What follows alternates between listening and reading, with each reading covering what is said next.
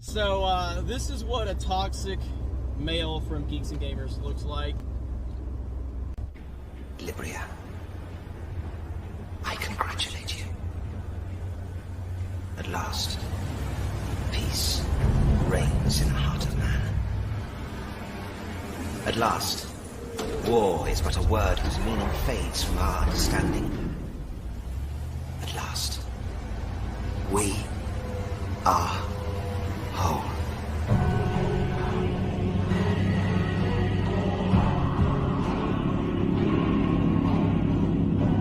Librians, there is a disease in the heart of man. Its symptom is hate. Its symptom is anger. Its symptom is rage. Its symptom is war. The disease is human emotion. But Libria, I congratulate you. For there is a cure for this disease. At the cost of the dizzying highs of human emotion, we have suppressed its abysmal lows. And you, as a society, have embraced this cure. Now we are at peace with ourselves. And humankind is one. War is gone. Hate, a memory. We are our own conscience now. And it is this conscience that guides us to rate EC10. Well, I had to stop it because we got the copyright claim. So there we go. I couldn't play the whole thing. It's Tuesday night's main event. Here we go. Put your pants on, Ivan. I know we had to do a quick stop on that. Oh, wait, do we need pants for this? Yeah, yes, we absolutely do, unfortunately. But yes, if you guys have seen Equilibrium, you know how great that film is and how accurate it is based on today's situation. Has anybody here seen Equilibrium? Great movie. Yes, it's fantastic. Rippa, you ever seen it? Yeah. Oh man, it's so accurate. It's so accurate. So, they even had Joe Biden in there, which that was pretty forward thinking of them. So yeah, I know it. I know. I cut off the father. I know. Our buddy Brandon. But anyway, Tuesday night's main event. Thank you, Ryan, for telling me how to YouTube because I didn't know about that. So. Wait, but what part involved my hat? You said there was a little clip that had my hat towards in the it. end. Yeah, towards the end. But I can't fast forward that part or to that part. So I know it. I know. Maybe we'll pull it up later. We can maybe screen share, pull up later. I can screen share it. I can screen share it and pull it up. Just get rid later, of the sound, maybe too, because that's how they really catch it. Damn YouTube. I know it. You can't do anything on this fucking platform anymore. We're not doctors. But anyway, we are live. It's Tuesday night's main event. We got a few things to talk about tonight, but we got a few people here. Ryan, probably saving the stream from RK Outpost. Hi, Ryan. What's going on, Jeremy? Every single day that goes by, I get more and more confused at how you got to 300,000 subscribers. Whenever I talk to you about the inner workings of YouTube, and what did I tell you today? We were talking today, and I was like, I made this stupid fucking Matrix video that's got 35,000 views in 2 or 3 hours. I'm like, this video doesn't deserve 35,000 views, but because the algorithm picked it up, I'm like, what? That was. How? And then you were like, and I said, the more you think about YouTube, the worse you're going to be at it. You just don't think about it. Just do it. I was not surprised at all. Cause I'm like, didn't the last video you did really well a day ago? He's like, well, yeah. I'm like, well, fucking shit. That's why I end up making 100 videos on the same damn topic. Cause one of them does really well. That's how YouTube works. Man. But I'm inspired by Ripa. He always hates on my Mountain Dew Zero. So I got my Mountain Dew Zero ready to go. And I got more Fruit Loops. So it's going to be Mountain Dew Zero and Fruit Loops tonight. Jesus Christ, man. Wow. Dinner of champions. Oh, that's perfect. That is absolutely perfect. Young Ripa, the biggest fan of Spider-Man No Way Home, is here on Tuesday nights. What's up, man? Yeah, I'm here. But yeah, man, obviously it's good to be here. Been fucking busy as shit week for me because we're getting closer and closer to me. Speaking of releasing my own shit and hell yeah. Trying to get to the nitty gritty now is really kind of the process of where we're at right now. If we want to make sure that we get this shit out next month, or at least like announce the pre-order and all of that shit. That's that's gonna be huge for us. So it's crunch time right now. Basically, bottom line is that it's fucking crunch time. So we've been grinding that out for the entire month, and it's just gonna keep on going into the middle of next month.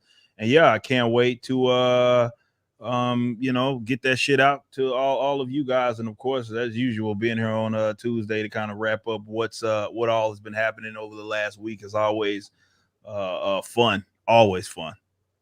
Yeah, man. I thought Ripple would have liked the part in No Way Home with all these Miles Morales stands who they just wanted. He was gonna show up, guys. He's gonna be in it. We're gonna see Miles in live action. Now, I just thought it was great because literally you just get like this fucking backhand. All they reference him as was, well, not even him, a reference to Black Spider-Man, because that's all that bitch ever has been or ever will be. He's a fucking token. They literally said it in the movie. That's your reference. You get a token reference. Black Spider-Man. Oh, man. Well, I know Ryan's being a little toxic, so I just want to remind everyone that we are strong supporters. Never apologize for standing up for an LGBTQ2+ kids' rights. Wait, are you saying that Black Spider-Man is in that? He will be at some point. Well, clearly all Miles Morales fans are. That's true. That's very true. 95% of them have pronouns in their bios. So. That's very true. That's a fact. Oh, man. We have Mexican representation. It is Taco Tuesday. Ivan Ortega. What's up, Ivan? What's up? So I guess you got an email from YouTube saying that Ripa was not enough color for this stream. So I have to come in and save it. Goddamn, it's not enough that I edit your intros. Now I have to be in the goddamn show. All right, bring it on. Let's roll. Come on. Well, unfortunately, once you add one diverse cast member, you can never like take them away. So we had the mistake of bringing Dan Vasc on. We had a Brazilian on. So they're like, all right, we need the closest possible thing. Central America, whatever the fuck. That's fine. Just get them on. It's all the same. It's all the same. They're like, whoa. You're bringing a white guy on the show?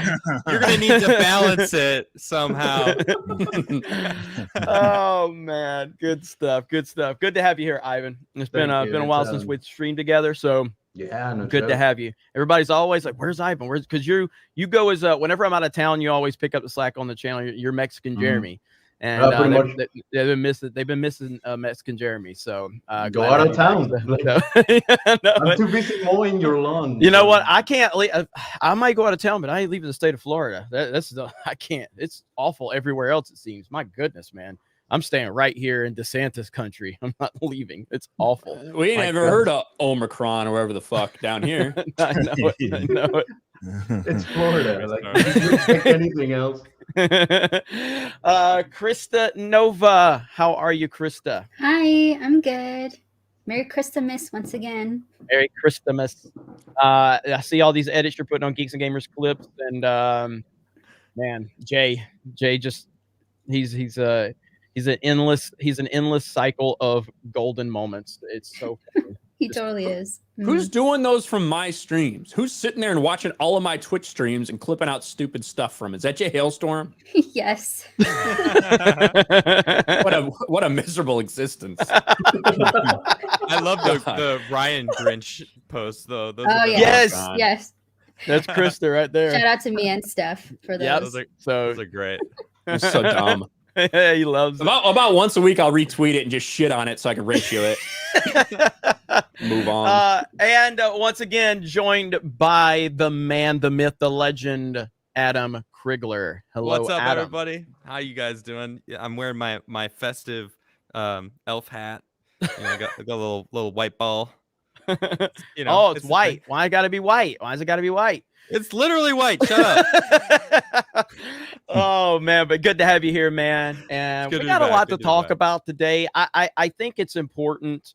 I think it's very, very important to talk about this right now. This is a very, very important topic that Ripa found himself in. Let me see if I can find it right here. This is one of Ripa's best friends. This is one of Ripa's best friends right here. Nicholas. Shit, man. And if we God, this fucking guy, man. If you look at his bio says It checks all the boxes. Writer of fiction, lover of superheroes, father of black daughters, hashtag Black Lives Matter. What does that mean? I retweeted and I just said, stop attacking black people. End racism. We have to end racism. So, I know. I should. It takes all of us. Because Ripa retweeted him, and all he said was exactly what he needed to say. You have a mask on in your profile. Yeah, I'm not sitting. Like I said, man, you gotta mock and shame these types, man. That's the most effective tactic. So make fun of them. Like, I'm not about to sit here and argue with this motherfucker about anything. You have a profile picture with a mask on it. Like, you're not even worthy of actually having a conversation with me. I actually kind of want to know more about this guy, the father of black daughters. I want to ask if his wife is black. If not, I assume she's not. I just assume it's the bull who's fucking her. That's the only assumption you can make about a man like that. Yep, that's about it. Of course, Tyrone. BLM. Fucking man, these people hate right when I here. bring this up because the awesome thing about a lot of things that I bitch and moan about all day long regarding like constant rehashing of the same goddamn character that Marvel and DC just has it so bad, and meanwhile we have a prime example of an entire industry that's in the same industry just across the way in Japan, who can just shit out new characters like they're going out of style. And you look at like the top, which is what that post was referencing. Like, you look at the top selling mangas, right now, and there's no for those, whether it be with like One Piece, which has like 1,000 some characters, fucking Jujutsu Kaisen or fucking Demon Slayer. A lot of these just came out, and they're pumping out these fucking new characters. And in every one of those, including the worlds that have been going on forever, like with One Piece, there's not like another Luffy. Like, you know what I mean? It's just him. Instead, with American comic books, we got to get 1,700 Spider Folk and multiple versions of the same goddamn prominent character. And the Japanese really show us that this bullshit. In fact, they're doing it better when you consider like My Hero Academia, which is basically, I feel like that's a piss. If anything, it's like Japan said, you know what, just shitting on superheroes, what you do, and then we're gonna do it better, which is essentially what My Hero Academia basically is. And they can seem to pump out these new characters with unique sort of approaches. Yet for whatever reason, in the terms of like the American comic book culture, we're supposed to just accept and embrace that there's a million different versions of the same goddamn character.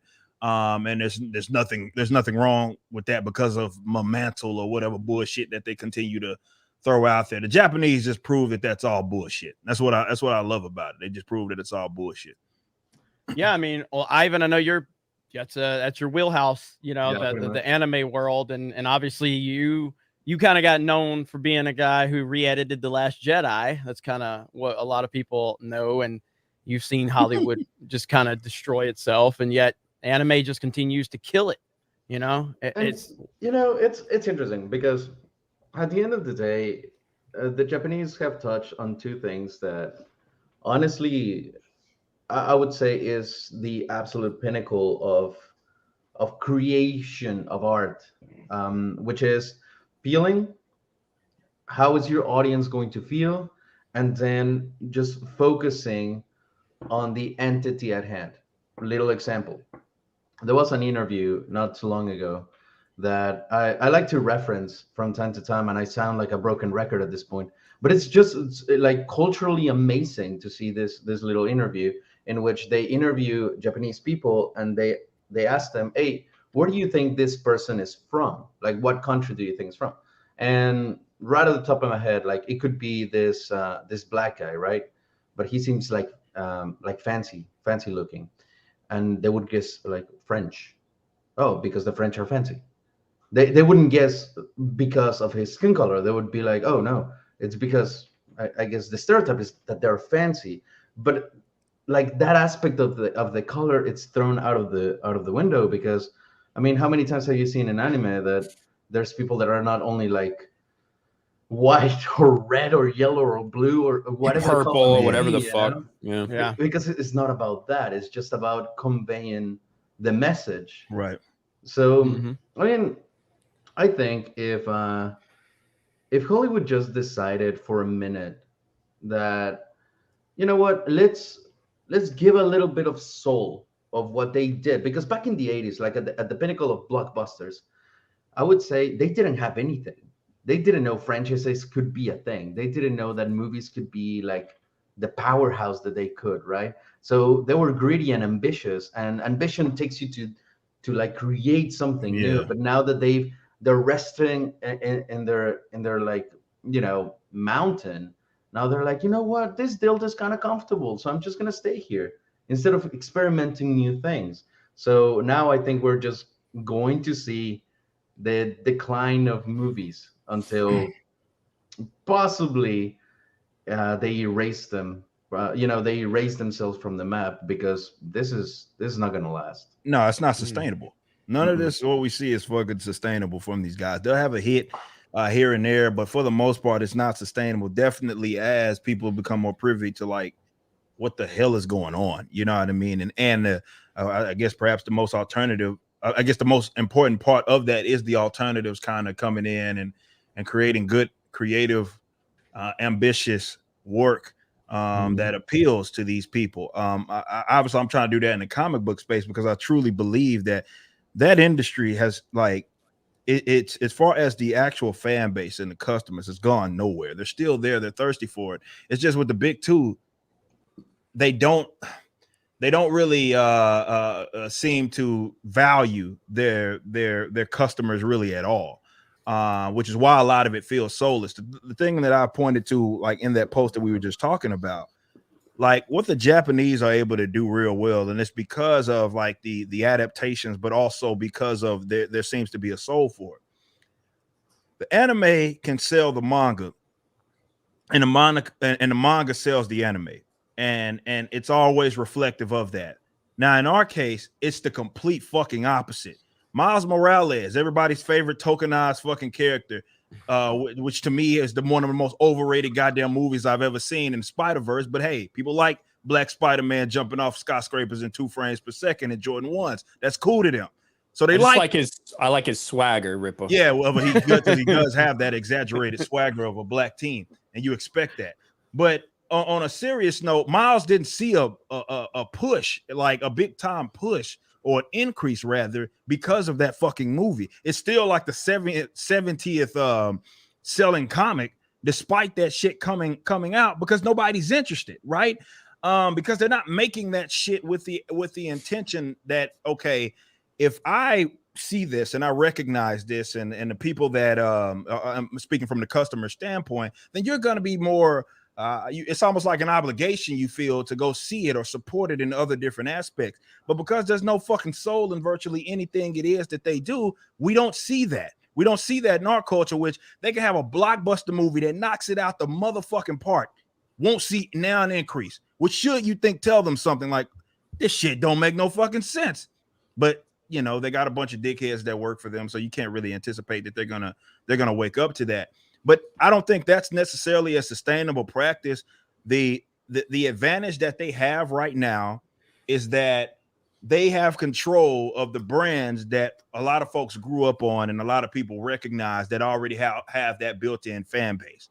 The minute that we go, whether let's say fast forward 10 years from now, and let's say some more the new Star Wars, and when I'm talking about that, I mean like somebody else decided to come up with their own shit, and it kind of embodied what the people that were enthusiastic about Star Wars, and they then reroute their attention to that. Those guys are fucking done at the end of the day. So it's not sustainable. One or two things happen. I say it all the time. They're either gonna have to make an adjustment once that pendulum starts swinging back, or they're gonna fucking go all the way down. And either way, I don't give a shit. It works for me, but it's not a sustainable thing, not at all. Well, that's why we've seen Spider-Man. That's why they had to. Spider-Man made up for several dog shit movies from the MCU and Marvel, but they won't capitalize off of it at all. They're just going to continue, like we've seen Tom Holland out there running his mouth, virtue signaling, saying we need a diverse, Spider-Man, all this dumb shit. So it's not sustainable. And that's why you see they'll come out with something. And again, I'm fully aware of what they did. At the end of the day, if you make a good movie, I'll tell them, hey, you made a good movie. Spider-Man was a damn good movie, did a damn good job. But it's not going to be something. I don't have faith in Hollywood to capitalize off of this at all. I see this as just using an opportunity to fund their bullshit so they can still lose money on their bullshit. Go ahead, Ryan. Well, that's not like, this is a departure from MCU Phase 4. It's completely different from everything else we've seen. And yeah, obviously they use your nostalgia and your care for these other characters, whether they're villains or heroes coming back.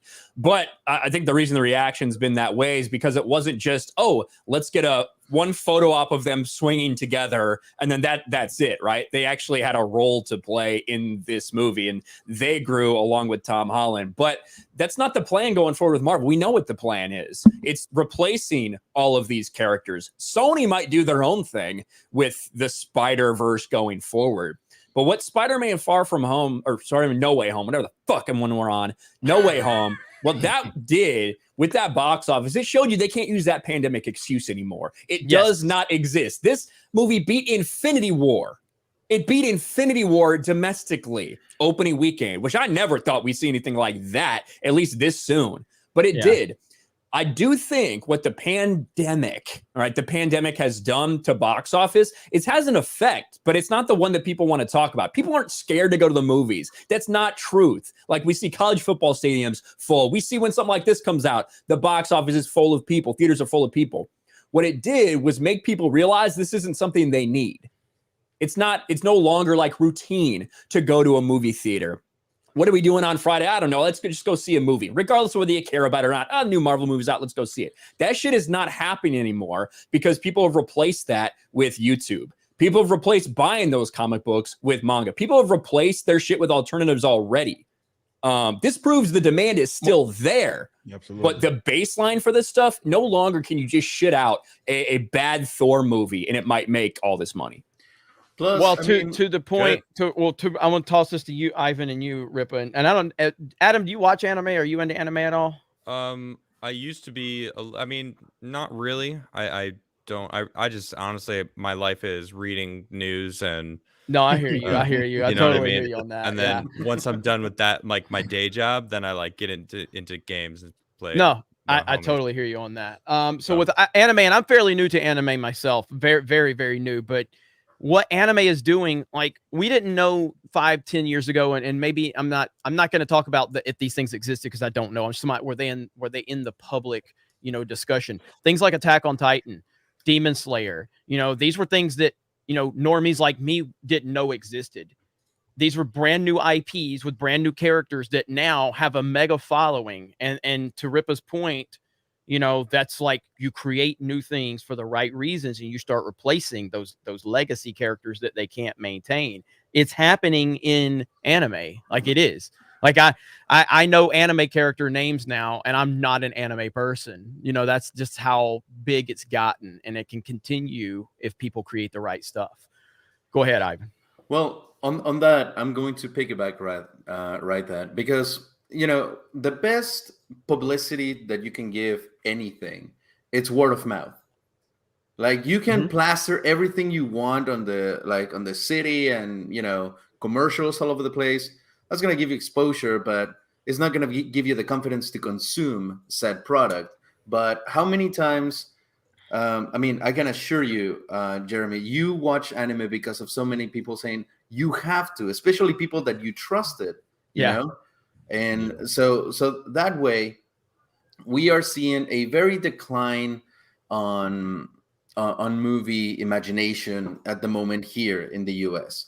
So we're like, you know what? Especially for me, like even at the pandemic, I was like, I'm definitely gonna go back to the movies because I don't go to the movies to just watch the movie. I go for the experience. I like the side of it, sitting and sharing with people, hearing the audience do the stupid clap at the end of the movie as if the actors were going to show up and like Ryan don't like that. Ryan doesn't like that. There was some dude like There's some dude who came out with an article that says, "Stop clapping at movies, you're ruining cinema."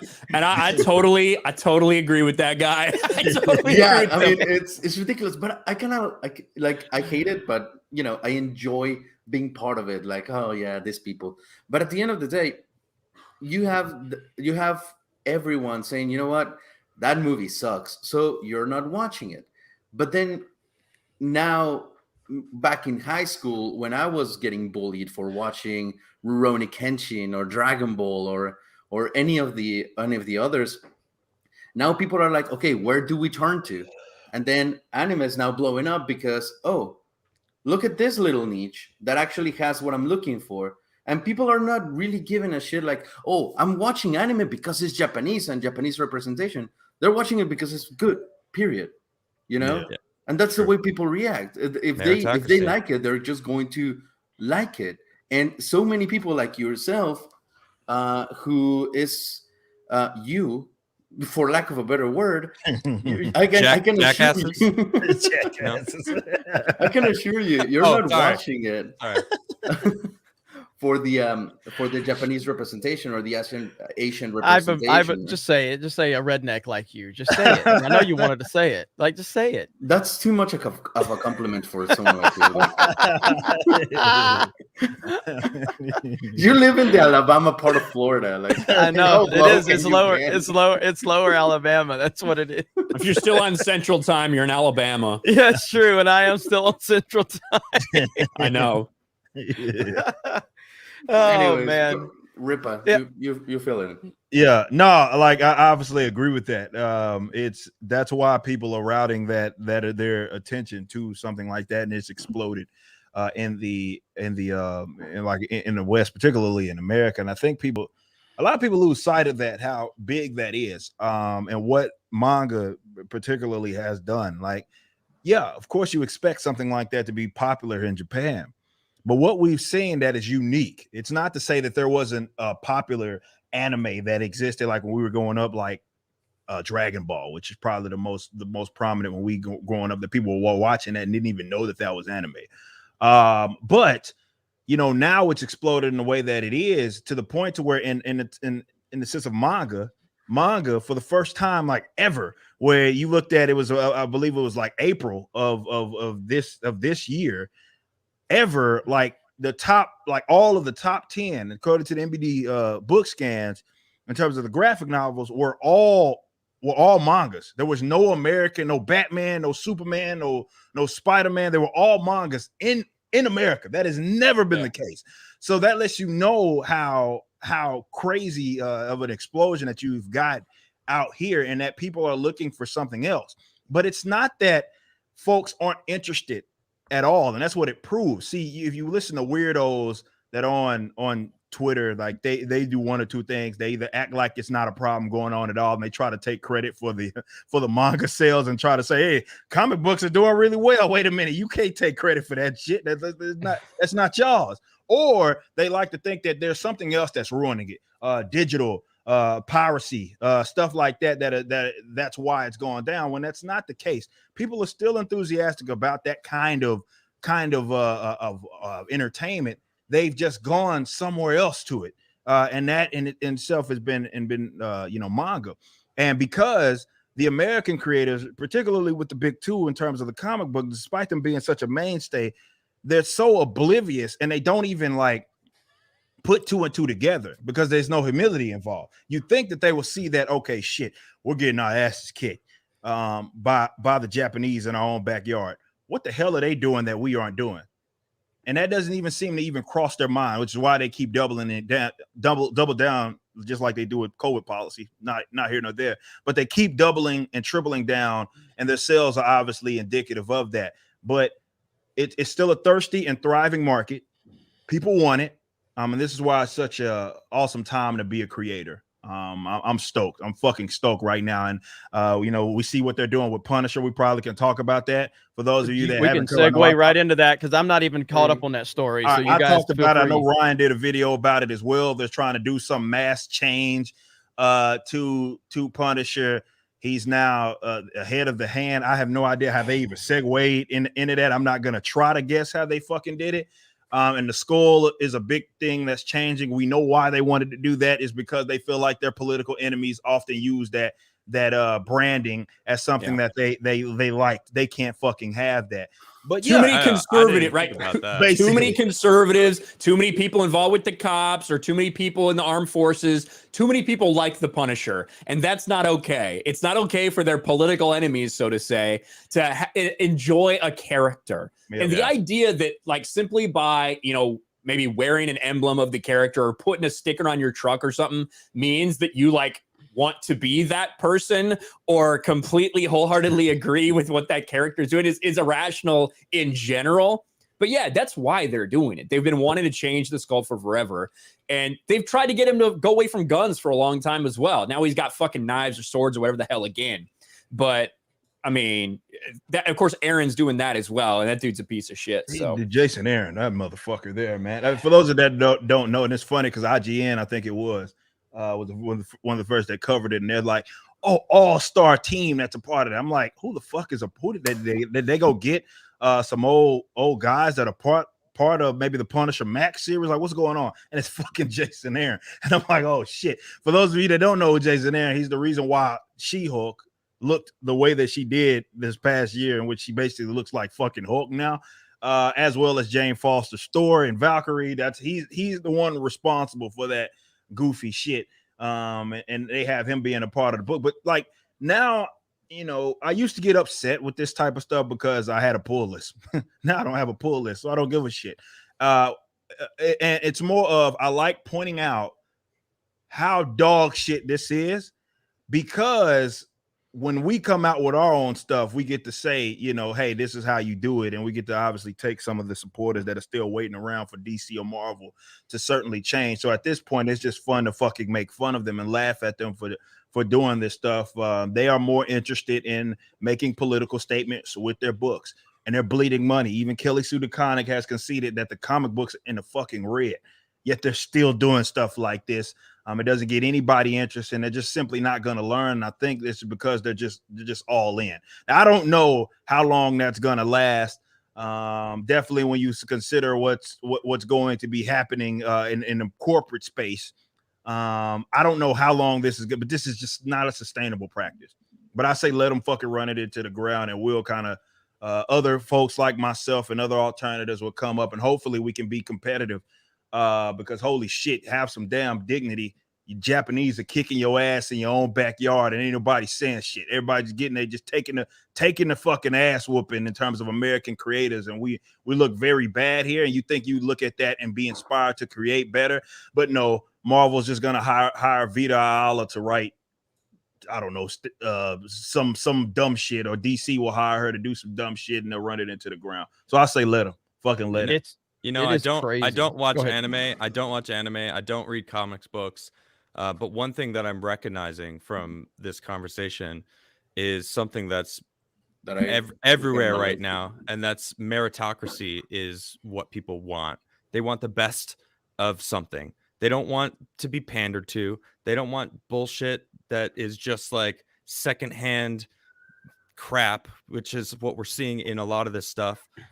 Eric, I know you've talked about that a lot. You know, it's like meritocracy. I want the best. I want the best player on the team. I want the best comic book that is just the most badass thing. I want the best movie that represents the character the best way, instead of trying to teach people things, or, you know, show off their new idealistic nature. You know, it's like, I just want something good, and I feel like that's what everybody wants. They just want good, authentic, real stuff, and that's what we're seeing across the board. Movies, I mean, even in politics, I don't really want to talk about politics, but I mean, I'm seeing it there as well.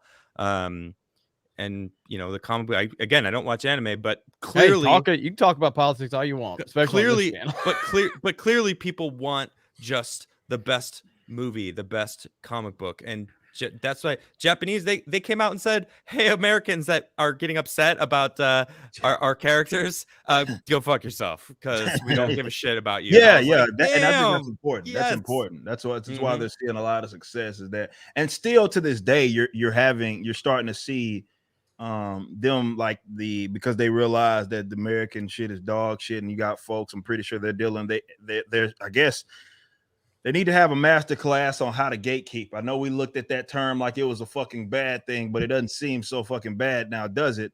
Because that's effectively what they did anyway. They fucking shut up. They infiltrated, took it over, and then shut everybody out that wasn't a part of it. And like if you were a part of their clique and you didn't think like them and you were public about it, you ended up like Gina fucking Carano, which really goes to show they have every plan on fucking gatekeeping. It doesn't seem like it was that bad of an idea. We probably should have been doing that. But yeah, like if you tell, and that's what's going to happen. If you are a creator and you do see some success, you have to know that's what's going to happen. That's how the left operates. They operate from a cultural standpoint. So if they see that you're starting to see some success, they're going to fucking want a part of it. Hey, you need to be including me. The language that you're using isn't inclusive and all types of dumb shit. If you want to actually see success long term, you tell them to go fuck themselves. Yeah. We saw that with your shit. Go fuck yourself. We saw that with what's his name? The guy who wrote White Knight. Do you know what I'm talking about? I know you fucking know his name.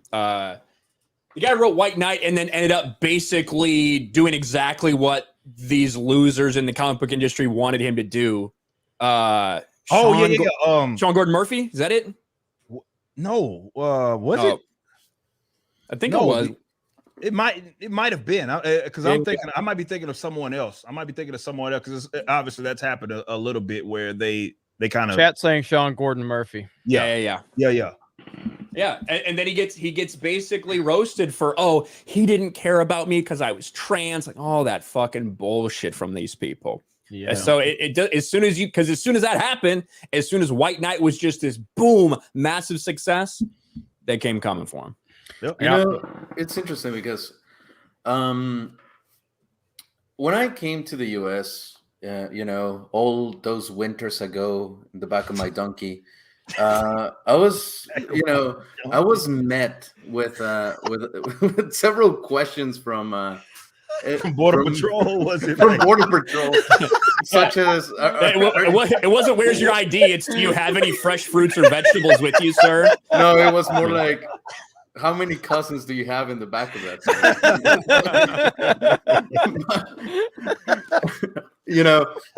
Like once we were done with the questionnaire, I mean, sadly Pablo had to go, but they asked me, like, Border Patrol asked me, "Hey, aren't you mad that there's not Mexican representation in movies?" No, like this is a legit thing, not the Border Patrol part. They didn't ask that, but I have gotten that question asked before. Like, hey, aren't you mad that there's not Mexican representation in movies? And it's like, I never thought about it really until I came to this country that somehow it was important. It's like my favorite characters, I never saw them for the race. And if you look at them, if you look at a character and you think of the character, I'm going to root for this character just because it looks like me. In my opinion, that's a very shallow view that you have on any character. Because, thank you. Yep. Why not looking at the moral integrity or like of the human being behind? Yeah, it. like for example, I mean, one of my favorite characters of all time is a freaking dinosaur. It's Littlefoot, Yeah. Nice. And that dude was a pussy. I'm on Team Sarah. Look, everyone that is secretly trans, it loves Sarah, by the way.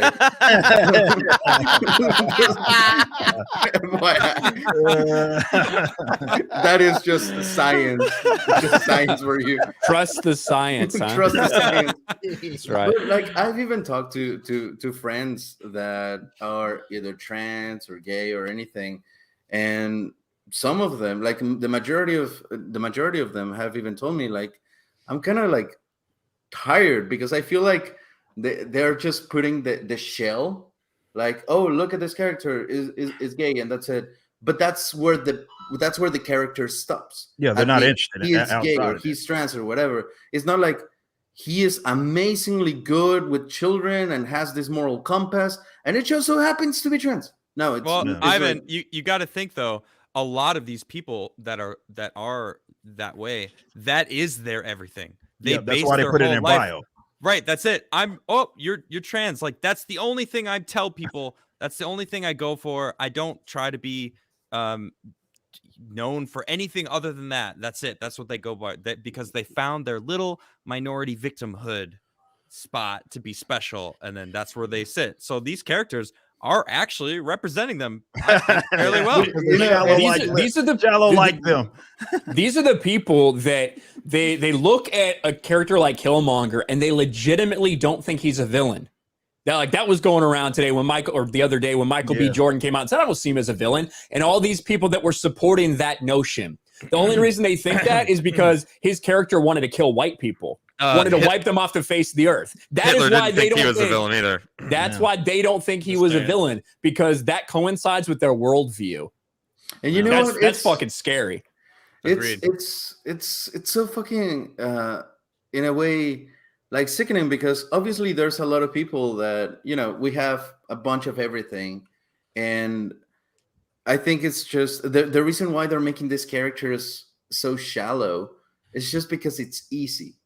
You know, that's the easy route. Like, if you're not agreeing, because obviously there's a lot of other people that are gay or trans or whatever it is, that clearly they worry about who they are internally, and they look for, I want good content, I want a good product. But it just so happens that a lot of the easy routes are just like, oh no, you know, I would just rather take the easy route, be angry, be the man, be the victim. Blame everyone else. Blame all those other people.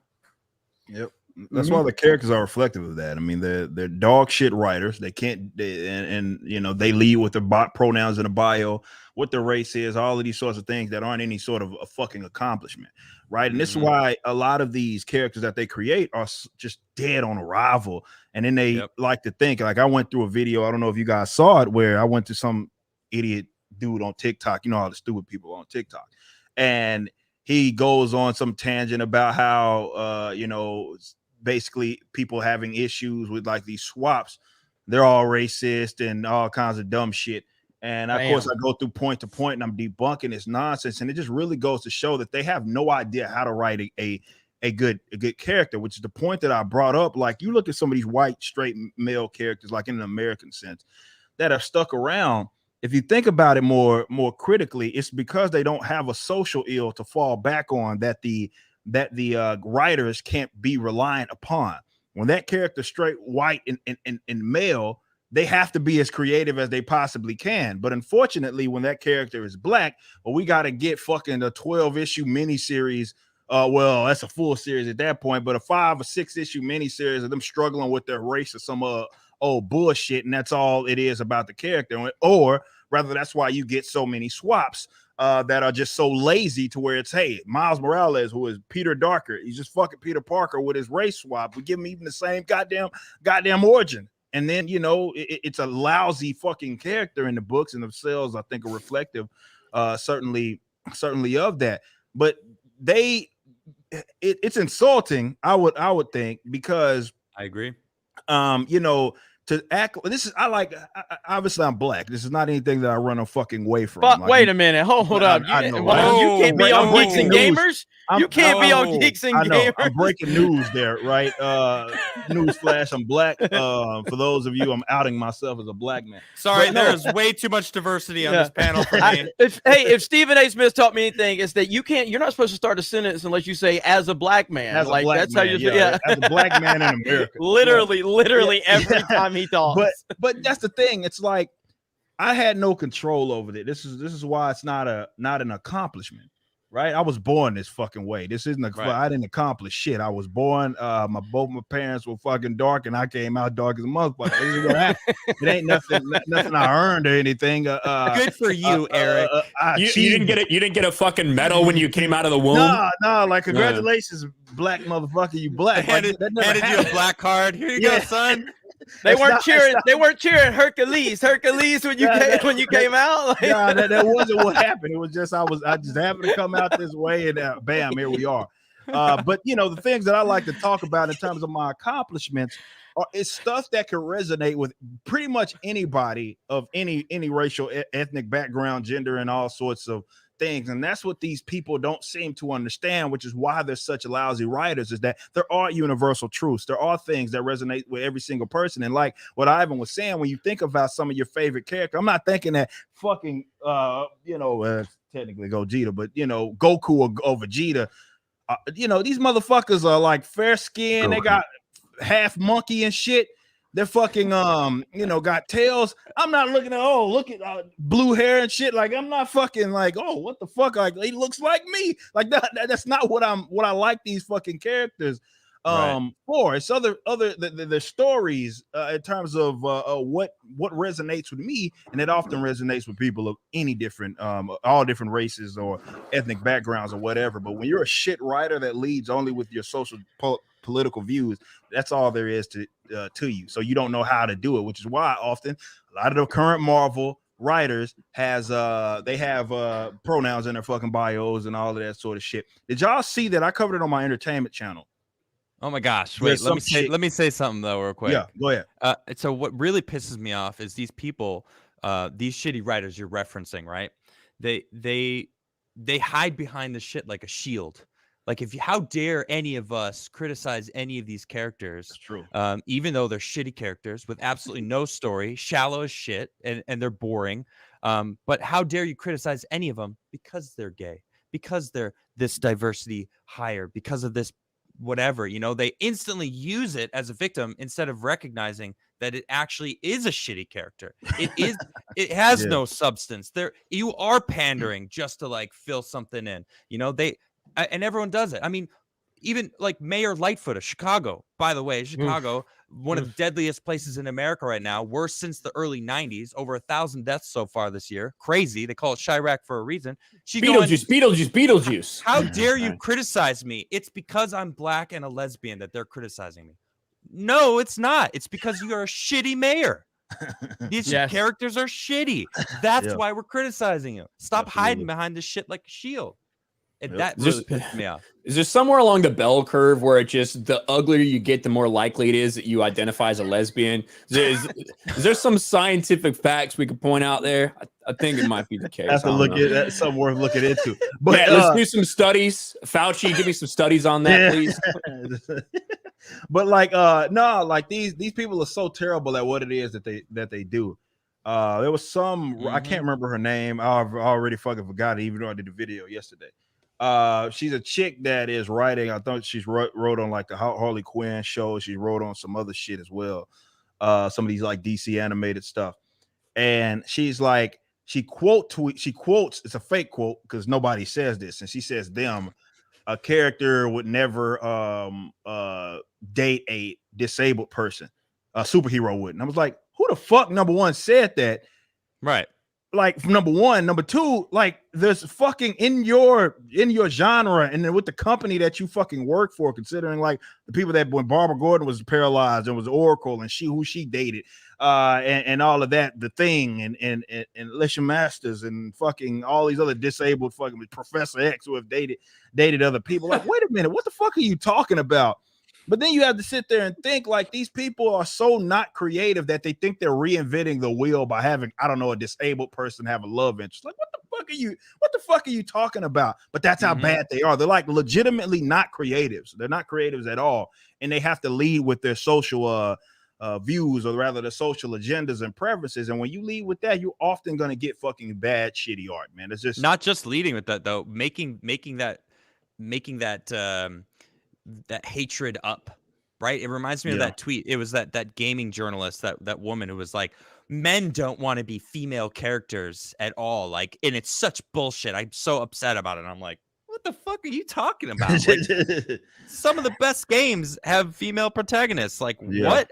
You clearly aren't a gamer if that's what you really think. And by the way, best game of the year. No fucking guy ever said that. I'm sorry. Yeah, nobody said that. Nobody said that. No. The best game of the year had a female in it. Metroid Dread, the best game of the year. But they never mentioned it too. Sorry, I had to say that. But I did like terrible there's game. and these are all, I think we can segue into another topic that I kind of thought about as we're talking about this. And it's something I know Ryan covered this story, so he can kind of lay the groundwork for us. But because I ran across it today. I watched, never been the biggest fan, but I do appreciate this universe, and that's the Harry Potter universe. And I saw that trailer. Okay. And even as a person, there you go, Ivan, even as a person who doesn't know a ton about Harry Potter, I watched the movies a long time ago. They didn't really land with me. And then I went to the Wizarding World of Harry Potter at Universal Studios in Orlando, and I was blown away by it. And I was like, I want to know more about this universe. So I watched them again, and I really appreciated them. But even as someone that's just not as plugged into the average fan, you watch that trailer and you're like, the fact that J.K. Rowling, whatever her name is not here, it's a massive, obvious gap in this whole thing. It's like, how can she not be there? Now, she is a woman who, if I'm not mistaken, she's a billionaire. If she's not a billionaire, she's pretty damn close. Be. No, she is. She is. One of the most successful women in the world is her. Mm-hmm. She's one of the most powerful. Now, I don't like this bitch. After what she did to PewDiePie, when she called him a fascist, you know, and said all this, like she's a leftist. She's a leftist. She's one of them. She's just not left enough for them. Yeah. She retroactively turned Dumbledore gay, which then begs a lot of questions about grooming. She did like a bunch of stuff, right? She said, "Oh yeah, of course Hermione can be black." I never specify what race she was. When in the books, you can point to a page where she talks about how pale white Hermione's skin actually is. So she mixed herself up there. She is woke. She definitely is, but it just shows that if you have one opinion that falls outside the echo chamber, you don't belong. That's why these people will fail, because they will inevitably tear themselves apart from the inside. But the fact that that person can get completely removed from this franchise like that tells you how powerful this stuff is, and how all these different actors and actresses have like disowned her after she's the one that created the opportunity for them to go and do that.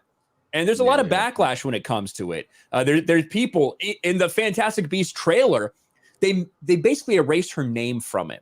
It is this tiny, tiny print down at the bottom that flashes up for a second that basically says copyright, of J.K. Rowling's company.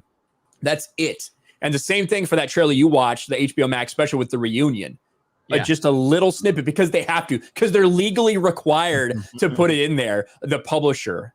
And it's disgusting, man. It's astonishing to me. I think Rip has always said this. What is it you always say? People always say, if you're not is it to the left of Bernie? What is it? You always say. When I say basically anybody to the fucking right of Bernie Sanders is a fucking fascist, according to them. Yes, that's it. That's it right there. Like, and the fact that we live in a world where we're told that representation matters, we're told that we need to empower female voices, we need to empower diverse opinions and diversity, and people need the opportunity to succeed. And you have this woman who has created one of the most successful things in the history of entertainment. And because she has one opinion that doesn't line up, this highly successful billionaire who has created this unbelievable universe, but because she has one opinion that doesn't line up with the narrative, she has been canceled from her own creation. And the people that she made multimillionaires with her vision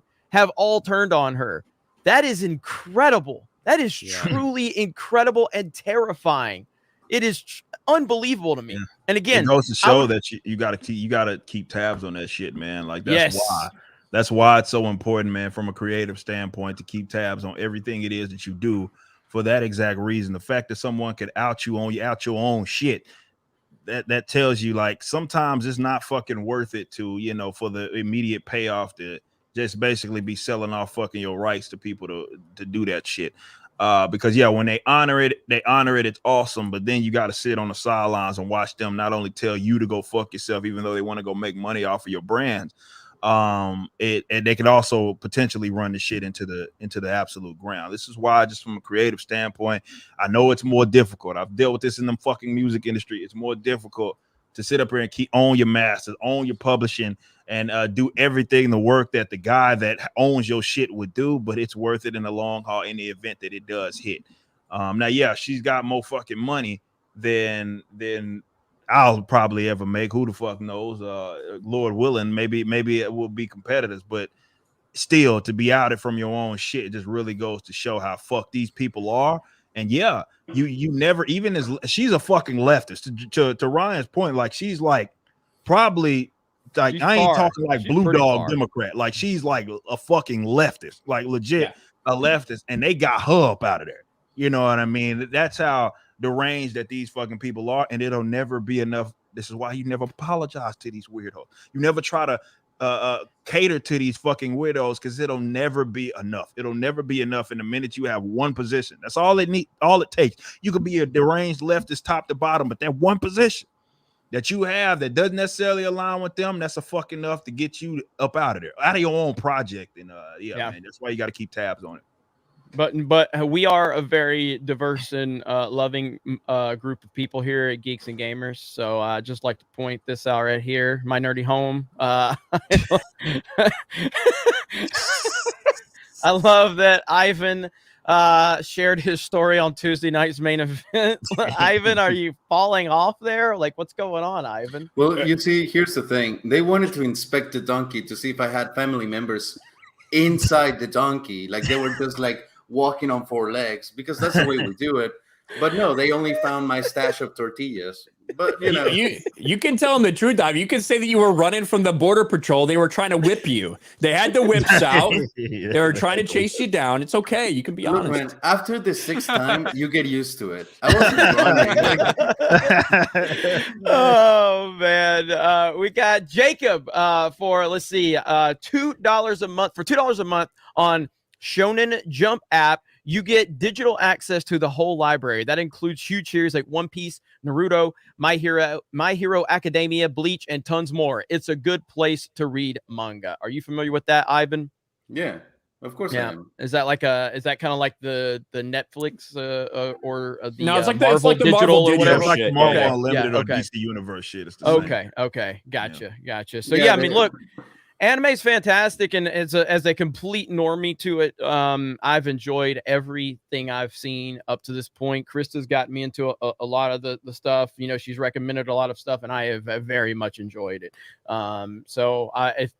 When entertainment sucks, there's better entertainment out there you can find. That's for sure. Buford T. Justice for $100. Thank you, Buford T. Justice. That's going to buy Ivan a lot of tacos. I don't know how much you guys know about the Halo story, but in their new short that is produced by Spielberg, they have race swapped two very important characters, Captain Jacob Keyes and Miranda Keyes. Just further proof that the Halo show is going to be woke. I have no doubt that it's going to be woke, and I've played through the first 3 campaigns in Reach. I played through all those campaigns. I haven't played anything beyond that. Lethal Lightning is our resident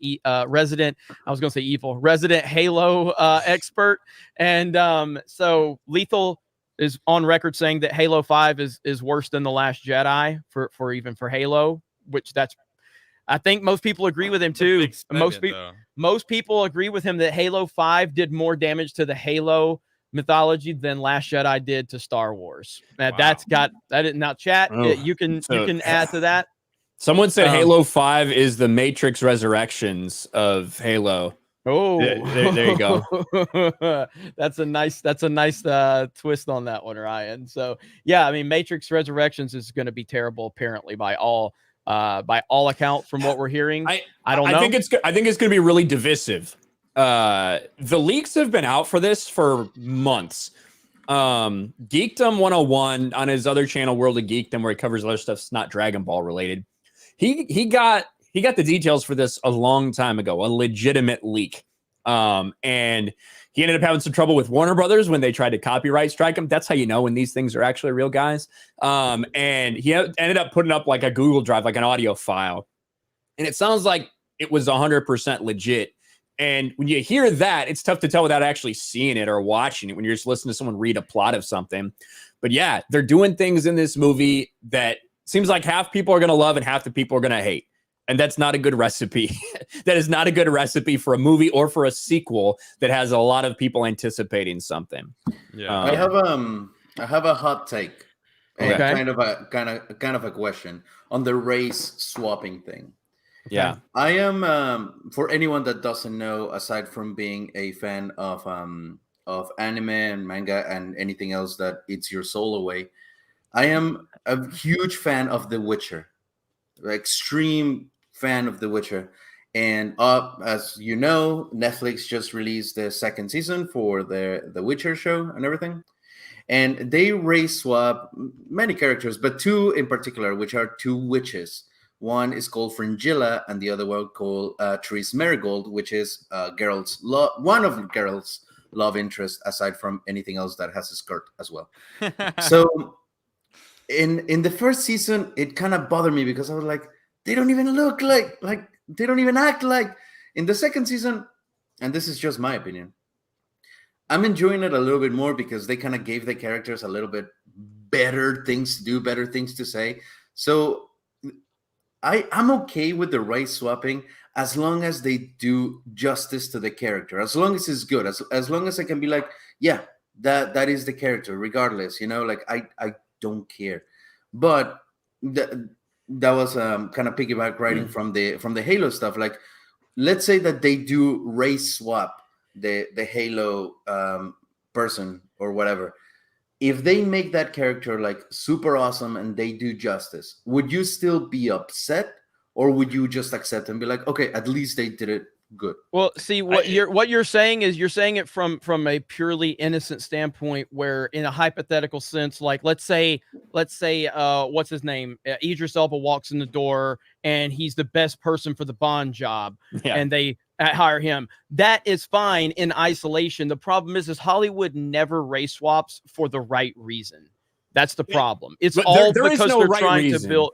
Well, but again, if the right person for the job comes, I'm saying in the perfect world, but what I'm saying is Hollywood doesn't race swap for the right reasons. Now, you may find a race swap situation where the character or the actor does a good job, but you have to understand that Hollywood, exactly. So, but Hollywood's intentions are always for the next race swap and the next thing that they can push. So it's all a building block to kind of desensitize people to all of this. So these motherfuckers, go ahead. Dude, Ivan and Eric were talking earlier, like right at the beginning of this, about looking at a character and not giving a shit what its skin color is, like Goku behind him, and I don't remember Ivan who your person you looked up to, Littlefoot, right? Littlefoot, and it didn't matter. It's just like, I like the character, the person. I don't care what their skin color is. Like, Ivan, you just said you didn't even think about it until you got to America, and it's like,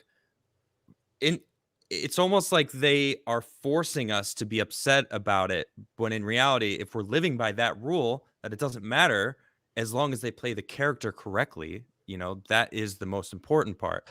So what I'm going through right now is Wheel of Time. So I love the Wheel of Time books. It's one of my favorite book series, and now I'm watching, and they race swapped a lot. There's a lot of like, mixing and matching, and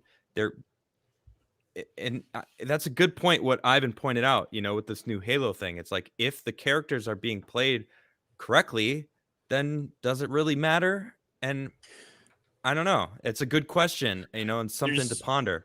There's two different things to like factor. There's the on-screen, the actual product, and then the intentions behind everything. Are there going to be characters that they do not honor the source material? They end up race swapping, doing something else. And, it's a good actor. It fits. It's written well. All these things combine, and it's an inoffensive, good, well-played character. Yeah, that happens. The problem is, it's not because it was just the right person for the job. These motherfuckers know who their casting calls are going out Hollywood for. Hollywood casts nobody by accident. There's no such thing as the best person for the and anybody that's been around Hollywood, around like how castings work, no, that never happens. They have a certain particular bill that they want the person to fit, and that's who they get to cast. Never usually a blind sort of, anybody can try for this. It almost never happens. They're going out to try to cast a black male between the ages of 25 and 35, between 6 foot and 6'2". Like, they are very specific with who they attempt to cast. It's not just this wide range net that they're throwing out there. They know what they're fucking doing, and that's why I think it's a problem. And that's why I think when you kind of analyze it like that, you kind of gotta understand that there might be a chance that something does play off well on screen, but the intention behind it is always to divert from the source material and intentionally to replace these characters every single time. And do you see there is a problem though that we're running into by being upset like that, because what we mentioned earlier about how they use this victimhood as a shield. They're basically seeing people get triggered at the race swapping thing and then going, see, these people get triggered at this. So clearly it's an issue. Clearly they're all racist. Clearly they're all, they're actually, it's kind of perpetuating the problem instead of, if you didn't give a shit, if no one gave a shit, people might actually start going, I would disagree with that. This is pandering, though. I would disagree with that. I'm playing devil's advocate right now. I would disagree with that point mainly because they should be mocked, shamed, and made fun of. I talked about this with John Doyle. What I never will allow the authoritarian left to do is control the conversation. They don't get to do that. I don't get what is truth is truth, and what is happening is what's happening. And I think we should always acknowledge that. No matter how they kind of react to it, regardless. But to this specific point of like race swapping or tokenization, as I always call it, and refer to it as, I think it's a form of gaslighting when they even attempt to make to do stuff like that, mainly and prominently because a lot of what this stuff is, like I can't speak towards books like just straight novels, but like with comic books, those are visual mediums, right? And it's particularly not with comic books, they're colored, not unlike manga, which is generally what you see a lot of it is black and white. It's a visual medium. So I think it's completely rational for a person to look at that and then they see an adaptation, which is what all this stuff is, and says that character doesn't look like him. And I don't care what way it is.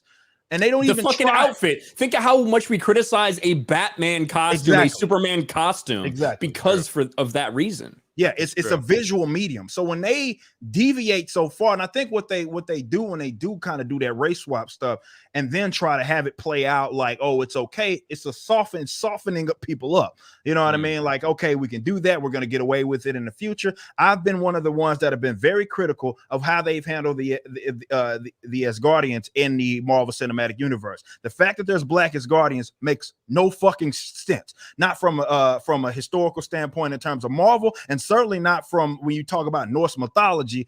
There should be no fucking white Asgardians at all. Yet there are. There's the Idris Elba, which I know people like to tolerate that. I was not one of those. And of course, he's supposed to be like the palest one. Yeah, he's supposed to be the palest one. That's literally what it translates to. That's who that character was, the whitest of the white, and he's not. He's like the blackest motherfucker there. That's not how it. And when I call that out, it's because this is stuff that I've obviously read time and time again. But also, it's a visual medium. It's a visual medium, so everybody should have an expectation when they adapt that. They expect it to look, act, and function like the kid. That doesn't mean it's always going to be good. And it's not to say that it has to be a direct one-by-one. But for the character to look and act like them, that's perfectly reasonable. And like we were mentioning earlier, with Hollywood, everything is done with some sort of intention in mind. There's no such thing as accidental race swap, even for characters or actors that we think knock it out the park individually. That may, I would argue, why does it just, you got Blue Marvel and all these other characters that could have been on the horizon. Why the fuck did you waste Idris Elba on a white character? Why? Now you can't use him for anything else because now he has to be known as that specific character when you could have had him play a mountain of other black characters. It's stuff like that stupid shit that we have to deal with, and why I think nobody should ever tolerate certainly any of that. Definitely when we know that they do it for a certain political agenda. But yeah, it's all about softening you up. So a lot of folks come out saying that. They're like, hey, this character's okay. I was okay with it. And I'm like, I'm never okay with it. Even if I think it's a decent performance, I'm never okay with tokenization. Never. Why are people okay with being pandered to then? Why are so many people out there going, this is awesome? They want the easy way. They want the easy way. They want the easy way. Because to Ripa's point, and we talked about this last week, if I'm not mistaken, we talked about Miles Morales, and I kind of furthered his point a little bit about what he ultimately believes and why he believes it, and it's because it's truly just a lack of respect for anything that's not a white character. They don't think that a black character. They don't think they could take a character named Miles Morales, and they don't think they can make him his own character with his own story because they don't believe either. They don't want to go through the time it takes, because Peter Parker as Spider-Man didn't just appear and become the most popular character in the planet immediately. It took decades. It took work. It took time to get there. They don't want to take these black characters and give them an actual black story. No, they don't Eric want said to it tell earlier. the truth about it. Eric said it earlier. They don't have any creativity. These They people don't, but they can't even. They can't handle that. They can't. You look at something like, and I've talked about this a lot, and I'm going to continue to talk about it. The second Shaft film that came out with Samuel L. Jackson, 2019 or whatever. You watch that movie, critics shit all over it, and fans loved it. It's actually a legitimate story because Samuel L. Jackson, he's not politically correct. They make fun of like beta males in it, you know, because guess what? It's actually about like black culture because that's how black culture is in the hood. That's how it is, you know, but Hollywood don't know how to tell that story. They don't know how to tell it because they don't care about it. They like to get on Twitter and tell you they care about it. If they don't, what they think is that the black character that they create or the Mexican character or the female character, they all have to benefit from the white character's story because they can't tell a story from the ground up. And it's that instant, you know, kind of result that they need, you know, like you look at something, and I just talked about it earlier. In my opinion, the game of the year is Metroid Dread. Not because it has a female character, not because Samus is a female character. Never, ever mattered to anyone. In fact, we were shocked when we found out it was a female character when I was younger playing Nintendo. Truly one of the best characters ever, in my opinion. I love Samus. I think she's fantastic, and she's never been defined off of her being a female. She's just a badass bounty hunter. And for all of these years, when that character was, you know, the first Metroid back in mid-80s, and then, you know, we moved into the Super Nintendo and all of that. That character was always just about building that character's lore and not building that character's identity. You know, that's what it was about, building the character's lore. And that's never going to happen with the people that are in control of things because they seem to think that anyone that's not a straight white male needs the handout of the straight white male story. That's what they believe. Dude, this is all perpetuating their whole narrative of systemic racism. You know, the whole system is they don't even know it. Racist. I know it. They don't even realize it, that they're doing it themselves by doing this. Yeah, because they only like the term I always use is they only see legitimacy in classically white characters. That's it. And that's why the swap almost never for like an original character almost never happens the other way.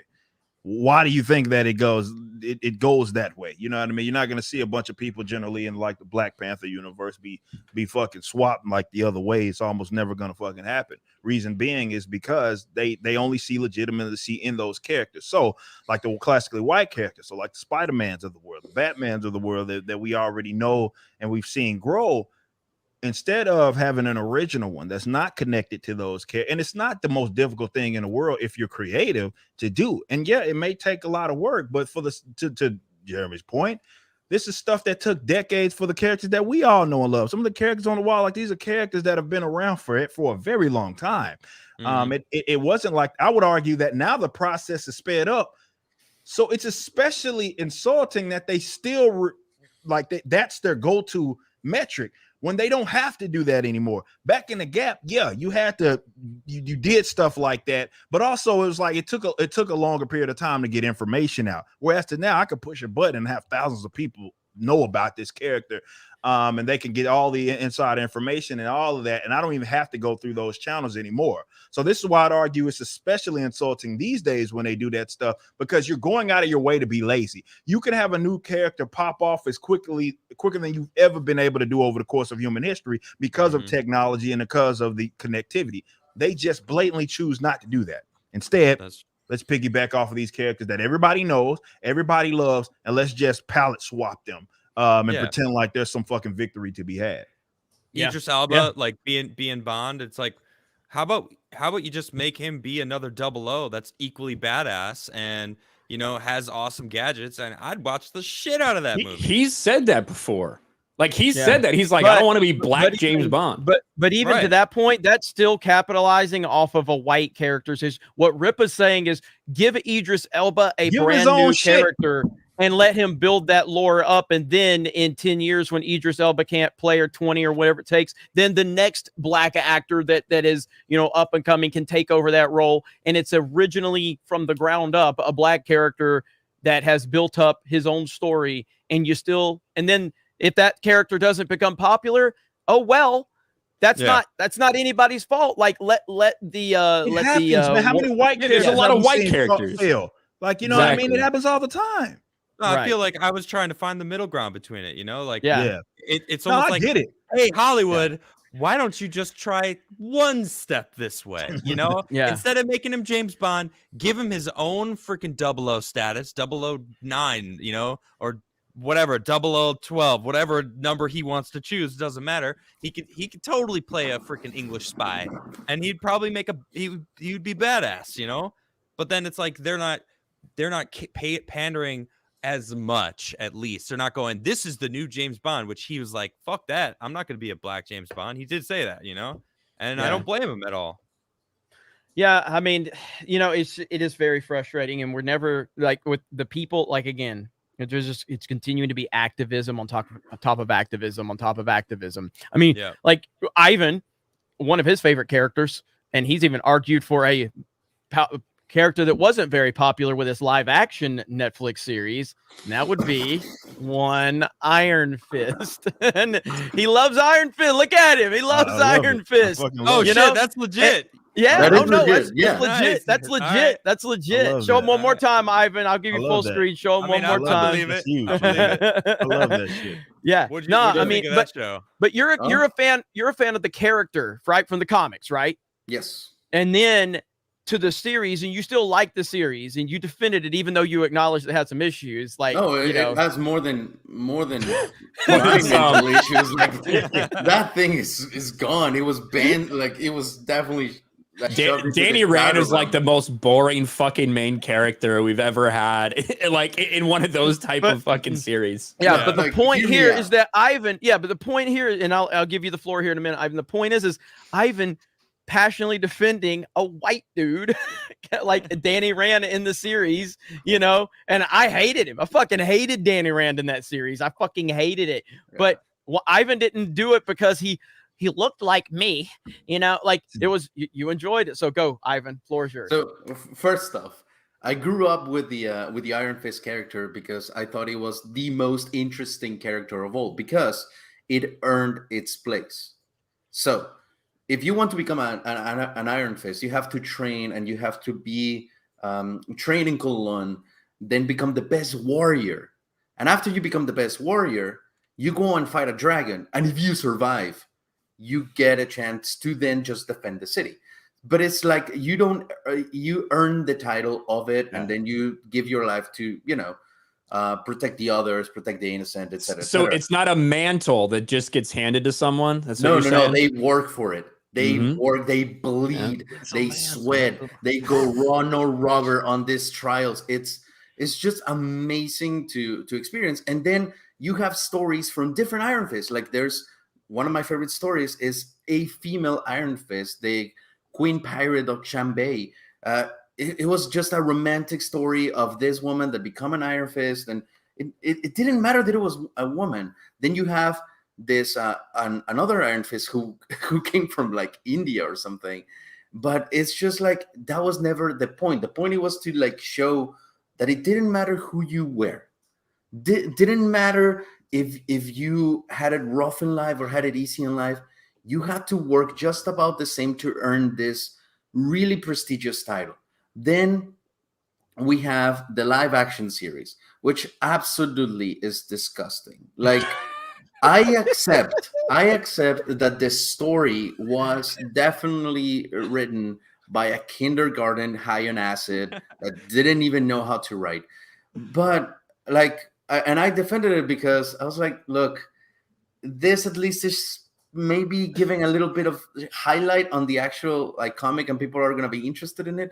And I'm just thankful that there's a universe in which a live action Iron Fist series happens. And that's it. But that's why I grew so fond of the character, because it showed me that it didn't matter at all. It didn't matter who I was. If I put in the work, if I put in the dedication, I could achieve anything. And now I mow the lawn of a white person. Isn't that amazing? Isn't that the dream? Follow your dreams. Follow your dream, kids. Dude, I've known Ivan for so many years, and I know his tactics, and even I didn't see that one coming. I did not. He had me. He had me. He was like, if you just work and you can. I didn't see it coming. And you can send $50 a week back to your family. Oh man, Okay, That's so much more. good. That's so much more like complex and like heartwarming for like why you like that character. I just like characters that are white. So yeah. The only way you can resonate with them, Ryan. exactly. We do have a $50 Streamlabs donation from Jay Schwalbach. Holy shit, Ripa's black? How the hell does this work? And I like this and this show. I'm going to church tomorrow. Hail Friday Night Tights. That's what it said right there. So hail Friday Night Tights. Also Tuesday night's main event. But yes, thank you, Jay Schwalbach. I appreciate that. And Streamlabs, I'll get to you guys in a bit, and the YouTube side. But we got a really good discussion going.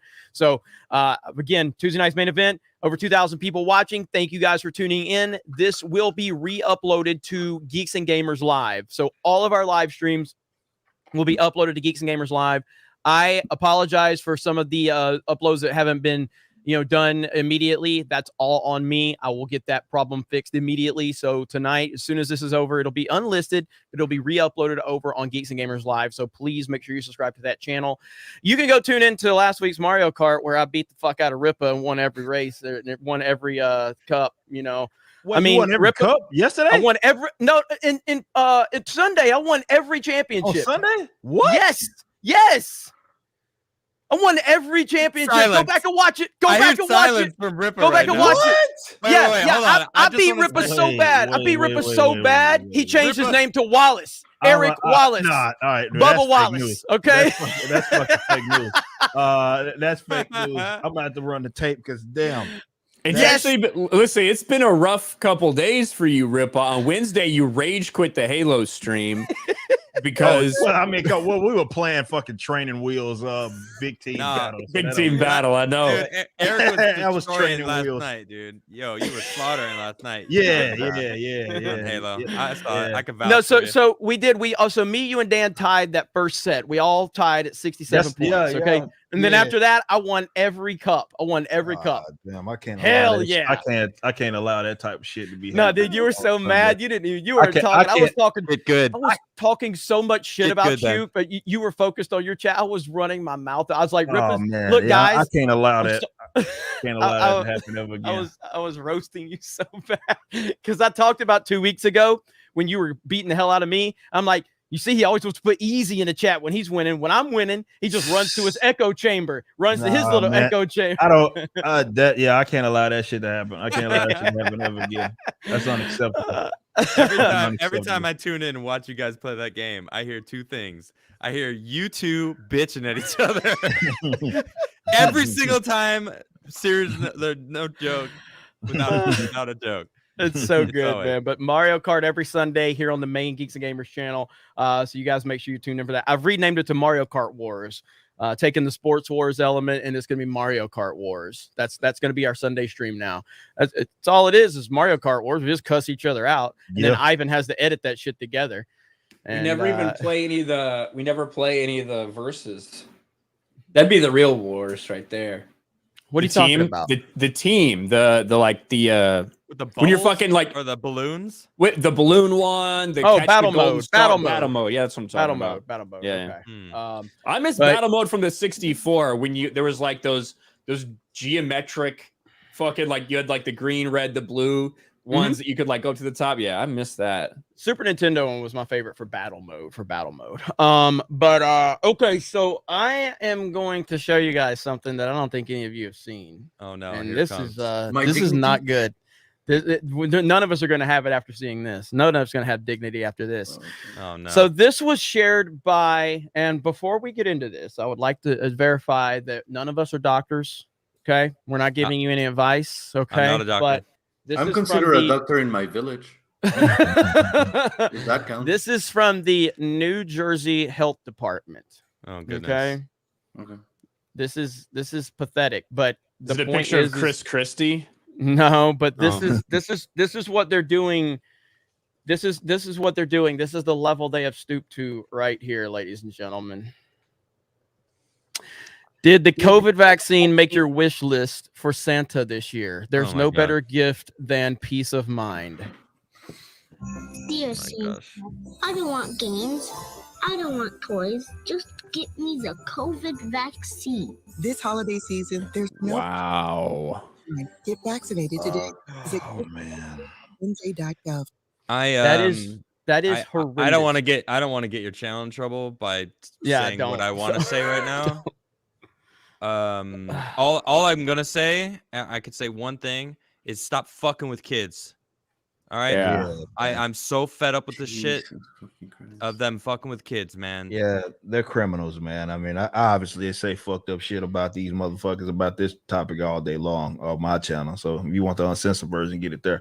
It's but awful. These guys are pieces of shit. None of it makes sense. None of it's a goddamn charade. I'll say that for sure. But on a serious note, the fact that they're like targeting these young folk, which are, I mean, again, I don't even have to say I'm not a doctor because the receipts are right on the WHO's website and on their bulletin, and that's what YouTube says that you're supposed to listen to. But their risk for basically getting sick or rather hospitalized or dying from this is effectively zero.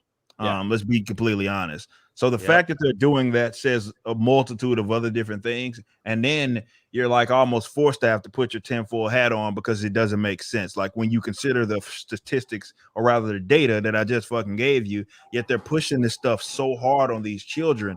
You have to then like wonder like what the fuck is going on? Like what Ripper, we know what's going on. That's an extra 100 million people in this country that can then get 2 shots, then 3, then 4, then 5, then 6, and 7. That's what the deal is. But Biden said it's free though, Ryan. It's free.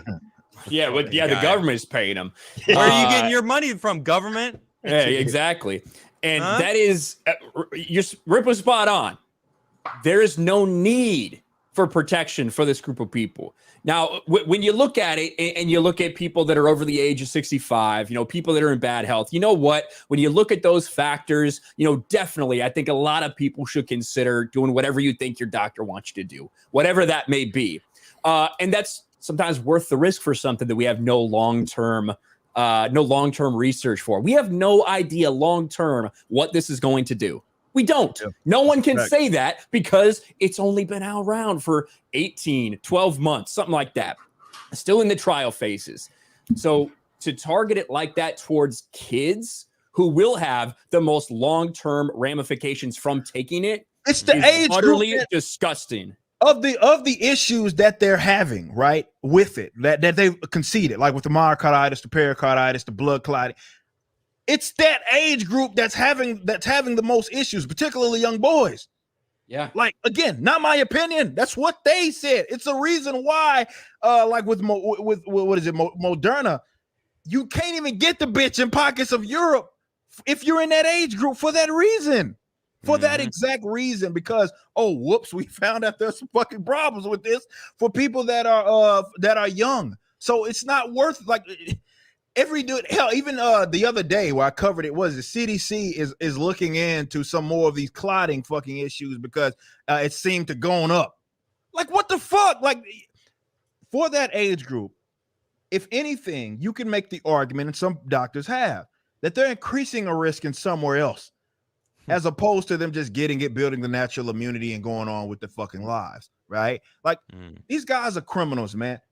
Nothing. Yeah. We can look at Congress and how many of these people got stock or stake in fucking Pfizer, how they built 9 new billionaires and all of that. Like that's where our minds are forced to go, because just from a logical standpoint, none of this makes any sense. I don't care if you're as much as you might be 4 vaccines, you might have gotten 3 boosters. You cannot sit up here and say that this shit makes sense.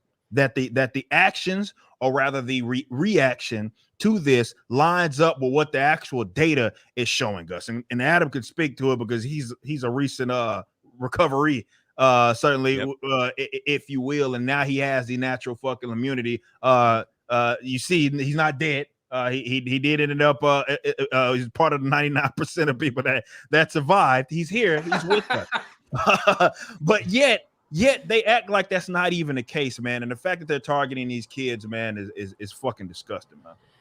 It really You is, know, man. I'm going to weigh my taco into this conversation because let me tell you, I must open up. I'm going to spread my legs and open up to you guys because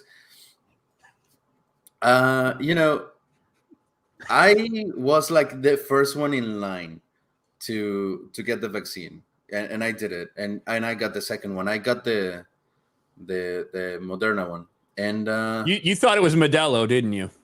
I mean, they told me it sounded like a soup company. I was like, oh, they make soups, because there is actually a Mexican company called Moderna that makes pastas. So it's like, oh, look, Nice. family. But no, like for real, like I was, you know, first in line and everything, and I am clearly not intelligent enough. Like I have just like a small lizard brain to comprehend everything that's going on, and hearing both sides is always going to be like a mess, depending on whichever side you land on. But like what you just showed me, like that it's like, dude, let the kids just enjoy. Like they're traumatized enough by being like in such a weird world right now, to where nothing really makes sense, not even for adults, or like kids pretending to be adults from time to time. So it's just like the emotional ramifications on children that this thing is going to have. Like I don't like, okay, yeah, get the booster or whatever, but everything that's going on, like it's going to affect here too. Yeah, Like trust me, coming from a traumatized person, like shit's gonna be bad. Going through the desert on a donkey for, you know, hundreds of miles. Look, but if you have a goal in mind, if you can look at that grass, that open grown grass, and that little flag that says, what is it, Roll Tide or whatever the fuck they do, and once you have that in your mind, you can just be like, all right, Roberto, giddy up, you know? Like that is just endurance. But other than that, like Well, and like to that point, Ivan, when you look at the rates of anxiety and depression and all this other stuff in kids, it's rose dramatically during this entire thing. All from 100%. Something that doesn't fucking affect them. That's the key. Yeah. And because of like what we're doing, and because of how politicized it's become in certain school districts and things like that, that's the reason all this is happening. That's what's taking lives of children right now. Depression. Absolutely.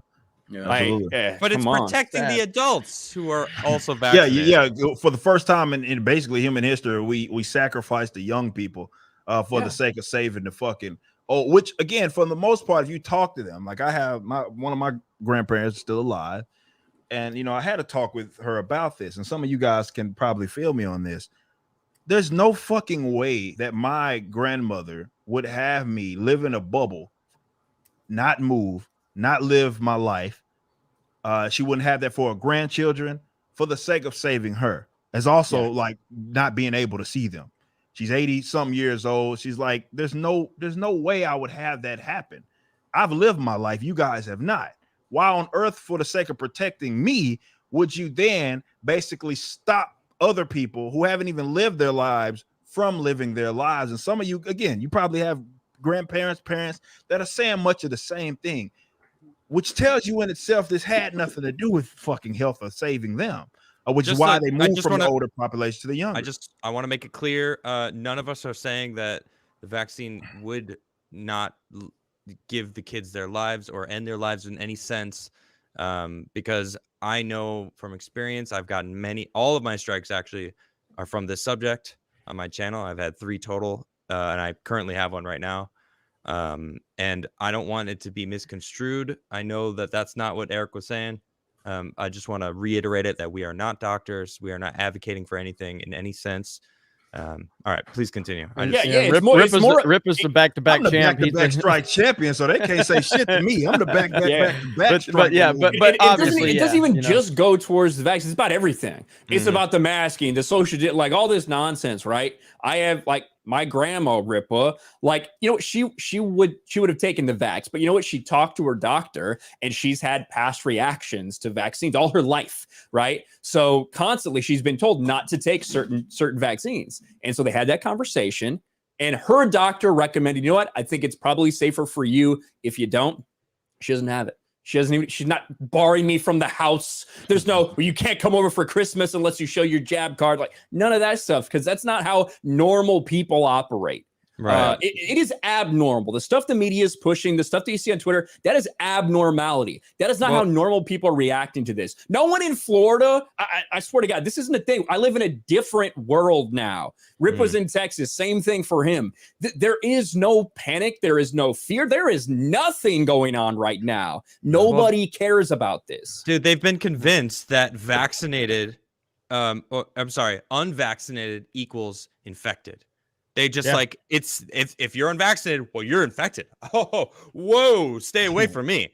Yeah. And then of course they aren't thinking about being vaccinated equals being protected from what it is, which is traditionally what that's what they're supposed to do. Now, again, we can sit up here and argue the efficiency of all of that, but that's historically what they have supposed to been doing. It seems like we have a whole lot of fucking breakthrough cases that seem to take issue with. I mean, we got 3 Congress folk that just tested positive this past week that were not just double jabbed, they were triple jabbed. And Cory Booker and Senator Elizabeth, the Native American Elizabeth Warren, they again tested 0.0001%, I think. Exactly.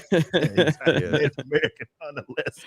But probably the same amount as the risk of dying from it. Exactly.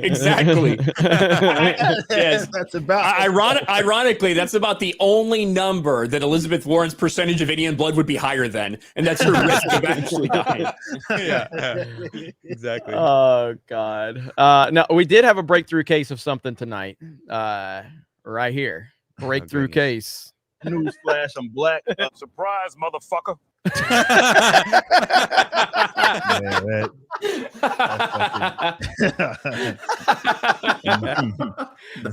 was good. That was good. Right there. Such a good one.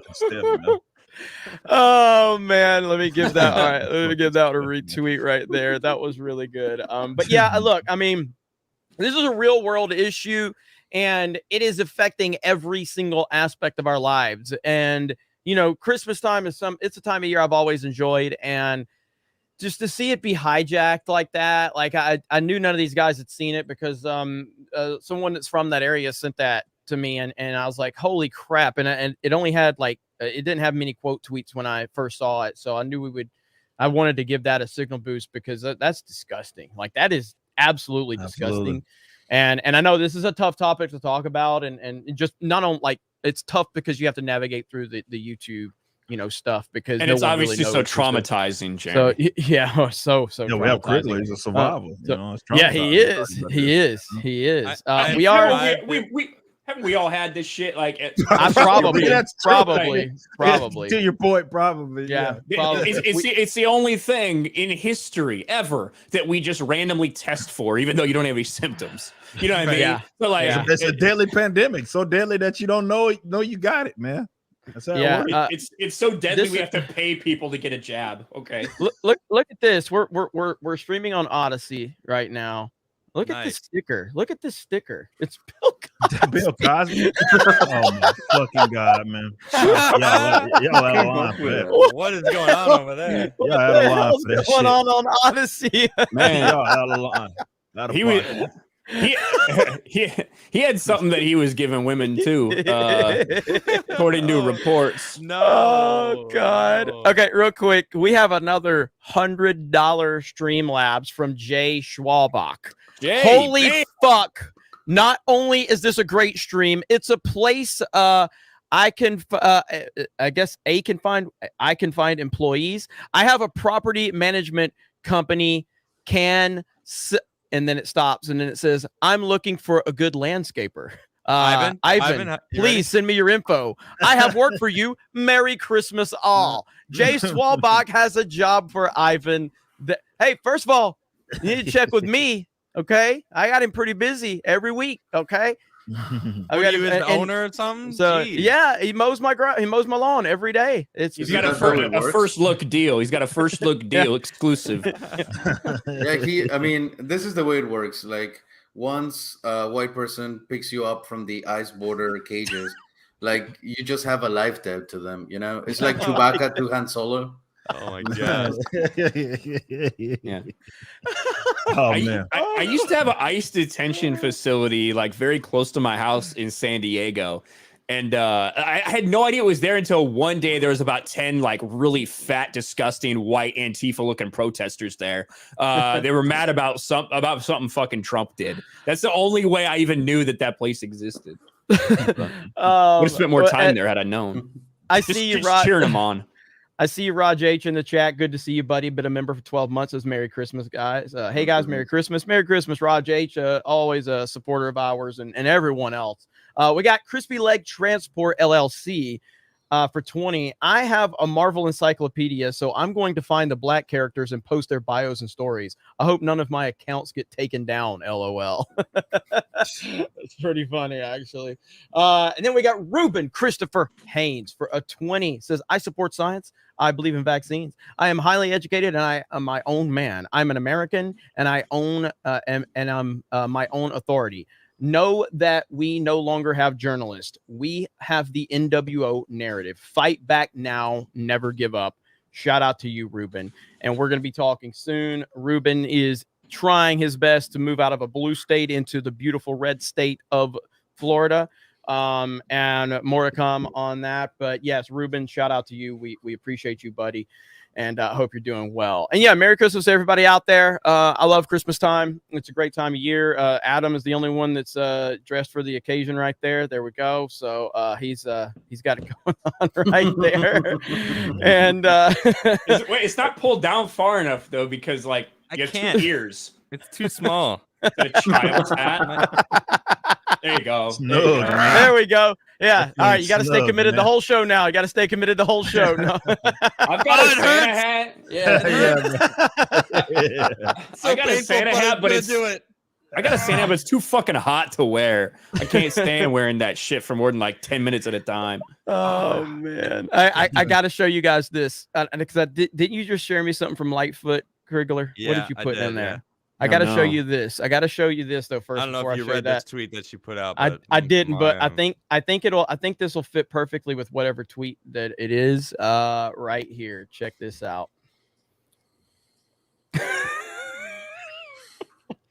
Oh yeah. Now, you know what? It's not even an edit. Put this tweet up. It's not even a Photoshop. Let's see. A funny looking woman, man. She just forgot to shave. All right, let's see here. That's perfect. That's a perfect intro, and you should post that. You should show that after you read this tweet too. Okay, give me just a second. It'll really drive it home. She looks like a damn chameleon. Oof. She doesn't even need side view mirrors. All right, here we go. To put it simply, if you have been living vaccine free, your time is up. Whoa. Damn. If you wish to live life as with the ease to do things you love, you must be vaxxed. This health order may pose an inconvenience to the unvaccinated. And in fact, it is inconvenient by design. Holy like they're so cocky. World leaders are so like people are just so cocky that they get to say this. Like I continue to say, your founders went to war for a lot less. Like these guys have gotten a lot. They're just getting cockier and cockier and bolder, and they're basically telling you that, you know, they're sending out threats, all kinds of shit, man. Like these pieces of shit are exactly that. And that's, I think, why this has been like the big kind of these last couple of years been a big like recruitment for like people to come over kind of my side of the aisle in terms of thinking about how we think of like government and shit like that. Because of this, these guys have become so emboldened and so controlled by their by whatever narrative it is that they want people to believe in, that they're legitimately saying the quiet parts out loud, like and they're sending threats. I know you guys saw from that White House press, and they kind of said something kind of similar. Like these pieces of shit, man, like they're fucking, like I said, if the founders went to war for a lot less. Took a 3% tax, that's it.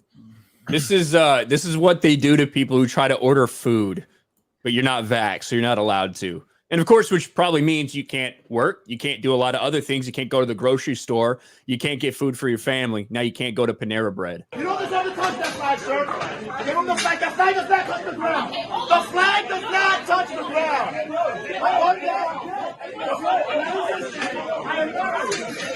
The Constitution will live on.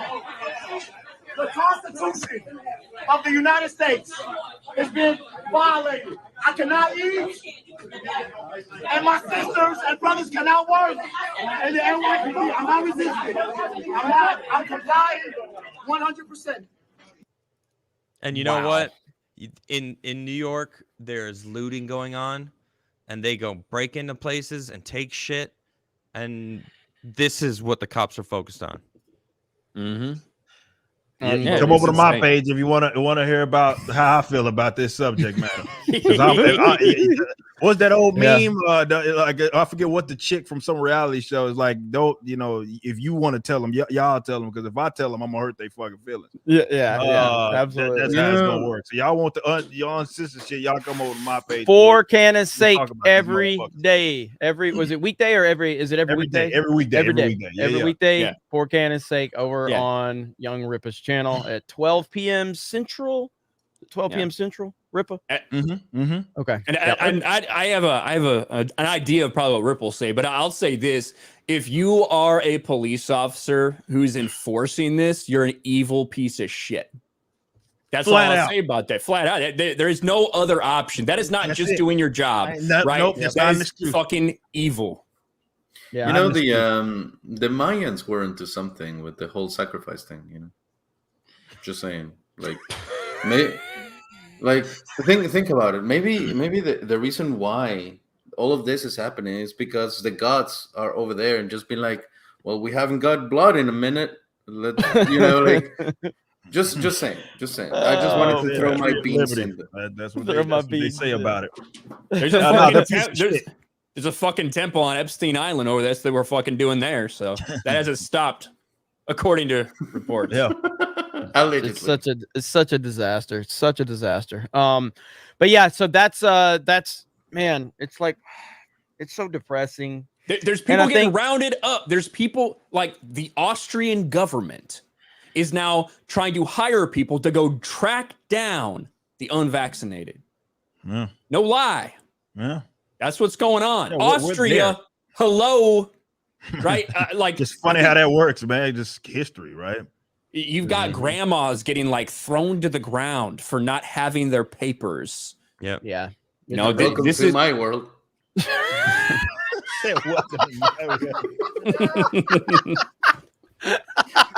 a good point. Get fucked, grandma. That's a good point. Oh no, Mama Coco. That was a good one, Ivan. There you go, bitch. Mama Coco.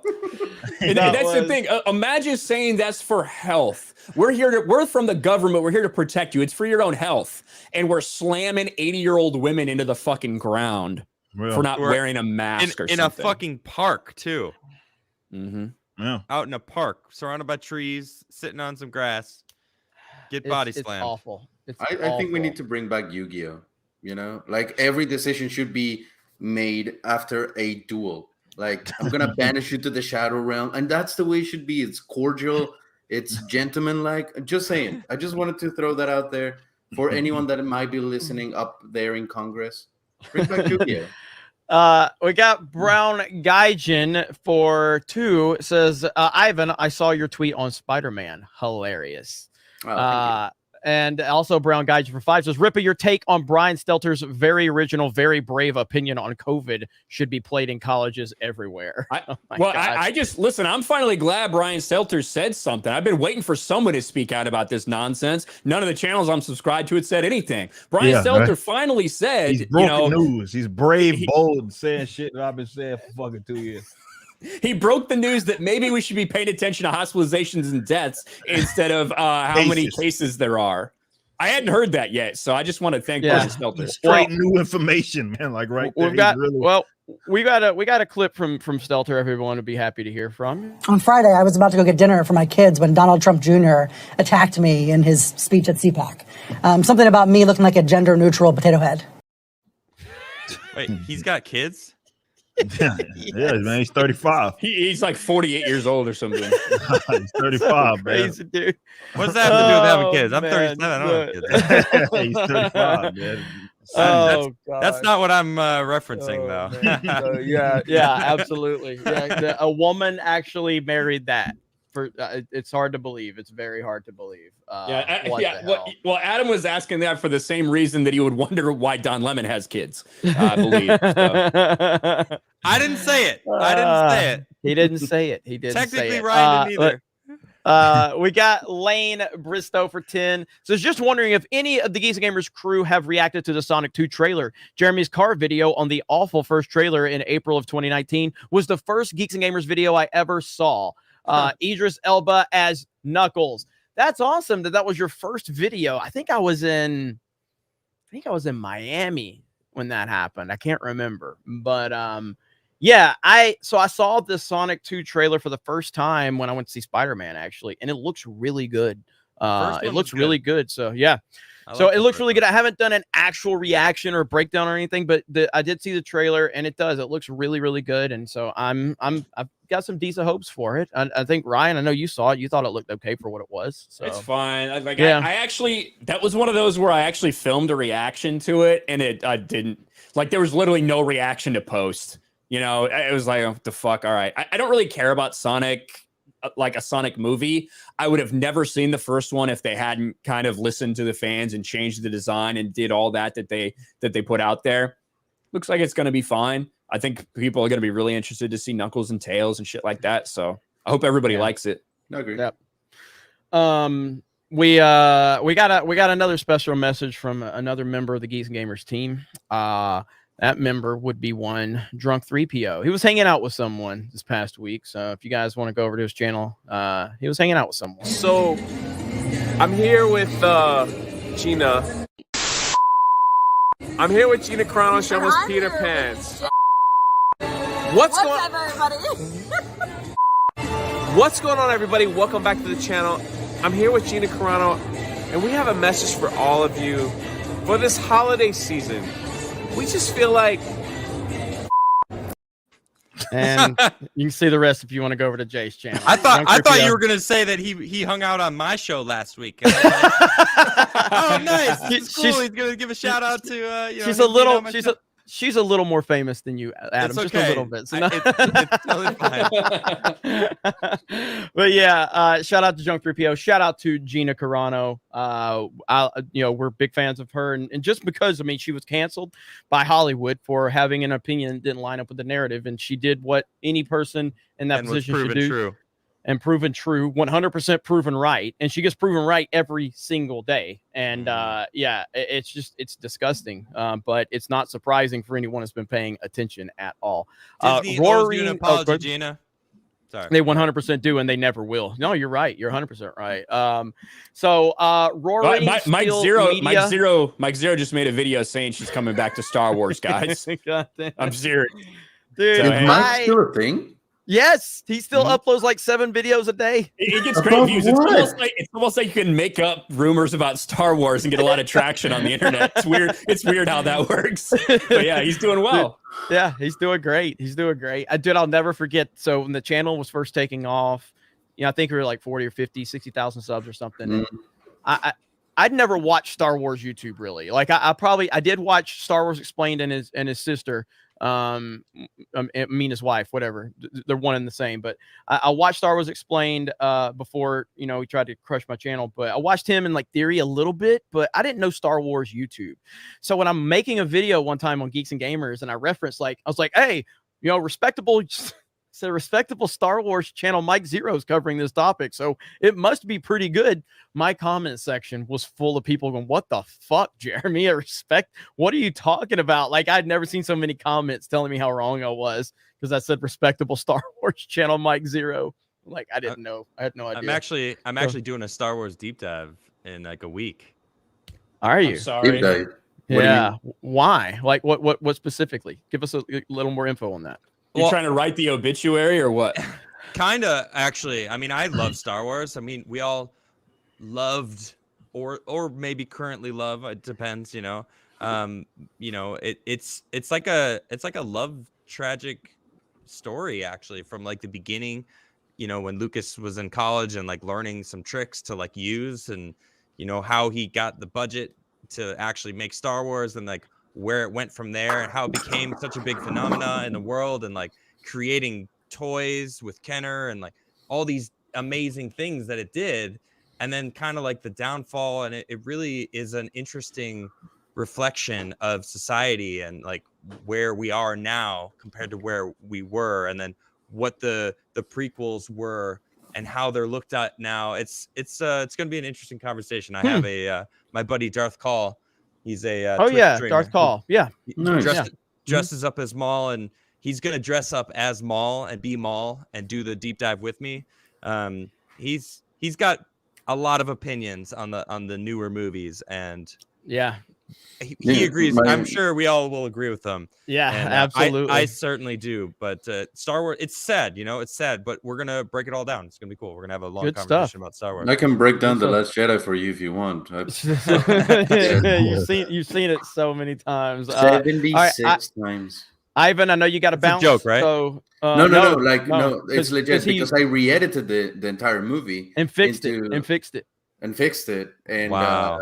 It took me a minute, but you know, to kind of solve the puzzle that would be trying to make something as enjoyable as having your balls pressed by a hydraulic press into something kind of enjoyable. Yeah, it took me 76 times watching that monstrosity. Wow. To get it to where I got it. And, where can I see that? The edit. I think it's still on BitChute. Okay. I mean, if you go to any video on my channel, no, actually, I think maybe. There's you know what? BitChute link. Well, there's a video called "The Edit Is Right Here," literally. Okay. And there's a link to the BitChute movie there. I'll find it. If you cannot find it, text me or let Jeremy know, and I'll send you a messenger pigeon or something, so you can access smoke signals. it. Throw some smoke signals up. Because the one in BitChute is kind of low res. I can give you just the high resolution file. Which he did a good job. He did a damn good job on it too. He really did. Right. It took a long time. Ivan, I know you got to bounce. It was awesome having you here, buddy. Did a great job. So thank you. Yeah, man. Let everybody know what you got going on, where they can find you. You can find me in any of the ICE Border Patrol cells on Tuesday nights because it's Taco Tuesday and they need me to come and cook for them. Also, you can find me under the bridge of 75 and 85 where they intersect in Atlanta. If you see me chewing on a rat, it's not hurting. It's just my friend. We play like that. What do I have going on? Well, right now, just trying to enjoy this Christmas that doesn't really feel like Christmas. But I did find this amazing, and I don't have it pulled with me, but the guy that, because for anyone that doesn't know, I'm a huge Blue's Clues fan, like really deep to my core. And, Ryan's just cringing at everything you say. I can feel it. So, like, I give a shit. And Chris is happy now. I can't imagine. Dude, some of us actually. Lore? What? There's no lore. There's just goodness. Like, I get it that you live in this miserable existing ethereal plane, but some others try to at least find some sort of happiness other than just adding salt. Just fucking replay that dumb fuck. Here's the mail. It never fails. When it comes, I want a whale. You just fucking replay that shit in your head. The fact over and that over you know again. that many He's words. a secret fan. I believe he's wearing Blue's Clues slippers right now. No, for sure. I watched it when I was a jammies. fucking kid, and I have a IQ above fucking 70, so I remember shit. Well, I'm glad you can count that high because, god damn. So no, but for real. And there's Jay Hillstorm. Look, the guy that does Steve for Blue's Clues, he has a TikTok channel, and literally all he does is that he sits and looks at the camera and says, "All right, tell me." And he stays quiet, and he's just like nodding for you to tell him about your problems. And I just think that is super wholesome. And my life is so miserable at the moment that is like my one highlight, you know? Like I'm crying talking to the dude, and he's listening. Ivan's over crying to his phone, like, listen to me. As soon as he brought Blue's Clues, I just looked at Ryan. Like, what the? Imagine how many kids Steve has diddled. Come on, man. Come on. Oh God. Dude, you gotta find the first clue. It might be in my pocket. Come on, man. Fuck. Anyways, what else? Yes, also there's a movie for Lifetime TV that I am the main editor, and I'll let you guys know as soon as the movie gets released. I'll let you know. Please don't watch it because it actually kind of sucks. But no, not really. No, it's actually, I'm very proud of this one. It's for those that don't know, if you're seeing Ivan for the first time, he's a legitimate film editor. Like he has worked in the industry. Like he's legit. Like it's not just him re-editing The Last Jedi wasn't like this hobby thing. Like he's a legitimate editor. So he's good people. I make my living off of it. Yeah. So it's good to have him here. So, but other than that, and I know that some people are wondering where I am on YouTube because I haven't made any videos as of late. I mean, I'm here with Geeks and Gamers. That is kind of my YouTube priority, and I do post from time to time on my channel covers or reactions, or I talk about anime because I really wanted to get away from the Star Wars stuff. So if you go and try to get Star Wars out of me, it's gonna be as successful as undoing a vasectomy. So don't do it. Anyways, domo arigato, Ivan arigato, and thank you so much, guys. This was really fun.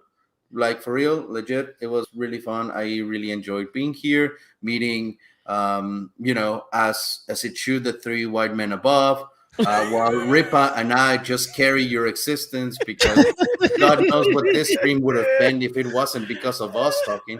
So, yeah, really. Thanks to Krista for the input.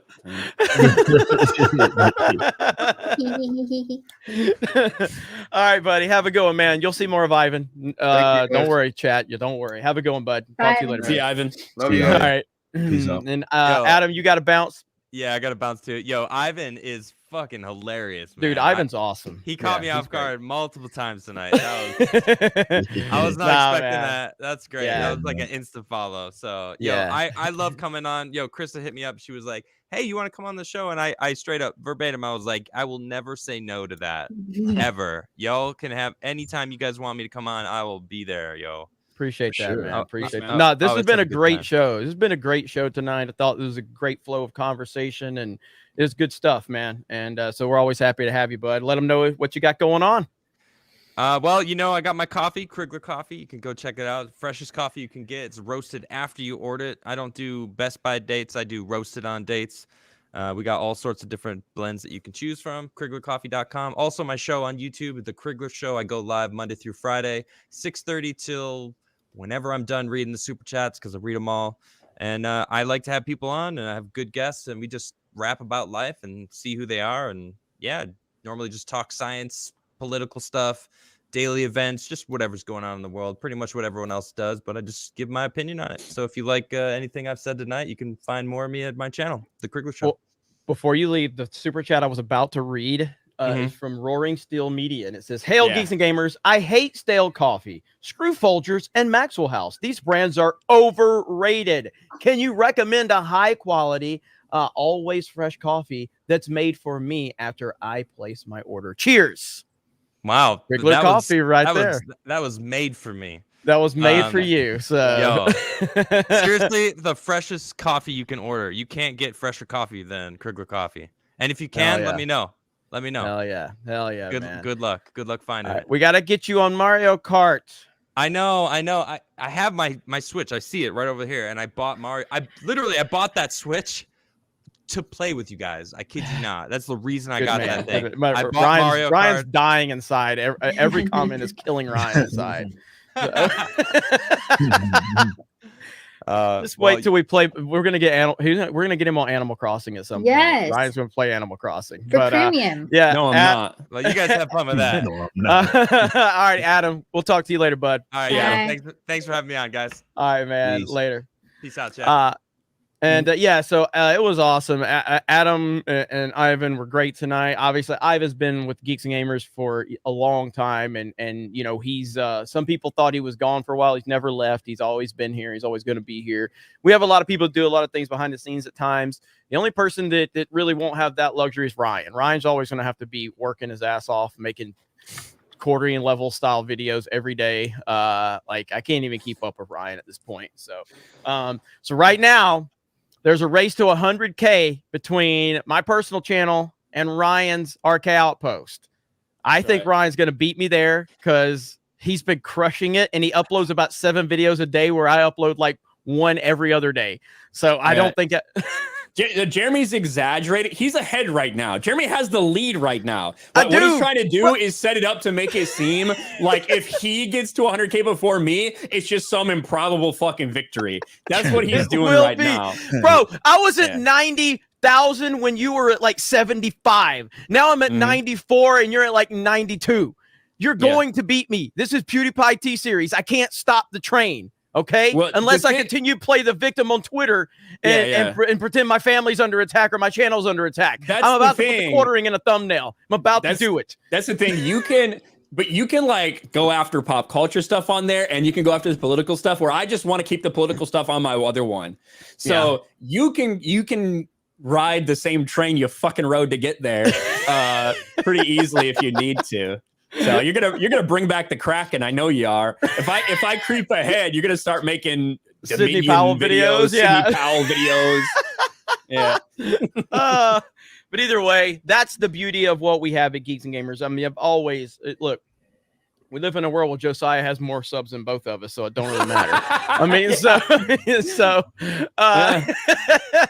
but it's great. I truly am so happy that Ryan is killing it. I mean, he's the reason Sports Wars is at 100K.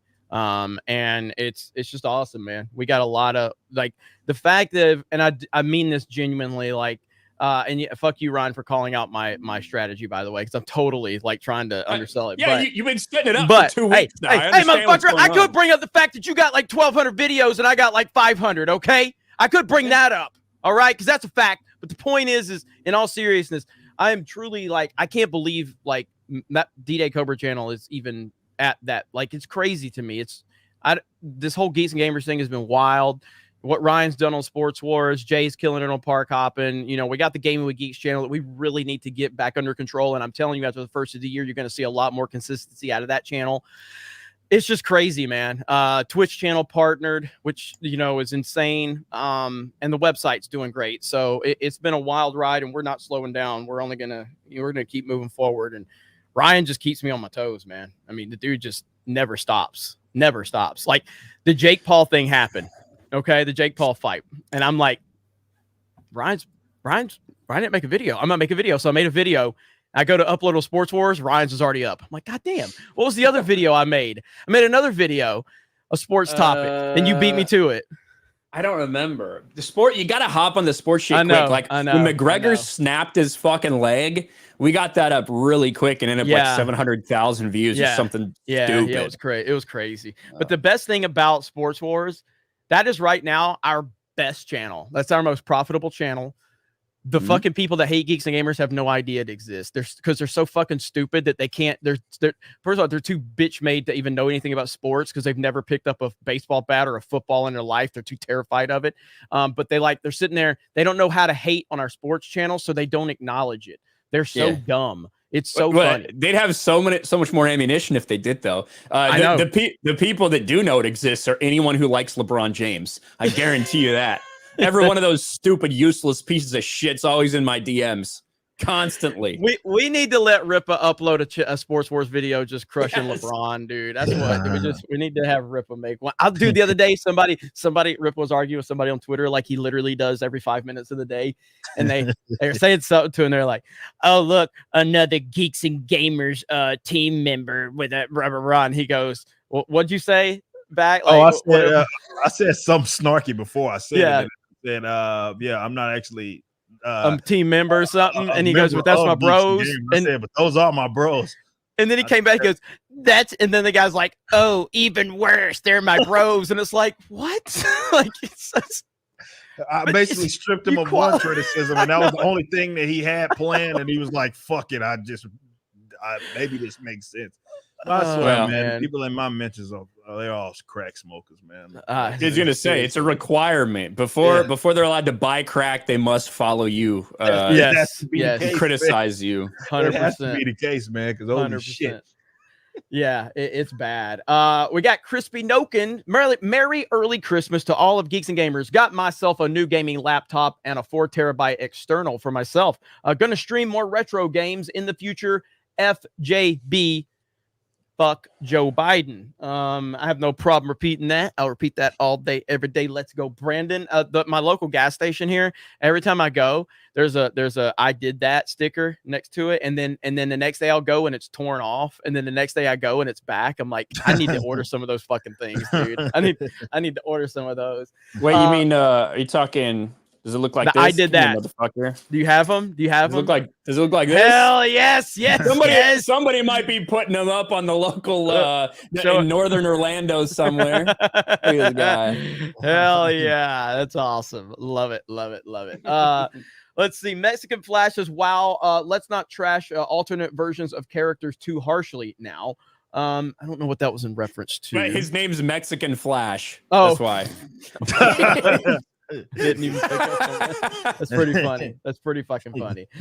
Drive-by commenter says that is good. I read that screenwriters for The Matrix Resurrections saying they're going to reclaim the term red pill. Really? Did they say that? I read that the screenwriters for Matrix Resurrections saying they're going to reclaim the term red pill. I haven't. I hope to hell they said that. I haven't heard that. That's good. But I hope to hell. Oh man, that's easy 50,000. I hope, yes. My goodness, but I'm sure Ryan's looking into it now. I have not heard that at all. So we'll see. Listen, there is no doubt that there is no doubt that there's going to be a lot of woke shit in this movie. A lot of woke shit. Look who's fucking directing this thing. Who is directing? Well, it used to be a man. Obviously. It's one of the Wachowski now sisters. Now sister was a brother. Wait. Yes. Yeah. Go ahead and explain it. Ryan. I mean, the Wachowski brothers directed the first 3. Right. This one is being done by one of them who is no longer a brother. This is literally the first time I've heard this shit. Are you serious? No, I'm like not even joking. So, all right. So I think it's Lana Wachowski. I think that's, believe that's the first name of the one who's directing this one. This person, this is why, like a couple years ago, they revealed that actually The Matrix is just a trans allegory. That's what they said about the movies. It's an allegory for being or becoming or waking up to realizing you're trans. Of course, they said that 15 years after the fact when they've decided to become trans. So. It's awful, man. You didn't hear about, you didn't know about man. This is Ripa? news, man. This world is upside. Yeah. You know, I would have did a video, had I known this information and had I had access to it. Both of them are trans now. Like, wait. Yes. Oh, Ripa's taking the red pill. I'm being pranked. You're not. Dude. You're literally not. You're literally not. I'm being fucking pranked, man. It's man. Sailor Mercury says Sean Connery died. No, but for real, man. he's not. Nah. Yeah. Nah. Ryan's trying to pull something up right now. While you're doing that, I got Butt Crack Media, the sexiest butt crack on YouTube for $1.99. Thank you. Here we go. There you go. The Wachowskis right there. They didn't used to look like this. Just saying. I believe that. They had different eras where they decided, who they were going to be. But yeah. You didn't know this, Rippa? Nah, bro. Fuck shit, man. Rippa's like, I remember 5 minutes ago when the world was fucked up, but it wasn't this fucked up 5 minutes ago for him. Now it's even worse. So yeah, down, man. Lily and Lana. It's upside down, man. World's fucked up. Yeah, I mean, I would have said that it was dead on. Had I known that, it would have for sure. I would have claimed that shit was dead on the rock. Rick Carrera says, greetings, fellow Geeks and Gamers. 9-month member. Thank you, Rick. Appreciate that. Roaring Steel Media. Fucked, man. I'm trying to tell you. Roaring Steel Media says, we need a Rippaverse preview. Can we see artwork, character names, stories? Corporate-owned entertainment is dead. We're building new culture. Hail Rippa. That's true. A lot of that's true. I can't. Like I've said, we're close. Like when I say we're close, we're talking like if everything goes according to plan, I'll have the pencil and ink work done basically by January 1st. Right, that'll be done. The color work will probably be done like a week after that, and then the additional week will be for make sure my letters are all working kind of as a tandem right now, passing the work along to each other. So with that being said, we're probably looking at, if I can make sure, because I got a bunch of guys at work right now to work on some merchandise items and stuff that, and I'm not talking like stretch goals and stuff that it's going to be ready at launch for you guys to go ahead and place your pre-orders in.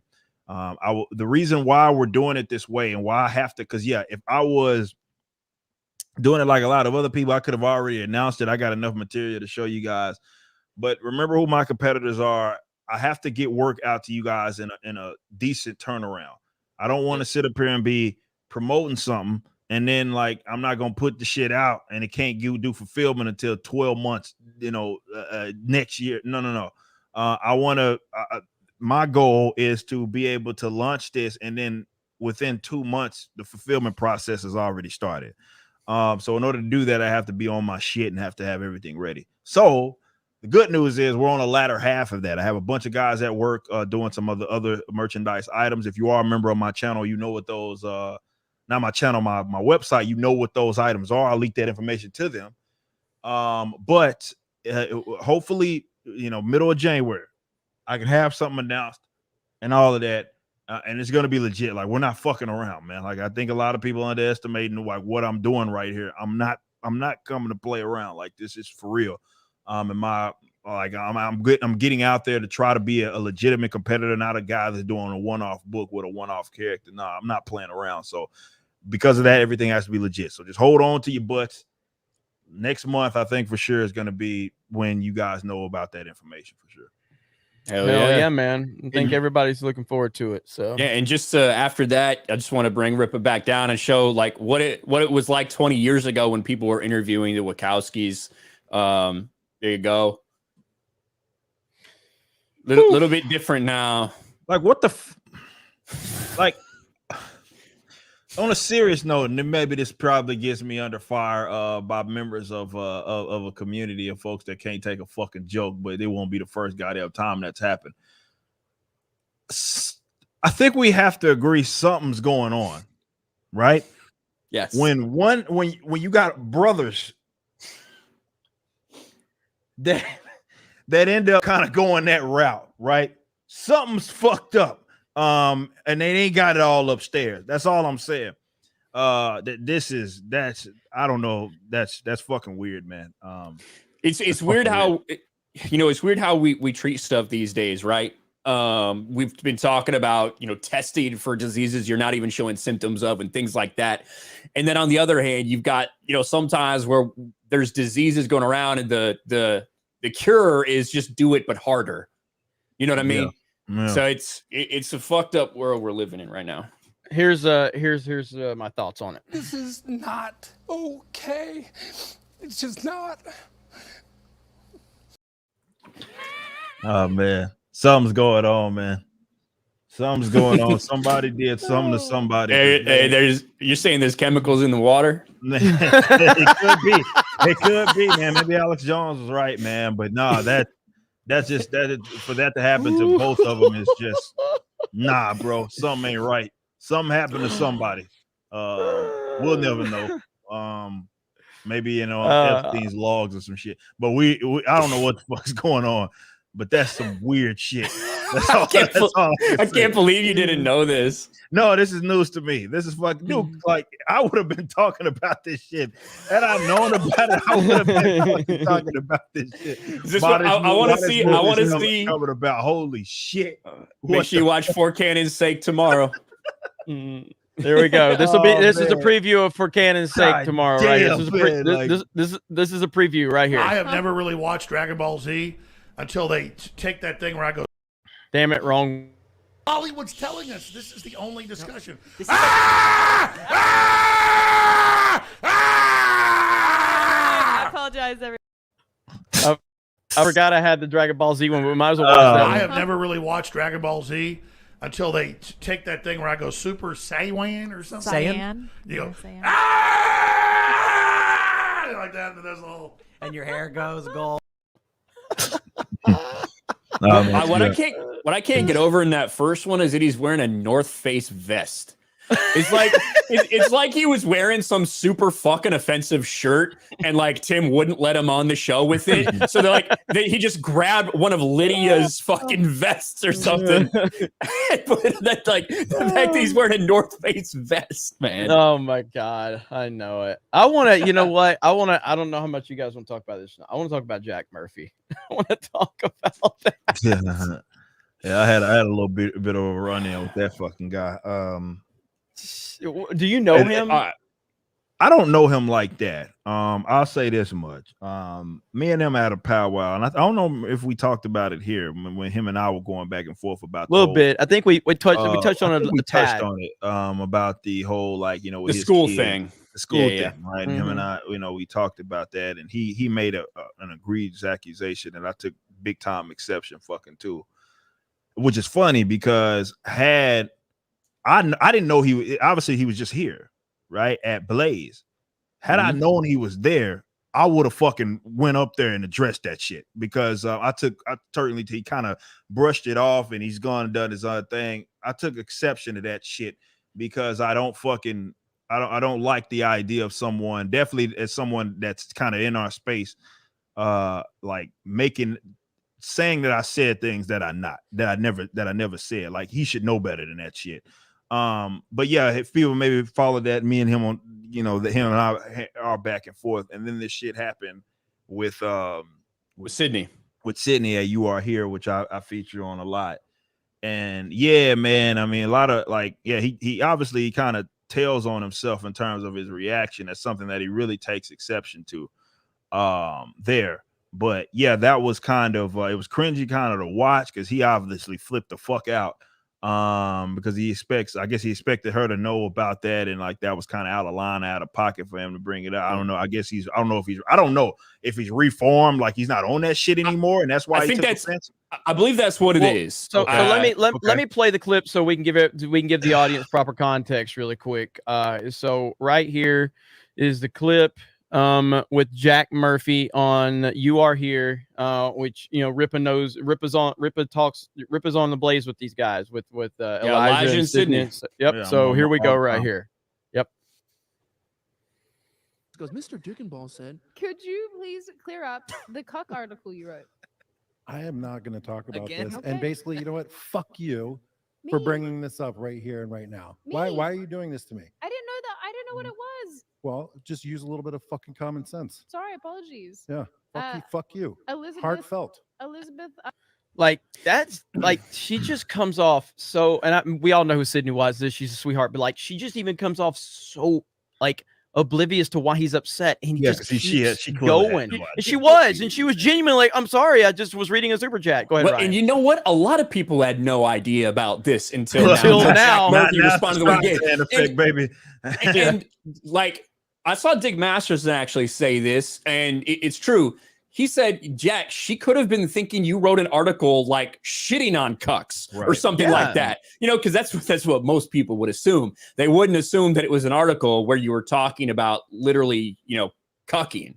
And, you know, his story, I guess, is one of reform, kind of as Ripa said, of someone who, you know, wasn't appreciated, didn't feel like a man, all these things. And he kind of turned his life around and reformed himself, right? That's what he sells. That's how he presents himself.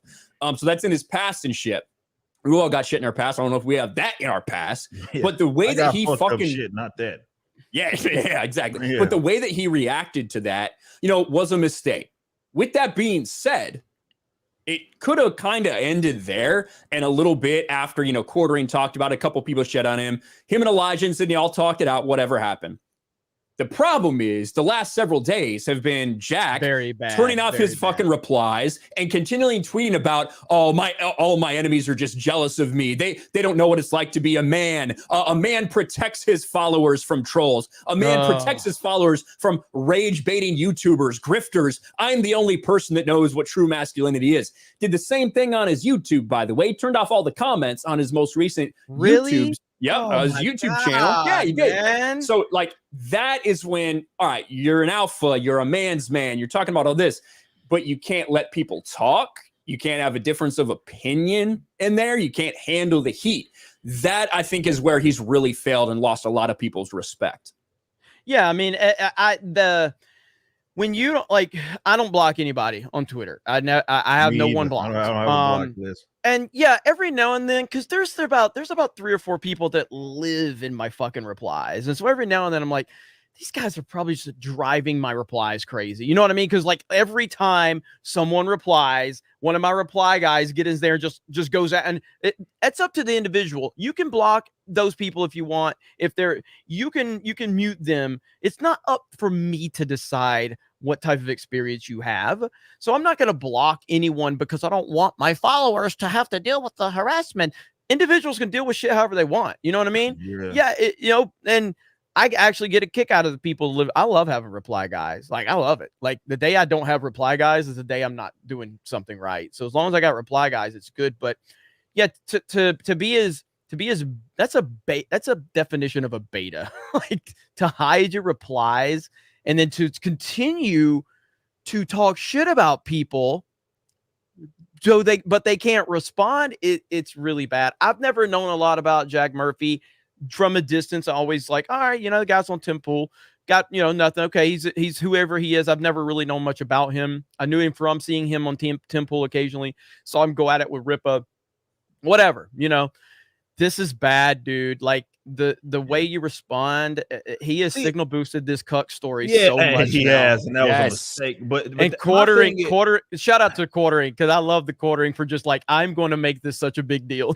Like, go ahead, Ripa. This is a guy who charges like $99 a month to people to try to teach them how to be a man, right? The liminal order. That's what he's got going on, right? So that, like, when that's your reputation and you're doing this and you're basically saying that anybody who might be calling you out for how it handled is just a troll and a grifter and a rage and that's baiter. The thing. I don't think he's coming to terms with that yet. Reason being, if he did, I think he would have responded differently, unless he was just that oblivious to the fact that, I guess, I don't know, he thought he knew Sydney knew something about that or something. But you know, when and this is a guy, you know, coming from a guy that I didn't do anything like that, but I did a lot of, I used to bang. So I used to do all kinds of fucked up shit when I was growing up. And, you know, if someone asks me about that, and definitely if that's something that you lead with, where it's like, okay, this was a life, I think people would even have less of a problem with it. If you were like, okay, this was a life that I lived, it was wrong, or on some weird shit, and I'm beyond that, and I've you know, I've kind of everybody loves their little redemption stories anyway, and a lot of people are empathetic or sympathetic to that, even if you are doing some weird shit. Hell, the right can't get enough, for example, of a motherfucker that was doing some weird shit and then had one decent opinion, and then they fucking get behind him like it's nothing. So they love those types anyway.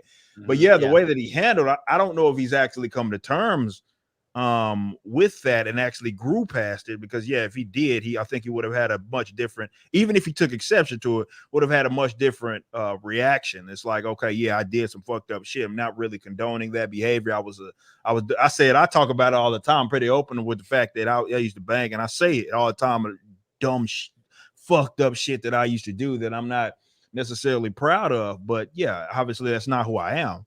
And it was part of my growth to kind of get beyond that. But yeah, that sounds like a guy that just hasn't actually come to terms with that, and hasn't actually outgrown it, because he thinks that it's completely off topic to even talk about, to the point to where he's gonna lash out at fucking Sydney of all fucking people. Yeah. She ain't, and if you know her, she ain't on that shit. Like, she ain't even like that, ain't how she is. So yeah, it's kind of, it was a weird thing. But I mean, I'm not gonna act like I thought fondly of him after me and his back and forth anyway. So I know he let, like, a lot of people like, man, I defended this guy. I was like, I kind of knew of him, and he took exception to something I said, and then he said some fucked up shit about putting words in my mouth, and I'm like, nah, bro, like, that's not tolerated. So again, had I known that he was going to be up there, I would have drove my ass to the studio and would have addressed that to him, because we still need to kind of talk about that.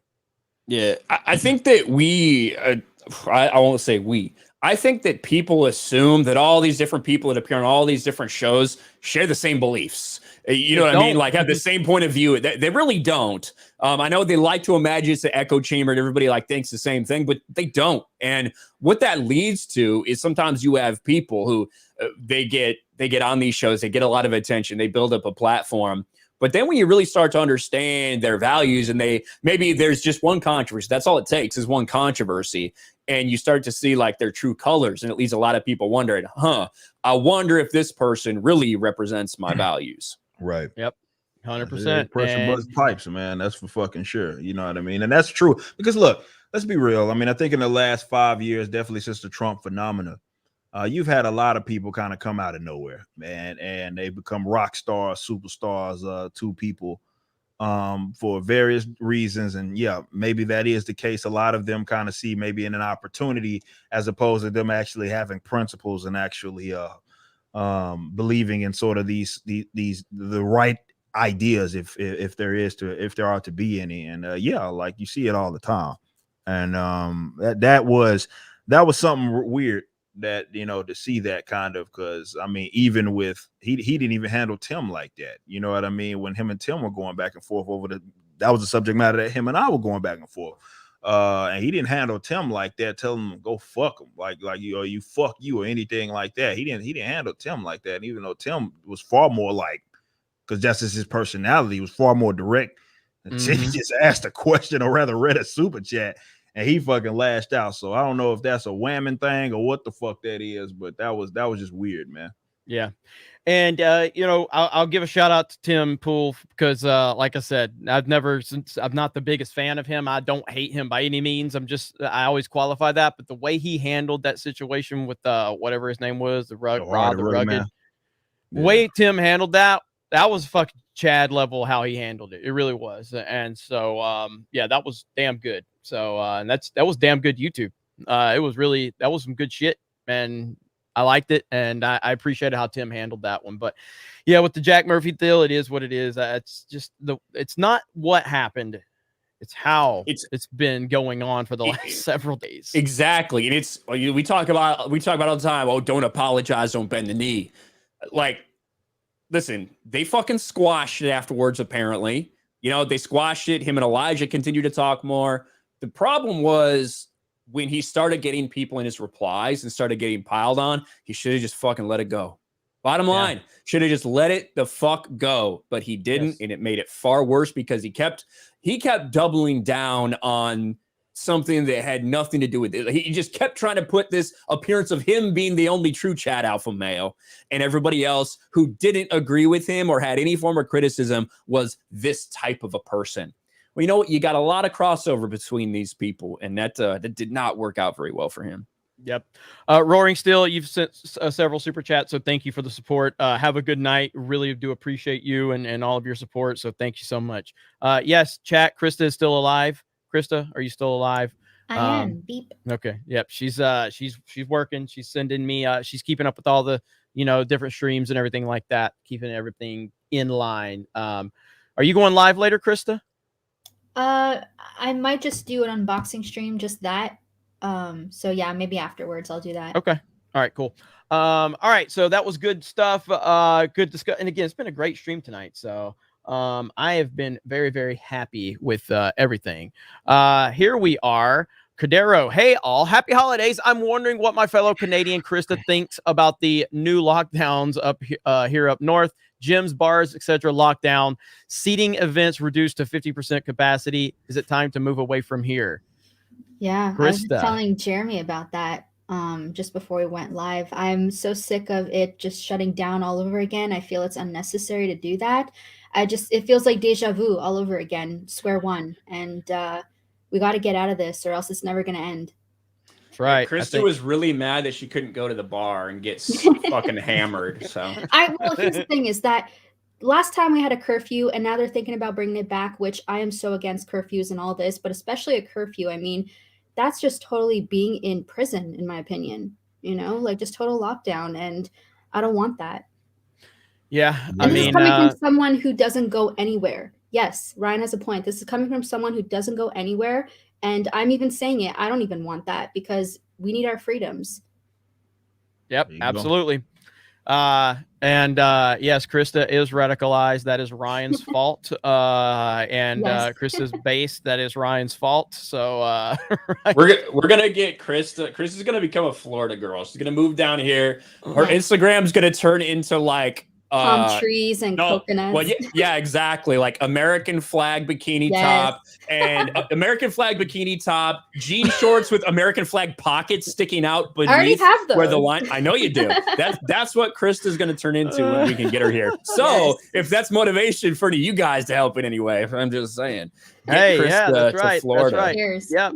Hey, Geeks and Gamers is going to end up paying for it. So here, I'll find the American flag shorts right now to show off on Instagram right now. Let's see if we can. I don't know how Instagram works on a damn computer. Does this even down? Does this work? Yes. Do you have that picture on here, Krista? Oh, yeah, here we go. Chat's about to go crazy right now. That's all right. Everyone's gonna stop typing for about 5 minutes because their hands are occupied. I'll take your super chats right there. There we go. So the chat's going crazy now. So there's your silent producer. 4th of July. Yep, that's what the Florida version of Krista will be like. Move Krista to Florida. So without the sweatshirt though. Yeah. Because it's too hot. Yeah. All right. Good stuff. So follow Krista on Instagram if you're interested in more pictures like that, I guess. Yeah. It's going to be like Drew Hernandez's Twitter after Binger fucking read it out live in Rittenhouse trial. Thousands of follows immediately. At least he's not hiding it. I mean, at least he's right there. At least. Oh my gosh. Okay, let me get back to this really quick. Zach Richmond, what happens if the wrong people start using Spider-Man's symbol? They're going to change his logo too? Screw Marvel. Exactly. This nonsense about the wrong people. It's so ridiculous, man. And no one really believes that. Like, it's just so fucking stupid, man. You remember how mad they got when you tweeted that MAGA hat Black Panther joke, Jeremy? Oh, yes. Oh, like, yes. They get really upset about that shit. Yes, they do. It's so funny, man. Like, that's the whole point. That's why I tweeted out when No Way Home broke the record. And I was like, oh, a straight white male-led movie breaks all the records, like, and they walked right into it. They walked right into it. That made them mad. And even got somebody to threaten me. And of course, all I was thinking was, most people maybe on the internet would get threatened. They're like, oh my God, this is terrible. I got to post this on social media, I guess. And I was like, fuck yeah, I got a video opportunity. I can stay ahead of Ryan for at least another day. Easy money. Yeah. That's every time. Easy money, man. And they're too retarded to like that type of shit and that tactic that they use where they like try to bombard everybody with their fucking weirdos with all the pronouns and furry accounts, fucking crackheads. Mm-hmm. But when they send all that on you, they like, I guess they expect you to react like most people would that are kind of in the creation space, and that's low. Oh, my bad. I kind of said something fucked up. My apologies. And it's like, No, bro. Like you do that shit, you might get turned into a fucking video. I got a whole I might invite you to the show. I got a whole entire fucking playlist dedicated to responding to you dumb son of a bitches. And often they're my most viewed streams when I bring one of you idiots on and try to like have a discussion because you're a fucking retard. So we embrace the idea of you idiots coming to get bent out of shape because you fucking, you saw a tweet that got you irate and we knew it was gonna happen. You thought that, I'm gonna quote tweet him and all of my buddies are gonna get mad at him and we're gonna ratio it. Like, nah, that's not how this shit works. We're not. We literally all have the Dave Chappelle attitude. Like, it's just Twitter. Shit ain't real. Like, none of this is real life. And what's always been in my mind with when these people get to like saying all this crazy shit online, I always think that ain't none of them gonna kick my ass at the end of the day. So it's fine. It's just fucking words on the internet, man. Ain't nobody gonna kick my ass. One of these guys that hates me. So I was on. I think I'm talking about the Chrissy Mayer. They watched the whole Chrissy Mayer interview. So I did an interview. They watched all of it. I'm like, what the fuck are they chasing me down to Chrissy Mayer's channel for? Holy fuck, they're obsessed. But they watch all 8 hours of Friday Night Tights. I know, dude. It's crazy. And it's the best promotion we could possibly have. I know. The best haters. Those are it. They right really there. are. They're the best they haters. Really are. At least put money in your pocket. And one of them mentioned, they were like, oh, Jeremy, I can't remember what it was.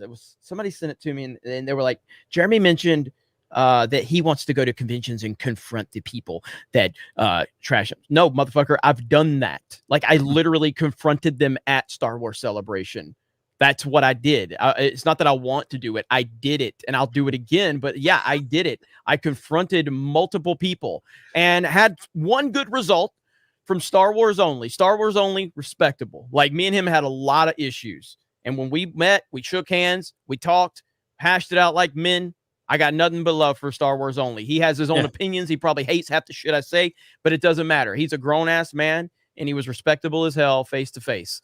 Others can't say the same for them, like Star Wars Explained, who literally ran from me, him and his sister. They ran from me. What's his name? What's the fucking guy's name? The one shill. What was his name? He wrote the article about me with the boycott with Solo.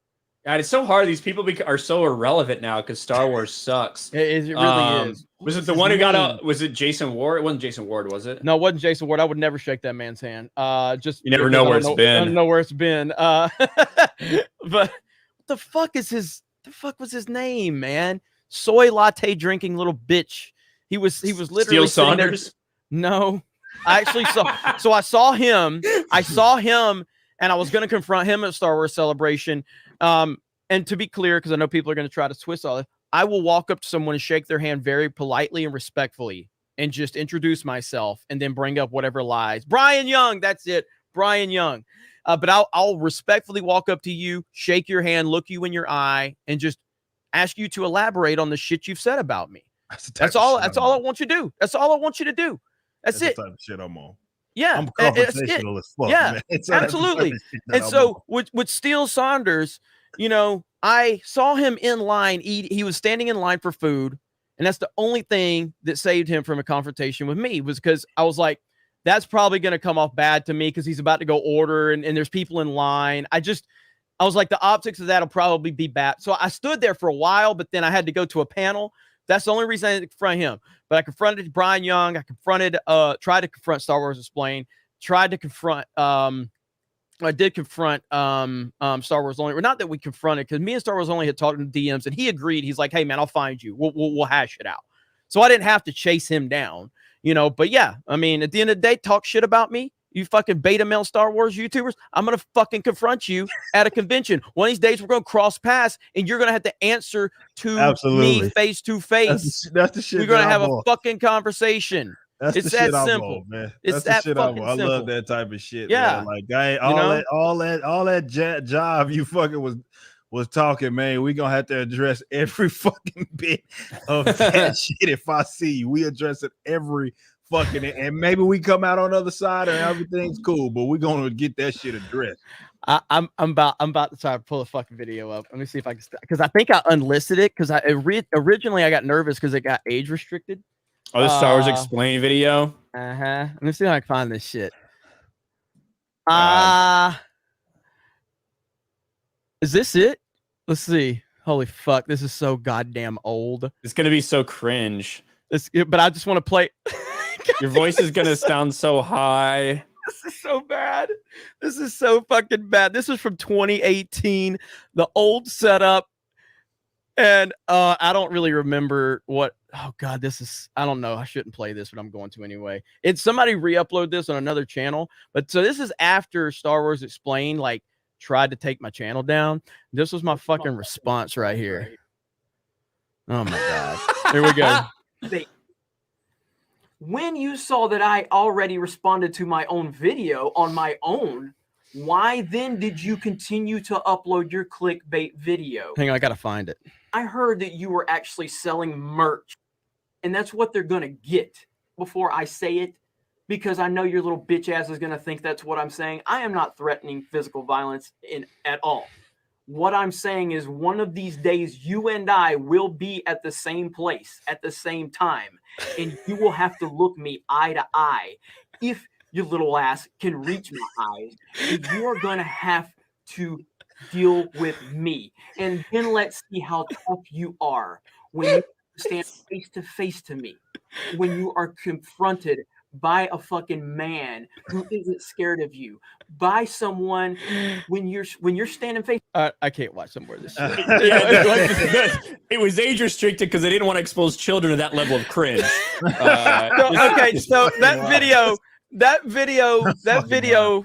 video had about 90 F-bombs in it, okay? And that was when I had 20,000 fucking subs, okay? And he tried to destroy my channel. So when I got the age restriction, I got scared to death. I didn't know what it meant. I'd never dealt with anything like that. So I freaked out. And yeah, and so it's still unlisted, but there's another channel that re-uploaded that shit, and you can find it. But yeah, fuck that motherfucker, dude. And again, to be clear, privately, I reached out to to Star Wars Explained's friends, and I was like, I just want to talk. Don't have no cameras. I just want to talk so we can put this shit behind us so we can all move forward. Declined to meet with me when I tried to do it the respectful way. Like pathetic. And now I'd never said a bad word about this person ever until they tried to, destroy my channel. And now they play the victims now. Now him and his sister play the victims. They say, oh, the Geeks and Gamers toxic community is always coming after us. It's like, you motherfuckers hit first. You did this. You don't get to swing and hide you your hands, did bro. this. Nah, you don't get to do that. Yeah. They blocked everybody. They blocked everybody, like 30,000 people. Whoever followed Jeremy back before, RIP to his Twitter account. But yeah, and all you had to do was just hash it out with me in private, and this could have been a done issue. But I'll never forget that shit. 17,000 subs, I think I had when this shit happened. He had like 500,000. And I wake up and I'm in a fucking video where you're trying to accuse me of like misinformation and shit. And it's like, why? The fuck does this person know me? But anyway, at the end of the day, fuck Star Wars YouTubers, except for Theory. And they're just bitches, man. They're all little bitches. That's the end of this shit, man. Yeah. There's some good Star Wars YouTubers out there who probably absolutely fucking despise me. But they aren't like that. You know what I mean? They might completely disagree with everything. You brought up Star Wars Only, right? Star Wars Only probably fucking disagrees with every single Star Wars video I make. But he's a respectable dude. But he's respectable, and I feel like he's pretty consistent with his takes. I'm subscribed to his channel. I follow him on Twitter. He wants nothing to do with me, I'm sure. But, there's a lot of people like that out there. I've been watching Eckhart's Ladder for fucking ever. We obviously...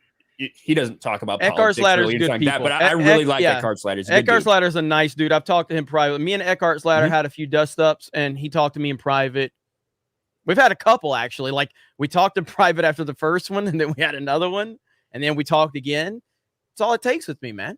So Eckhart's Ladder's good people. Good people. Yeah. Guess what? People don't agree. People don't agree in life. That shit fucking happens anywhere you go. For some reason on the internet. Yeah, me and Ripple wouldn't fucking stream as much as we did if we agreed. Fuck that. That's just boring. That would be boring. Fuck shit. that. Yeah. I take a lot of pride in Ripper getting beat down Sunday. Okay, he had a lucky weekend. And now he's on. By the way, Jeremy, you lost in fantasy football. Fuck! Did I really? You lost to a guy who had like 4 players not even play. You still lost. Damn it! Fuck you! I'm still tops on the fucking in the league. That's the most embarrassing loss you've had all year, though. To be honest, that's only my 3rd loss. I'm 13. You're like, am I 12 and 3? I'm 12 and 3. You're like Patriots. You had an easy schedule, dude. Fucking yesterday was tough. I lost every fucking body yesterday. That was bad. I won my game. I was projected to have 144 points, and I ended up getting 91. Hey, Cooper Kupp had like 37 points tonight to win the game. Damn. Anyway, okay, moving on. 500 viewers gone. Yeah, 500 viewers gone. So not really. Actually, we've maintained our audience tonight, guys. Thank you so much.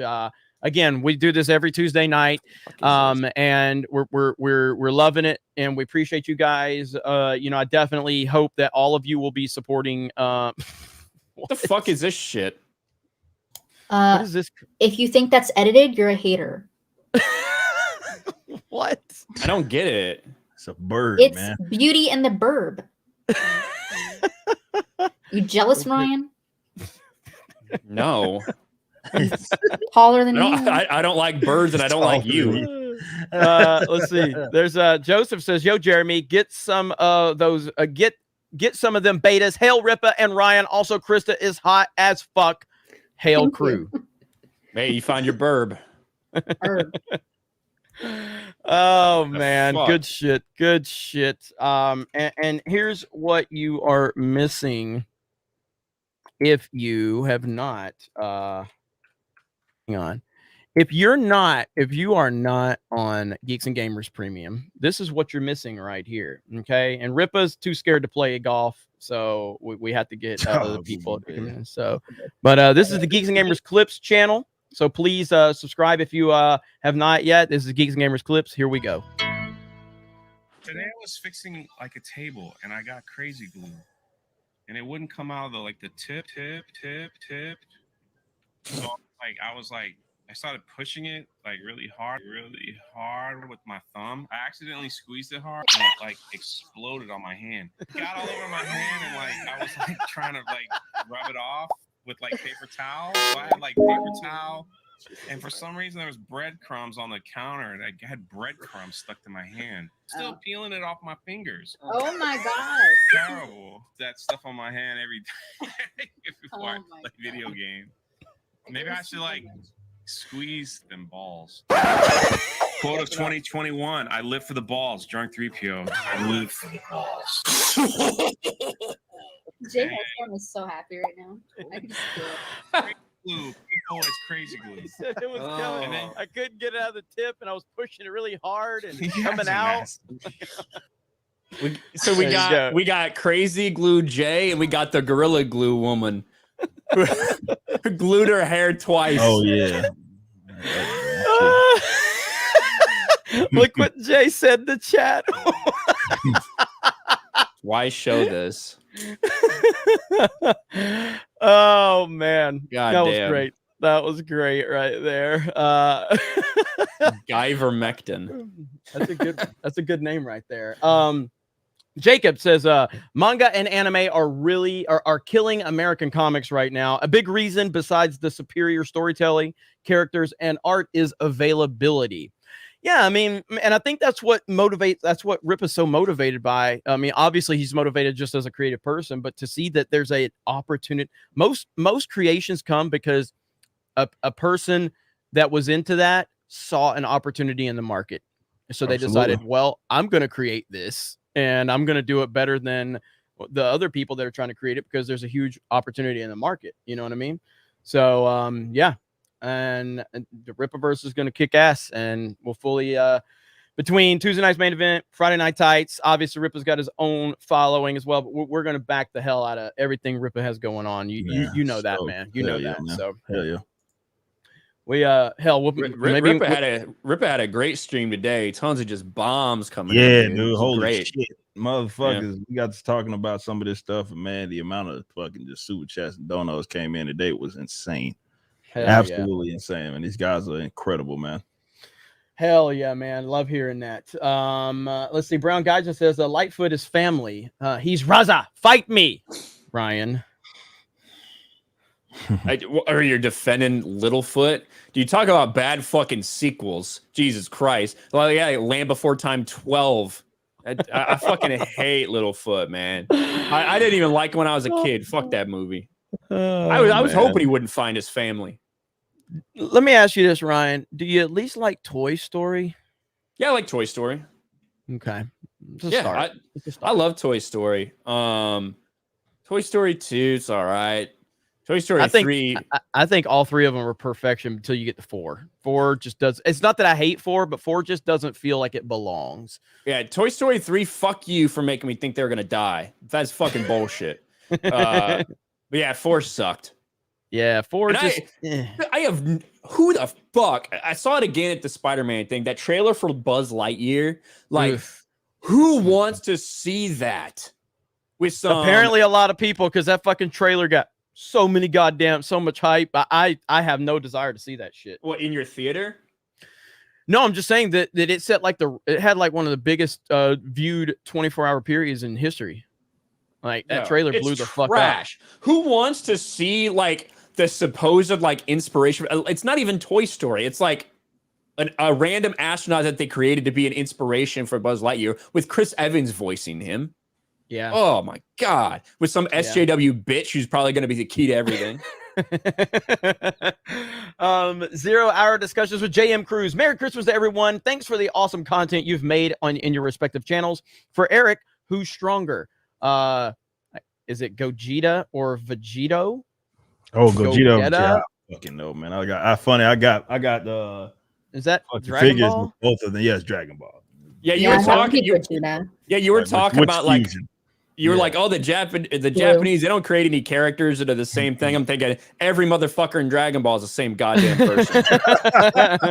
But no, I don't too much. I mean, I'm more of a Gogeta. I like the kind of design more of the Gogeta than Vegito. But yeah, it's also a more honest fusion. So stop billing out with fucking earrings and shit. I mean, I'm the opposite. I prefer Vegito just personally because I'm a Vegeta fan. But as far as like who's the strongest, I would have to say Gogeta in my opinion, and it would be Gogeta Blue.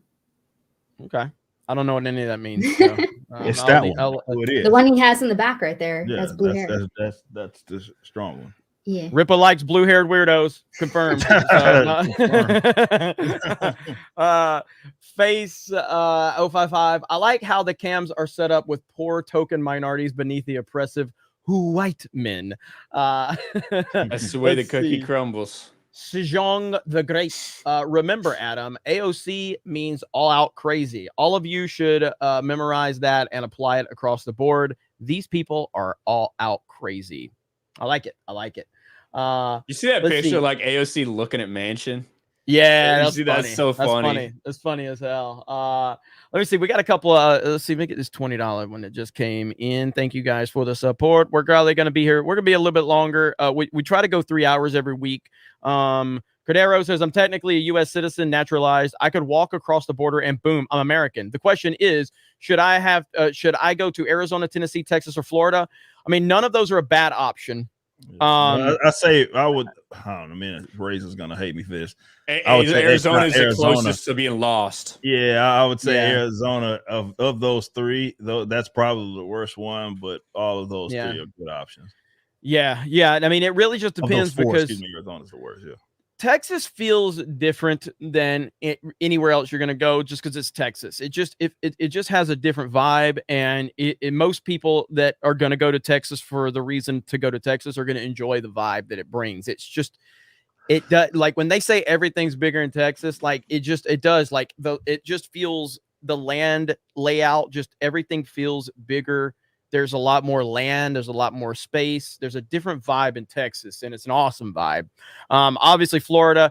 I haven't been to Texas enough to know. Like I've been through Texas several times. I don't know if it's like this, like Florida is. Florida. There's literally 3 different Floridas. There's the Panhandle where I'm from, which is Lower Alabama, or the Redneck Riviera is what we call it.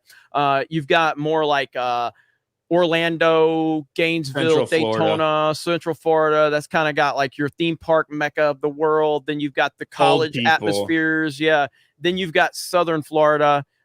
Which Miami, whole different. So it's just there's 3 different versions of Florida. I don't know if Texas is like that, Ripa. Oh yeah, Texas is different. I mean, hell, Texas is like kind of different depending on what fucking metroplex. Obviously, you're around and shit. It's just, and then if you, I mean, you got the closest to like being similar is like, you know, between Dallas and Houston. Those are very similar, but they're also very different as well. But yeah, like when you go out to like West Texas, is you're in a completely different fucking place, man.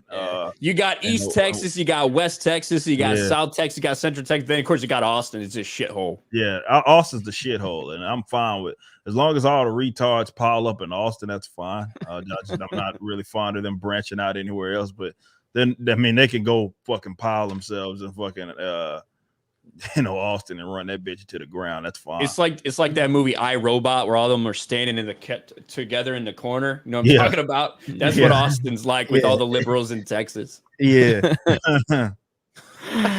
Oh man, all up there. I'm fine with that.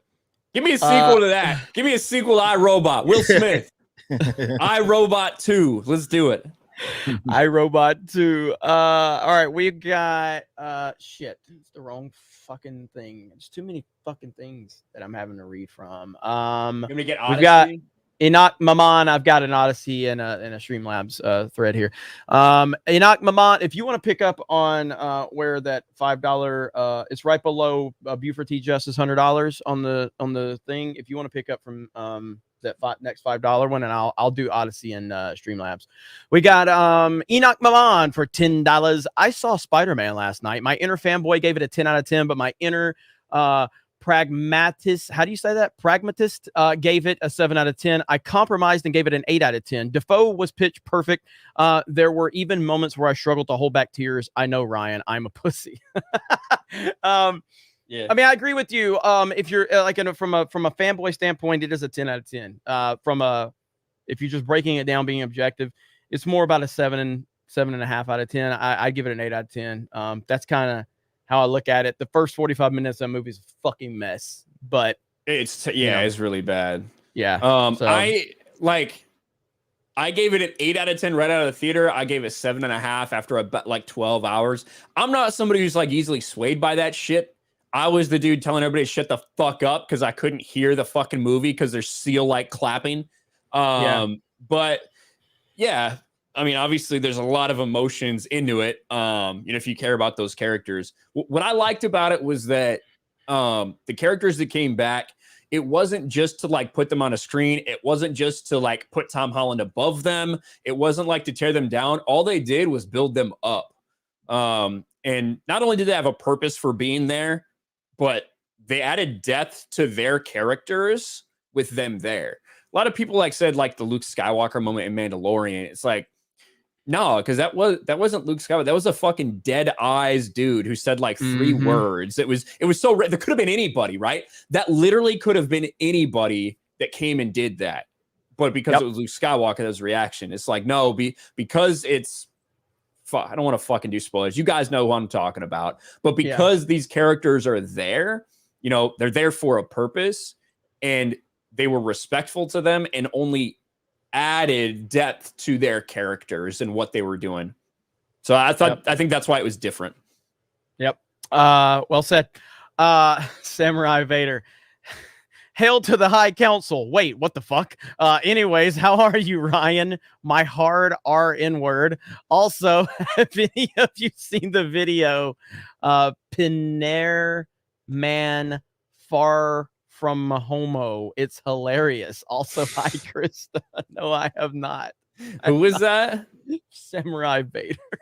Thank you, Samurai Vader. Vader. Trip. Odyssey, $5 on the Odyssey side. Jelly Dinosaur in Jackson County, Florida, 5 minutes from Bama. So much better than Orlando. Central Standard Time Zone, best zone. Shout out to you, my friend, and thank you for the love over on Odyssey. It's great to again. The whole point is to give you options. No one has to watch us on Odyssey if you don't want to. If you want to watch from the comfort, you're 100% okay with that. I just like giving people options. And if you want to watch us on Odyssey, we're going to dual stream this every week on Odyssey. We'll work on dual streaming other things. But for now, Tuesday night's main event is dual streamed on Odyssey. but it's just there to give you the option. That's it. So thank you for the support over there on Odyssey. Let me see. Odyssey again from Slimer Snarf. Odyssey greater than YouTube. Yeah, absolutely. We love Odyssey. Love everything you're doing. Obviously, YouTube is our home, and at least for all of our channels. So we're going to continue to be here. But look, and not just Odyssey. People like, oh, you're shilling for Odyssey. BitChute, we get far more views on BitChute than we do Odyssey. I mean, ridiculous views on BitChute. It's crazy. The Geeks and Gamers channel gets a shit ton of views, comparatively speaking. I think we have like 13,000 subscribers over there. Our views are fucking good for 13,000. They're really fucking good. BitChute's a really good platform from that perspective. So at the end of the day, giving you options. That's all I want to do is give you options. So these like fucking BitChute won't link my channel.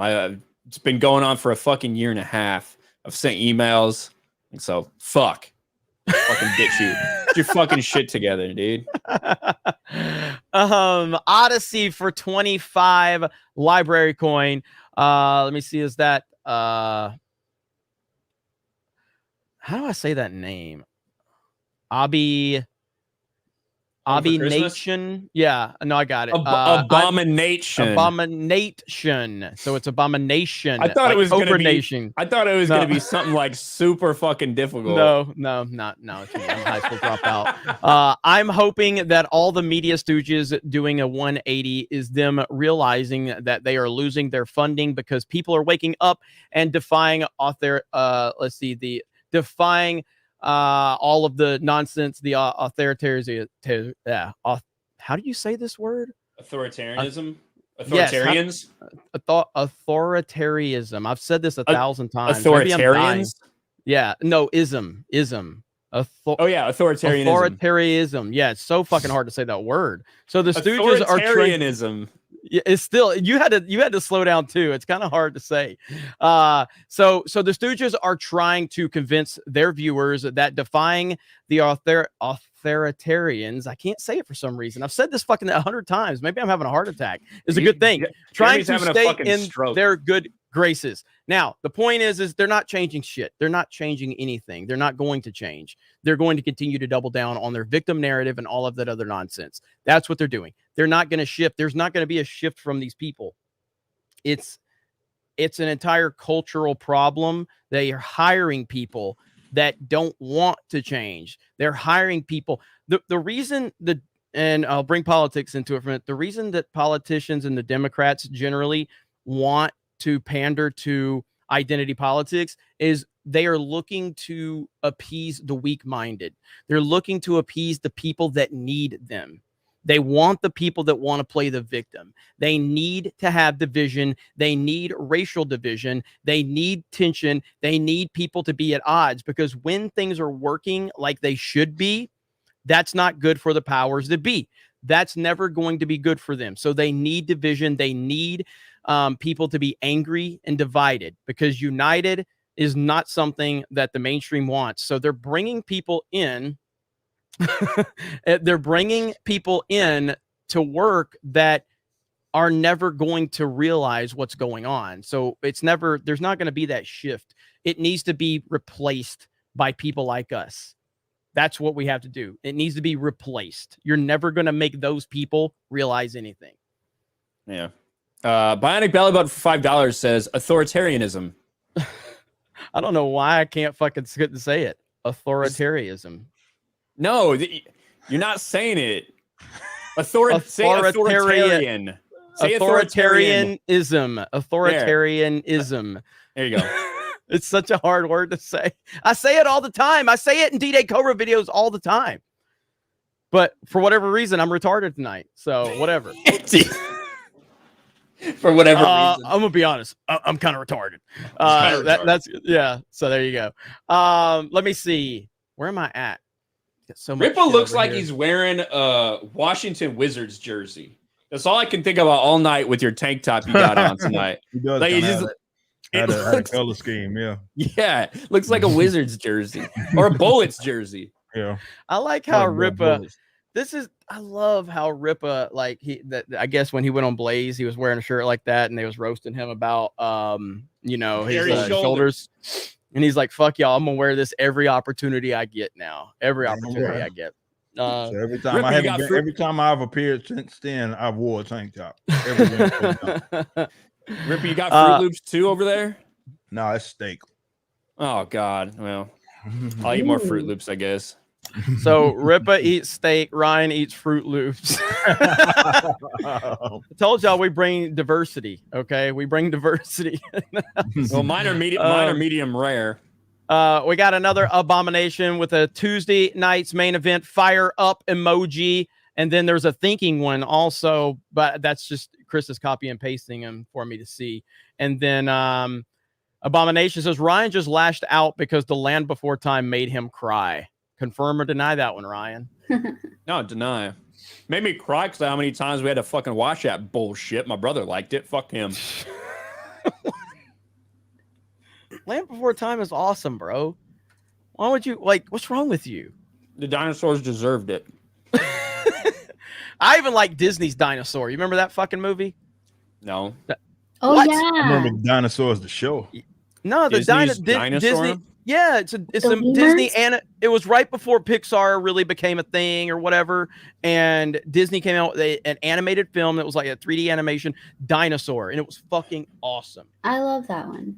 Yeah, it's great. How the hell do you not know about this, Ryan? You know every fucking thing. Well, let me look at it. Maybe I just.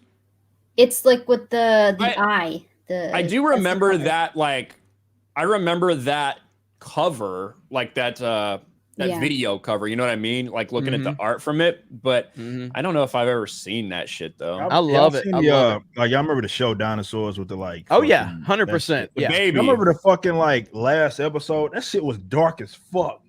Like they all die, obviously or what? alluding to basically they're all gonna fucking die. It was dark as I rewatched that not too long ago, and I was like, oh, damn, I don't remember any of this shit, but holy fuck, that was a fucking dark ass and they ended the show on it. They ended the show on it. Like it was dark. What a dark ass ending that was. Holy shit. I don't remember the ending, so I may have to check that out. It's like the end of Sopranos. It's dark as shit, man. It's like the end of Sopranos, the implication that they're all just about to get fucking whacked. Oh man. That's awesome. That is good. That is good stuff right there. Let me catch up on some. Go ahead. No, go ahead. No, I'm just saying I want to go back and watch it. Is it on YouTube or would I have to buy it? Like, so you talking about the whole series? How long did that series go? What? Dinosaurs? I don't know. That's a good question. It's available on one of the streaming services. I know it is. I don't remember which one though. Your mic's going Dan Vask on us, Ryan. Mine is. Yeah. So that's what happens, right? When you fucking upgrade equipment, it always goes to shit. Yeah, right. Everything That's woke just the turns bottom to line. shit. So everything woke turns to shit. Yeah. Let me catch up on some of these super chats. Jason Smoot, real quick, for two $20 super chats. What's up, Jason? What's up, Jason? One is, hail, great to see you guys. Thank you, Jason. Another one is, Bionic isn't wrong. LOL. Was that my authoritarianism, whatever the fuck it's called? Jesus By the way, Christ. since and he did say F that show, give me Alf, damn it, on another $40. 40. Thank you, Jason. Jason Smoot. Since we brought him up, I got to give our boy a shout out. Dan Vass just released a new Christmas song, like only Dan Vass can. Ripa, have you heard this yet? Oh yeah, I listened to it. Okay, so fucking good. So languages and shit. Yeah, he's fucking Dan Vask is fucking awesome. I mean, this is the guy who did the Friday Night Tights, theme song. It went number fucking 1 past Adele, I think. It's like whatever. It's crazy. Well, that was Kanye when Kanye dropped. That was Bryson. No, but Bryson went past Adele. Yeah, Bryson passed Adele, and then Dan Vass. There was somebody else though that Dan Kanye. Yeah, there was another rock band that we all like, old school rock. Oh, it was like a fucking release of a Metallica album or something like that. Yeah, but let's listen to a minute of this real quick.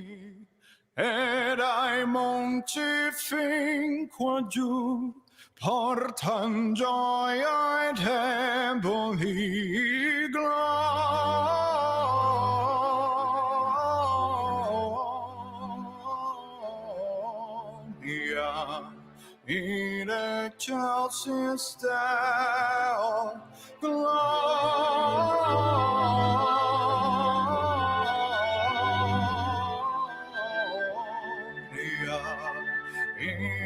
angels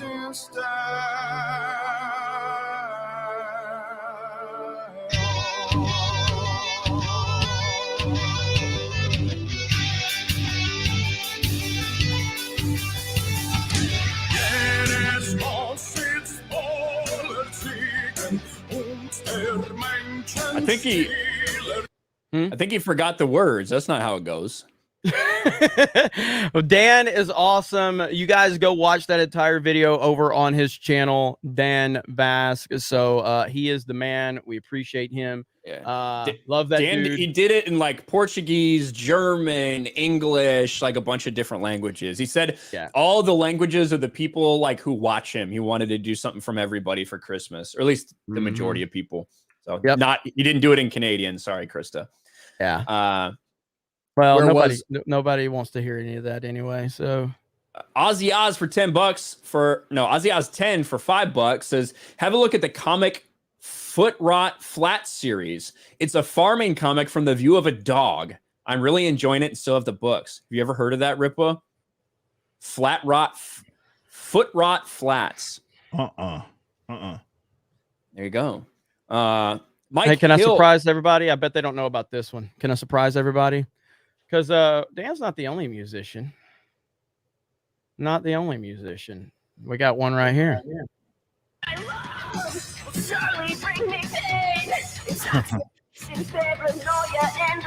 The fact that this has so many views is nuts.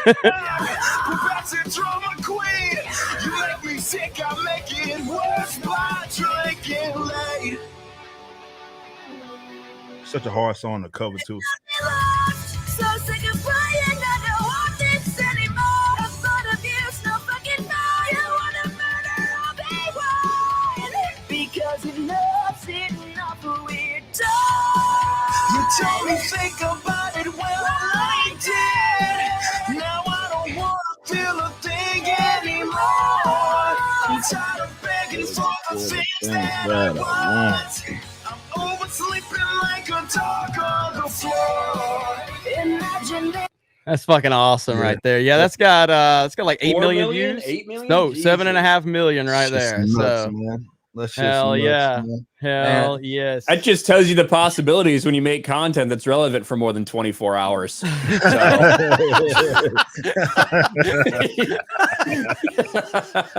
Oh, like man.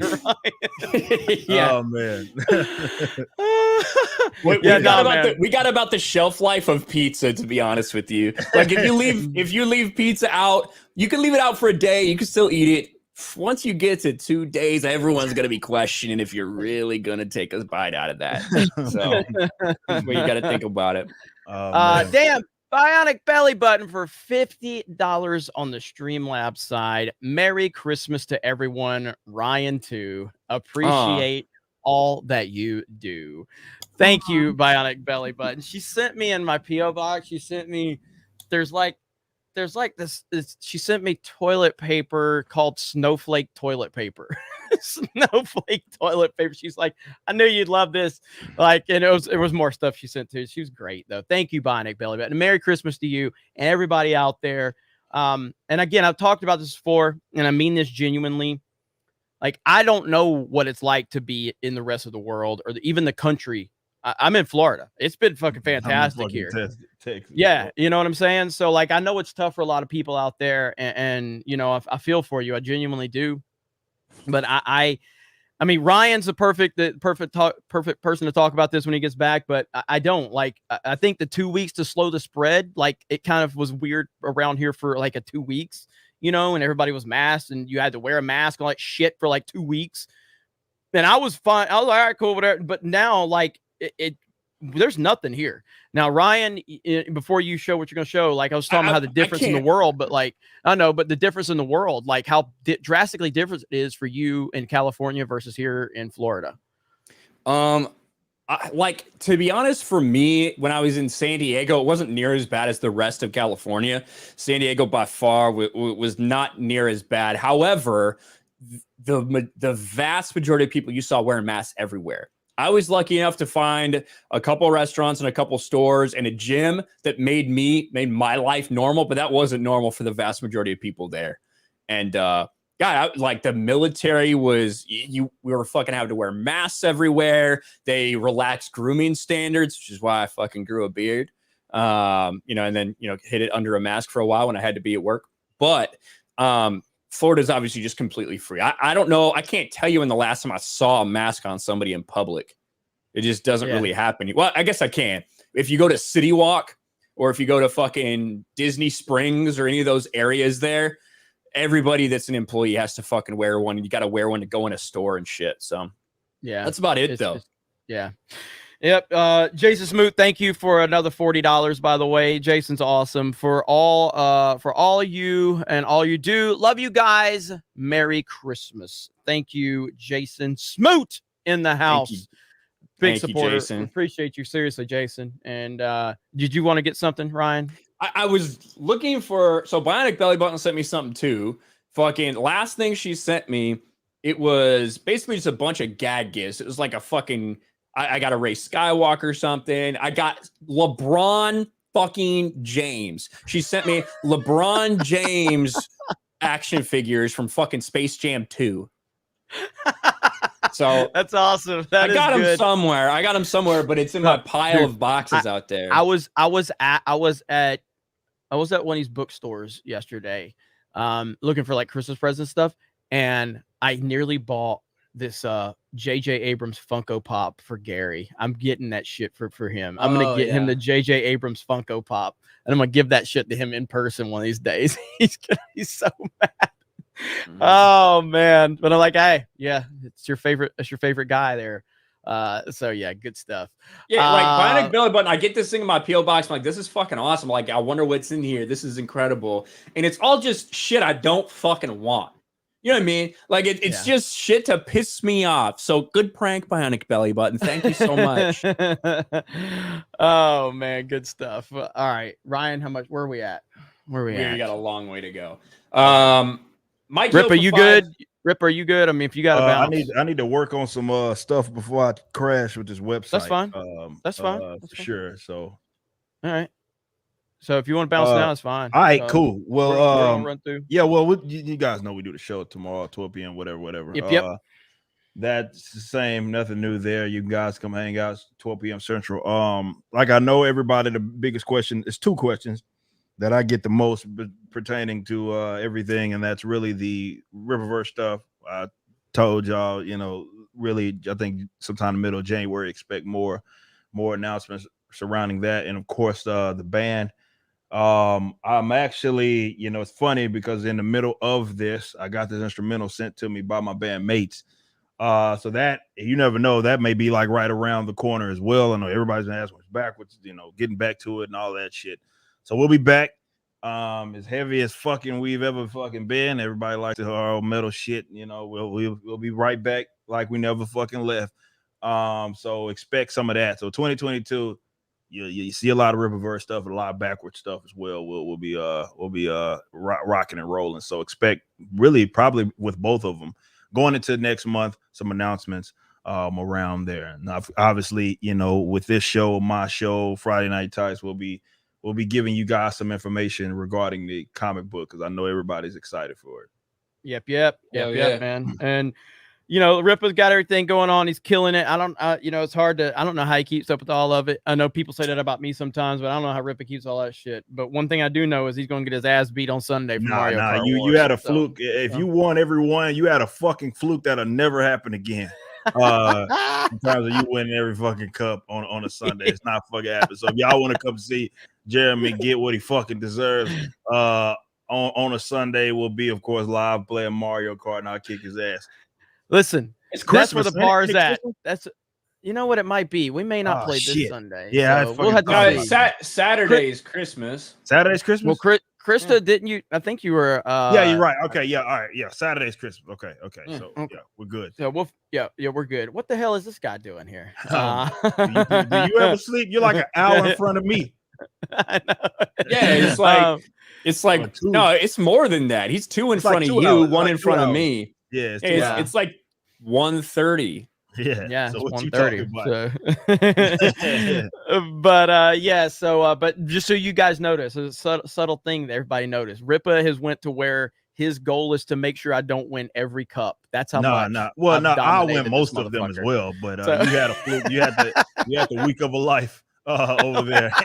And we Okay, make that sure was that won't good. happen That was again. good. That was good. That was good. All right, man. Take it easy, bro. All right, man. I'll see y'all All right, next man. week, bro. All right. Yeah, Have a yeah, good one, peace man. out.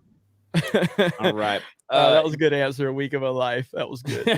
Good Tom King for 2. Race swapping is due to ESG funds. Look it up. Yeah, I know a lot of people are talking about that. I don't know how much there's to back that up, but yeah, I've heard a lot of people say that. Uber driver of the apocalypse for 666. Helsing Ultimate, Vampire Hunter D, Akira, which is the GOAT. Watch these. Highly recommend. There you go. Yeah, I watched Akira. I like Akira. I'm gonna get back into Demon Slayer. I watched some of it. It didn't grab me like a lot of animes have. I liked it. It was fine. Not like Attack on Titan's one that just blew me away. That and Death Note. Those two just blew me away. Promised Neverland was another one that I really liked that I talked about it. And I do need to get back into kind of getting back on some anime. I've watched some of Krista. What Dragon Ball did I watch? You watched Dragon Ball Z Kai. Okay, yeah. And that's just it's too fucking hard to understand what the fuck is going on in Dragon Ball. There's too Not for much everyone. going on. There's too much lore. There's too much. Yeah. It's so hard to process. Yeah. But it is what it is. We're Mo Zamboni for 5. I'm 41. Love Blade and the Spawn cartoon series on HBO in the 90s. I never ever thought about them being black. I just love the characters. Yeah, I fucking love Blade. Blade is a fucking badass. I wish we had Wesley Snipes back to play Blade. It's one of the it shows you how these people that are pushing this nonsense, how much they really don't want what they claim they want, because Blade should be a film that is like constantly talked about on a ridiculous level to this day, but they don't want to acknowledge that Blade ever existed. Like Blade is such a fucking fantastic film, and Wesley Snipes is such a badass in that movie. It's such a good action film. It's a good comic book film. It's a good story. Like it's just great, man. And I would never want Blade to be white. Never. Just fucking like no. I mean, Blade is. Imagine if Ryan Reynolds was Blade. Ugh. Oh God, that would be so bad. Like I would make so many hate videos about that, and Ryan Reynolds would have red eyes if that ever happened. You know what I mean? I'd be like, no, this is bullshit. But it's just sad, man, because they don't really want what they say they want. They want to continue to create division, and that's just where we are. But Blade is fucking badass. Yep. Bird Up for 5. Elementary is full of race/gender swaps, and it was one of the few times I can think of where it didn't seem like an exploitative virtue signal. Elementary was that Sherlock Holmes show on CBS where Lucy Liu played Watson? Is that what I'm thinking of? I haven't seen that. I think that's what it is. I didn't watch it, but I remember it. And look at this right here. New York Post. Miserable Matrix Resurrections is the worst sequel so far. Mhm. Not Yeah, being that's- too kind to it. Not being too kind to it. Yeah, people are very split on it. Yep. So, from what I heard, it's just full of fucking woke shit. The person I know that saw it said that it's full of woke shit, but it doesn't interfere with the story or something like that to that effect. But I don't have a good feeling about Matrix at all. So it comes out HBO Max Thursday? I think so. I think it's in theaters tomorrow. Yeah. I may have to go check it out in theaters. I don't know. I want to watch it so I can make a lot of videos so I can make a lot of money because I like to grift. Yeah. Sejong the Great for $5. Frangilla Vigo was written in the books as being almost the palest white. She was also the embodiment of evil. So The Witcher made her not white. Yeah, I haven't watched a single moment of The Witcher season 2. I don't care. I feel like it got overhyped last year. Like I thought it was good, but I also just didn't think it was everybody was fucking freaking out about it. And yeah, I just have not heard that same energy for season 2 at all. And I love Henry Cavill, so tells you all you need to know, I guess. The Rockbiter for 5. I'm waiting for the next Goonies or the Explorers out of Hollywood. I'm sure it'll never happen though. Just remakes and reboots.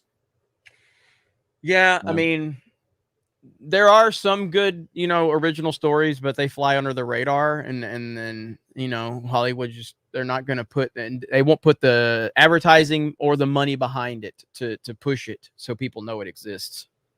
So yeah. Where was I? Woke Hogan for $10.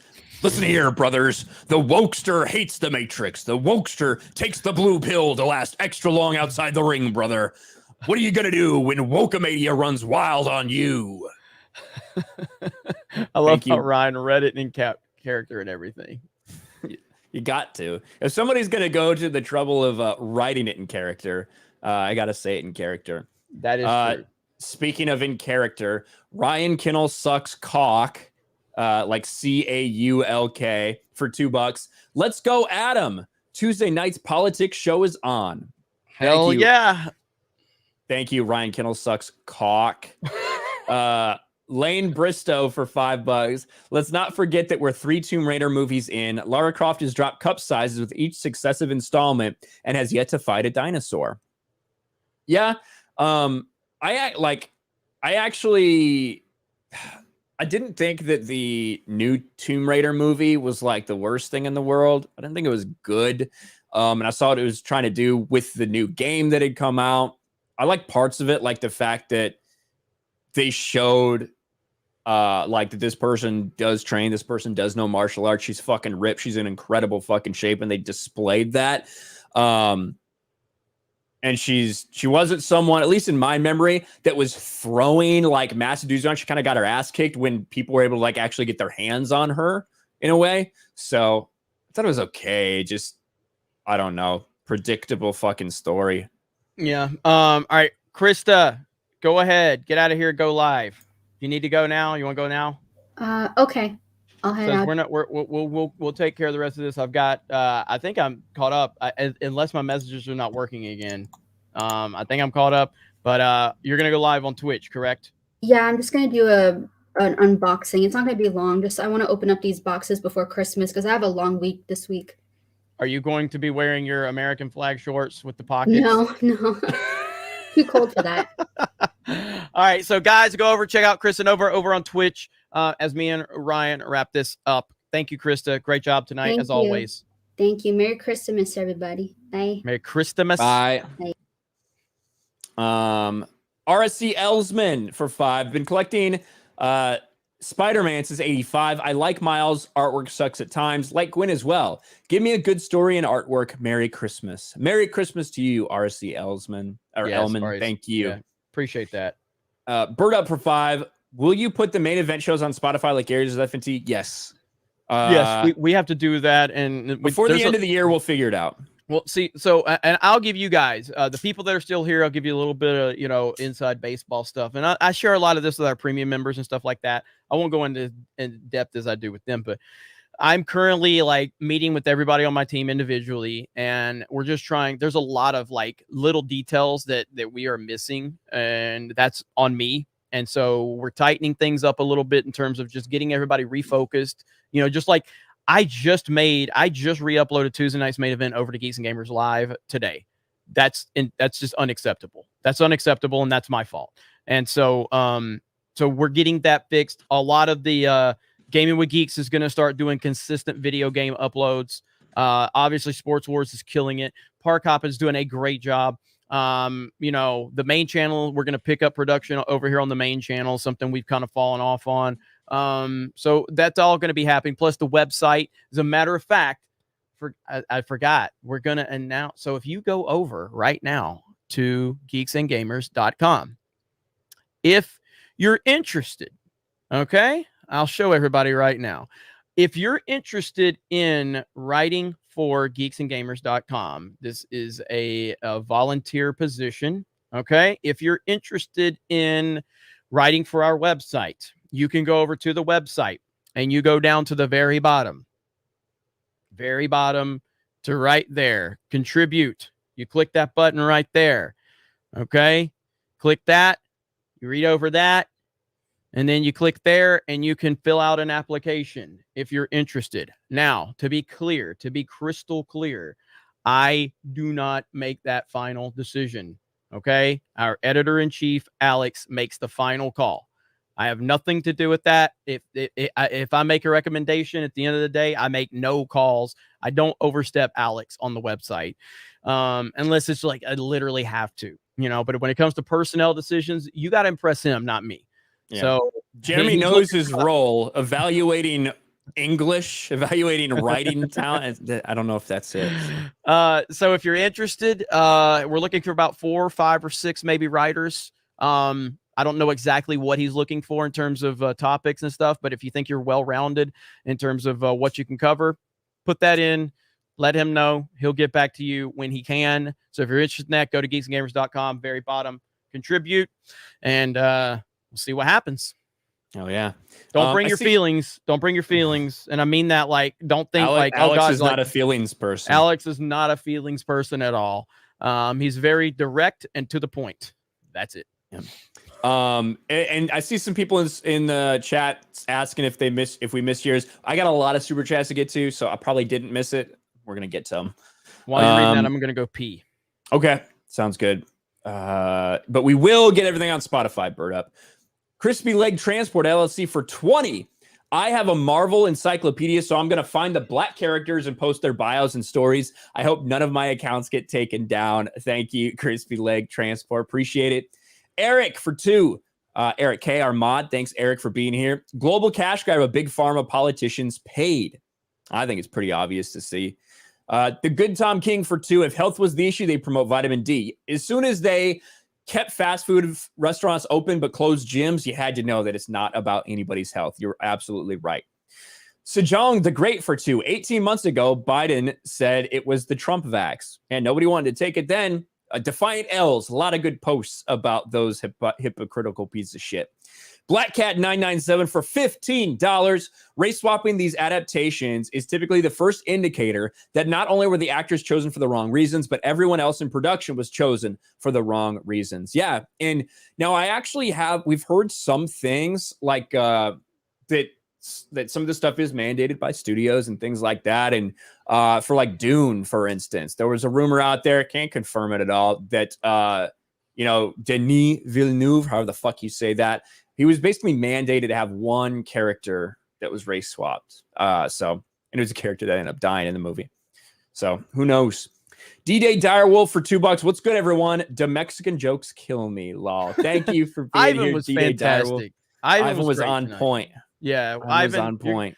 If he's free, then he's going to be here on Tuesday. I thought Ivan was fantastic. So, and Lane, just to answer that, anyone hear anything on Josiah Rises lately? Wishing him well. He's dead. He's dead. So he's not dead. So Josiah unfortunately had to move. And he moved out into the country and literally no internet. So he's been waiting for fiber to be installed. His channel was remonetized right before this happened. I feel terrible for him, but he will be back at some point. I don't know when, but he will be back at some point. So motherfuckers never heard of a mobile hotspot, apparently. Yeah. Dude, if I didn't have internet for 2 months, I'd die. Legitimately.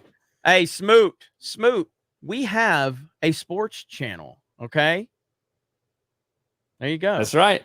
Longtime fan, first time caller. Are the Bears an absolute decade crazy long time dog crap as they seem? Thanks. I hang up and listen to you guys to us. Yeah, JC, go to Sports Wars, where we actually every Monday night we do Monday evening quarterback, where we specifically talk about football, NFL, and college, and then we stream on Sundays as well there. But yeah, as a Bears fan,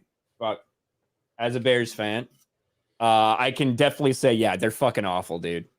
They're fucking trash. Everybody was freaking out about Justin Fields. I said from the beginning, I was like, it's exciting, but he's not the guy, and it definitely looks like he's not the guy so far. The whole team's fucked. Yeah, I was never a believer in Fields, really, but Yeah, I mean, I love our sports channel. I love Sports Wars. So you guys, if you're interested in sports, definitely please go over there. I mean, and that's the YouTube thing. I created Sports Wars because every time I talk sports, we just lose viewers like we are now. You know, because there's not as much carryover as you'd think. But we do have a sports channel with what 115,000 subs. Closing in on 115, yeah, 114.5, something like that. So that's fucking crazy, dude. Like, it's crazy to me that we have a sports channel that's that big. It's unbelievable. So It very just reminded thankful. me, I'm finishing this fucking thumbnail. This looks like shit. Literally just looks like fucking shit. Yeah. Fucking Belichick. No one understands on that, it, right? It got limited. I don't fucking know why. Of all the videos on that channel, for that one to get limited, I know that's very weird. Did you clip that? Did you clip that from me, you, and Robert Barnes when we're talking? Okay, because Robert Barnes typically shows up every Monday for Monday Evening Quarterback when he's available. He's been there the last few Mondays. So he, you know, Robert Barnes. You think that dude has an endless amount of knowledge on law and just regular shit? Wait till you hear him talk about sports. I was like, how the fuck does this guy know? Good Lord, the information is insane. Yeah, absolutely. There you go. And Jason said, yeah, I knew the cat wasn't the guy. Damn. Oh, well, thanks. Subscribe. Hell yeah, Jason. Hell We'll yeah. see you over there, buddy. Yeah. Hell yeah. Thank you, man. I think did we get this Ruben one? Ruben for $20. I support science. I believe in vaxes. I'm highly educated. I am my own man. I am American. I am my own authority. Know that we no longer have journalists. We have the NWO narrative, the New World Order narrative. Fight back now. Never give up. Thank you, Ruben. We appreciate you, brother. And iCanalyst, I see you saying good night. We'll say good night to you, iCanalyst. Thank you for all your support. Appreciate you.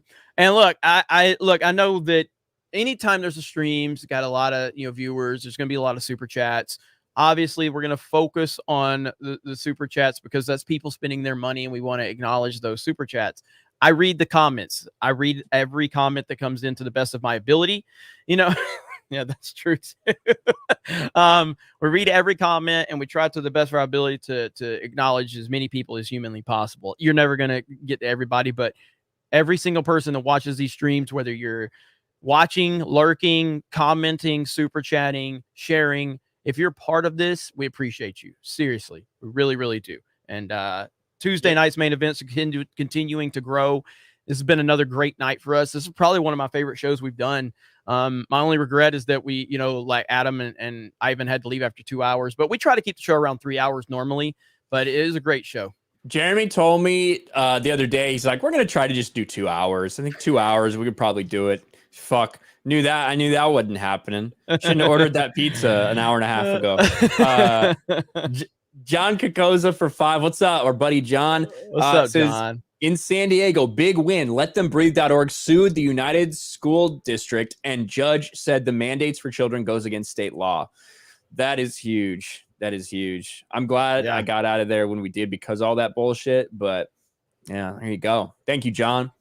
Nick Yelman for $5. In January, you'll have to start showing your Vax card to go to bars, restaurants, theaters in Chicago.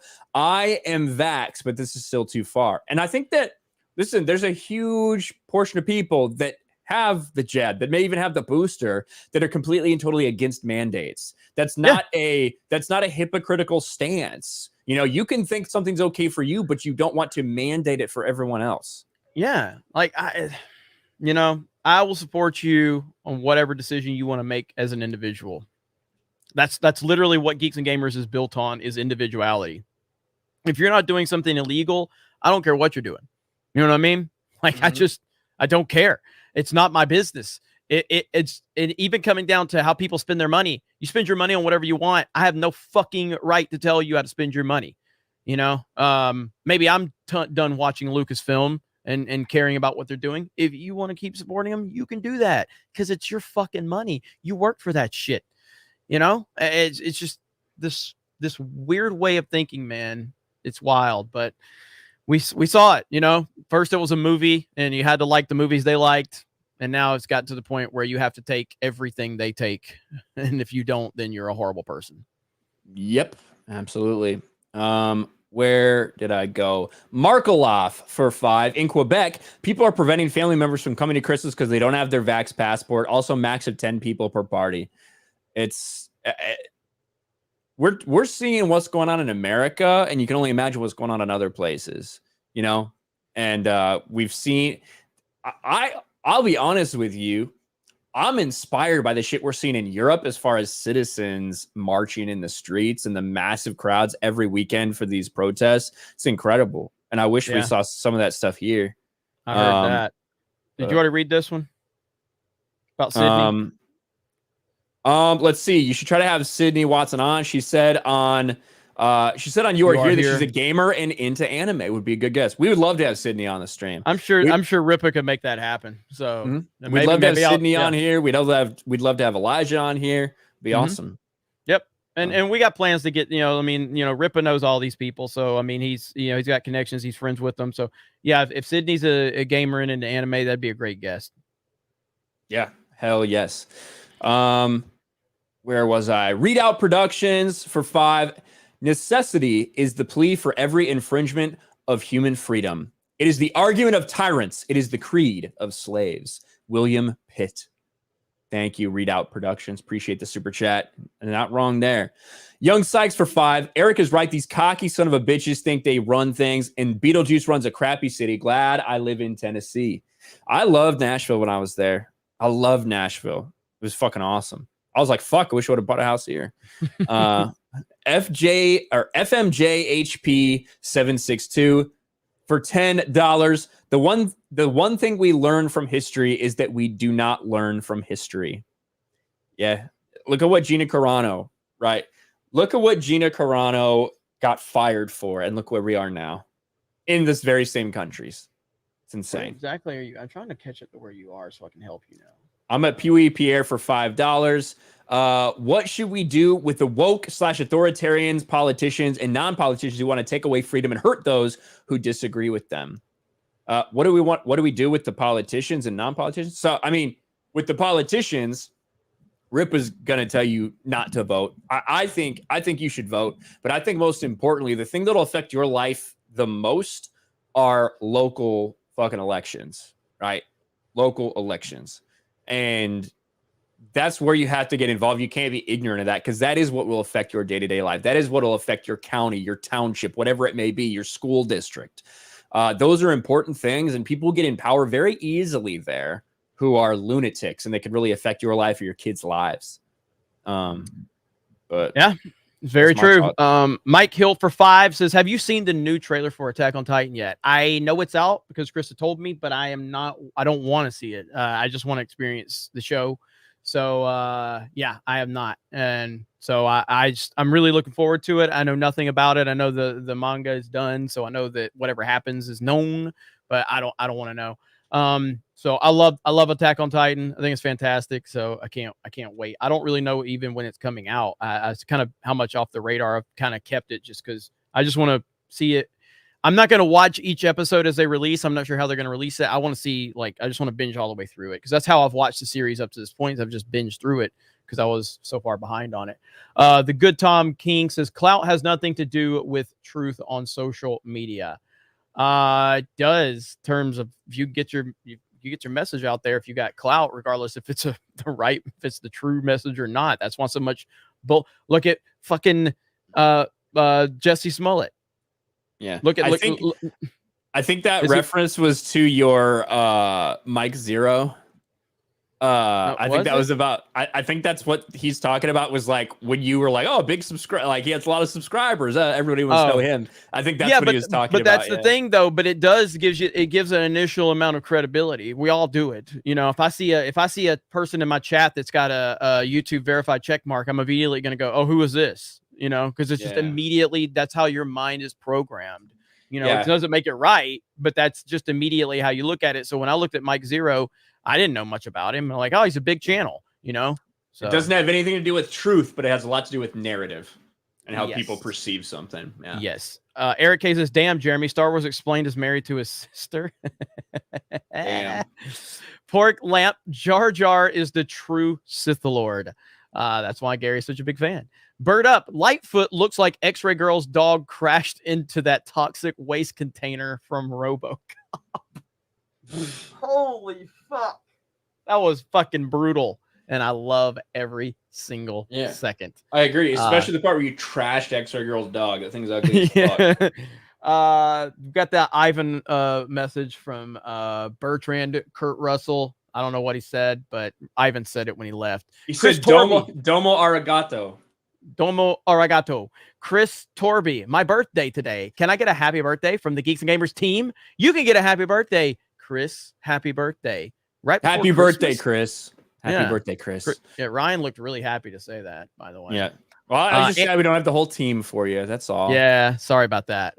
Andy Masterson, Ripa, did you get your package? I'll have to. Did he make a figure for Ripa? He does. I passed on the tracking info. I don't know how often Ripa goes there. You know, I know Jeremy only goes to his PO box like once a fucking month. So we'll follow up with him and see when the next time he's going there. Yeah, I'll ask him.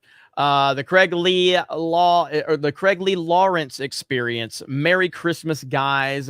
About to watch No Way Home. Well, you're gonna enjoy the hell out of it. And Ryan, if you need to bounce, if you got a pizza, I can handle this. I was just kidding. So, okay. Fuck you then. Jeremy's like, oh shit, pizza. It's serious. Oh no, look. I don't like Ryan. I don't respect him. But if he's got pizza, I'm gonna be like, all right, I'll give you something. No Way Home is fantastic. I think you're gonna have a lot of fun with it. It's a great experience, and I'm going to try to watch it again before Friday Night Tice if I get a chance. But yeah, it's so fucking good, man. It's really good. Spy721, Mercedes July. You can have a ladies' night with them. Mercedes July. You can have a ladies' night. Ladies' night. Skyhound 28. Best of luck to you and your team, Ripa. Pete 1972 for 20. Thank you. If you fellas want to take the first steps to figure out why the world is falling apart, I will just say that regardless of the political views each of them preach, they all belong to a specific group with an I emoji. You're speaking Ryan's language. Thank you, Pete. He's speaking Ryan's language. All right, the Craig Lee Lawrence experience. At this point, we got to wait and see The Matrix Resurrections because it will be a turning point in filmmaking storytelling. Also, fuck that Jack Murphy. I mean, I'm going to check it out so I can give you my opinion on it. And look, there's always going to be somebody that's going to be upset with whatever approach you take to anything. I remember when I didn't go see Captain Marvel, and not to say I got a lot of complaints, but I got a lot of constructive criticism from our subscribers and people that follow us. They're like, we wanted you to go see the movie so you can talk about it firsthand. Same with Solo. And by the way, Solo did lose money. I didn't go see Solo, and people I heard it constantly. Hey, you should go watch this. You go watch this. And it's like, I don't want to fucking watch it. But you know what? That's why people follow the channel. So I have to separate okay, well, if people really, if I can spend $10 on a movie ticket and I can convince 200 people not to go see it, how's that a bad thing? You know what I mean? Or vice versa. If I can convince those 200 people to go see it, if it's good, because that's essentially what you want. So that's just part of it. It's a juggling act. It's a balancing act. I think anybody's justified by not going to see anything from Hollywood. If you don't want to give Hollywood a dime, you have my support 100%. 100% my support. You also have my support if you want to go, because like I said, you can do what you want with your money. It's not really up for me to decide. D-Day Direwolf, the Undead Chronic, and his chat rated the stream Murphy was on and kept bringing up his 2015 Cuck article. Talk to Chronic to learn more.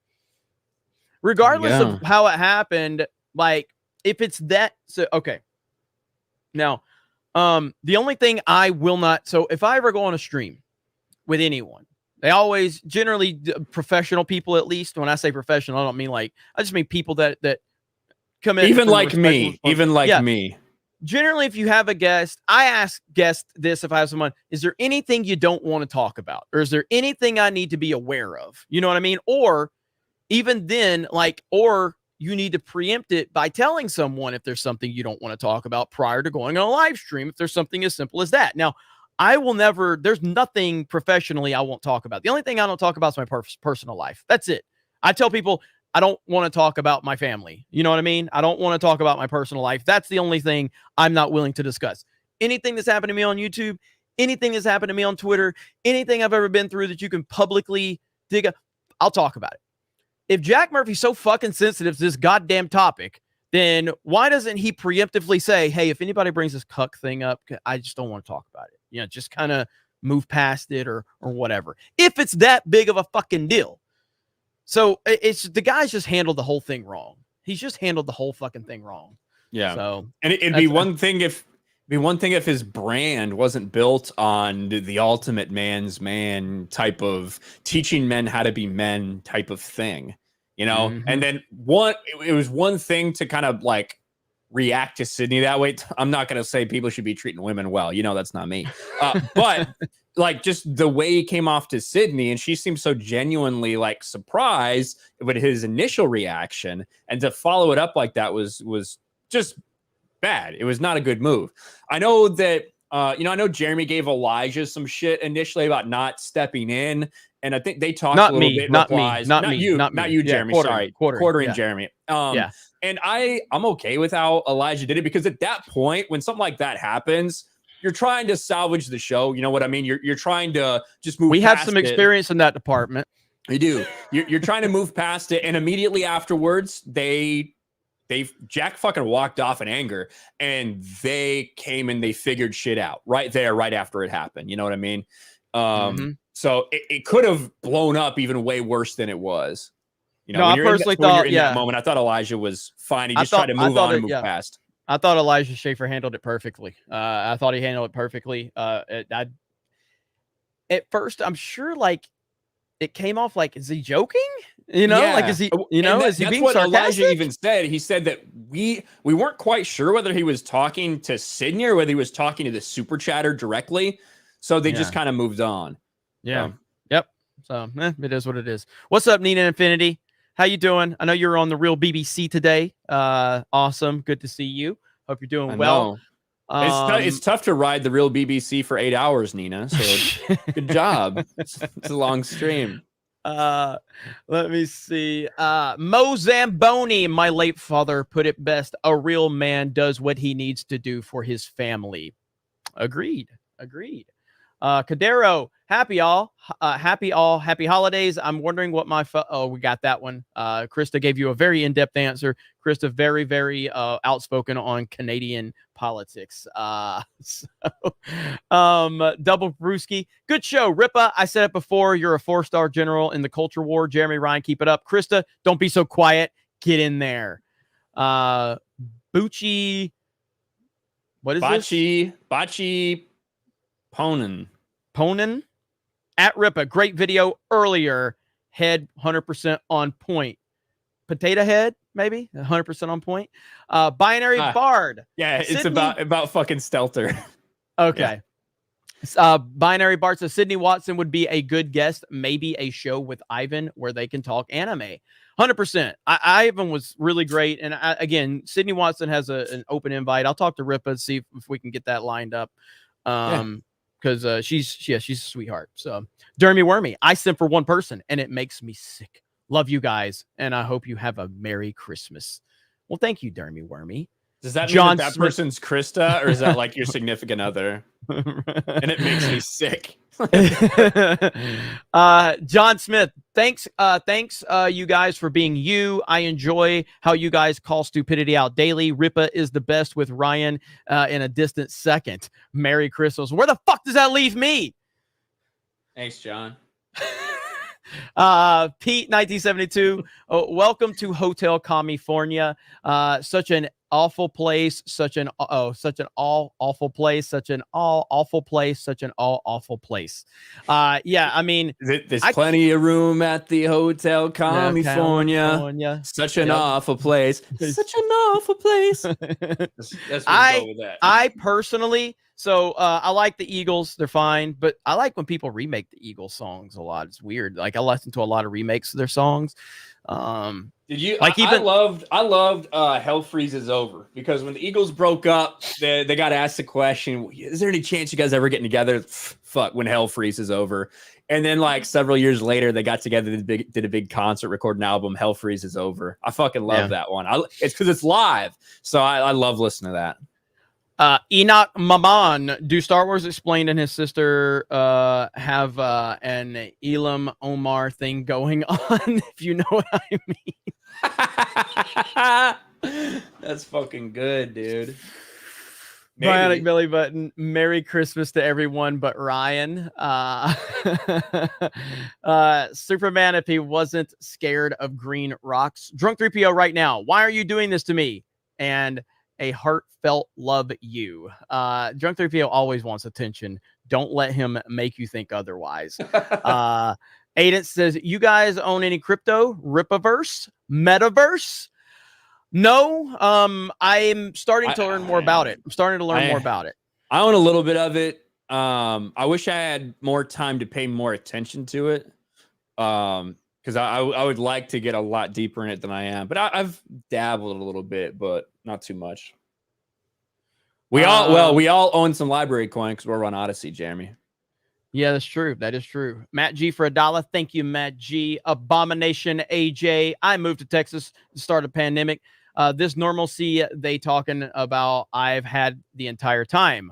Walk in a place, they say wear a mask. I walk out and go somewhere else. Life is good when you want it to be. Yeah, I mean, that's simple as that. You know what I mean?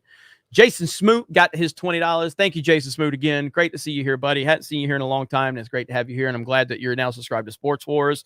That's fantastic. Looking forward to have some sports discussions with you over there. Your Barmy, how awesome is the Attaboy?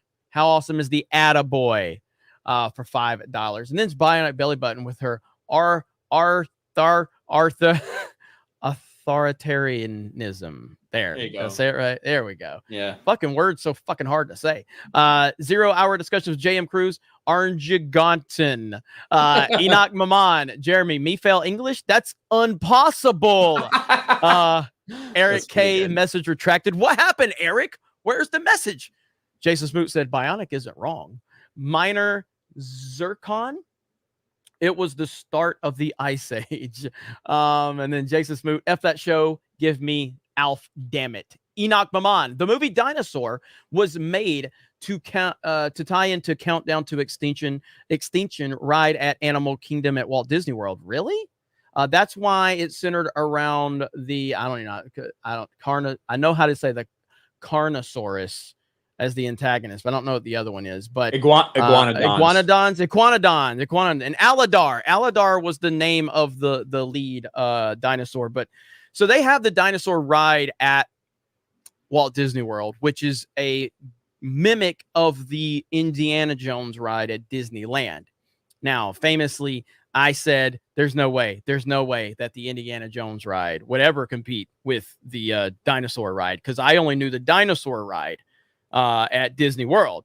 And it's funny because that Star Wars girl always said, like, oh, you're going to totally think that this is, going to be better when you see it. I'm like, never will it touch dinosaur. And of course, I went and rode it at Disneyland, and I was wrong. Indiana Jones.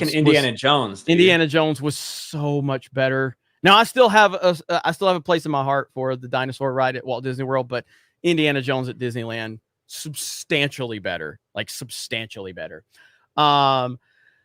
see. Jeff Hicks, disembodied shard phallus, says, remember back woke busters on Indiegogo. Tickle me, says Jeff Hicks, disembodied shard phallus.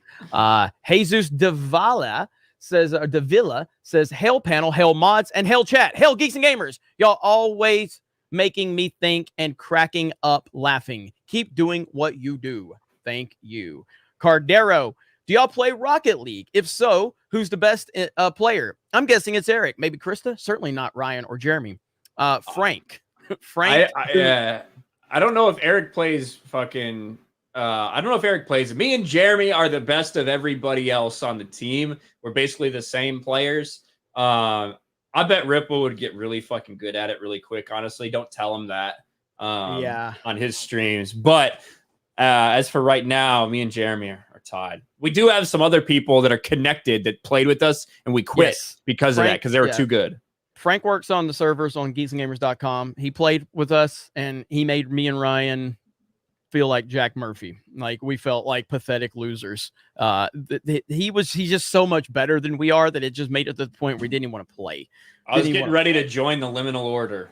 Yeah, it was bad. It was really, really bad. So that's that. Okay. But we would love to play some more Rocket League, but we have to keep anybody that's like Frank's level out because it makes it unplayable for us.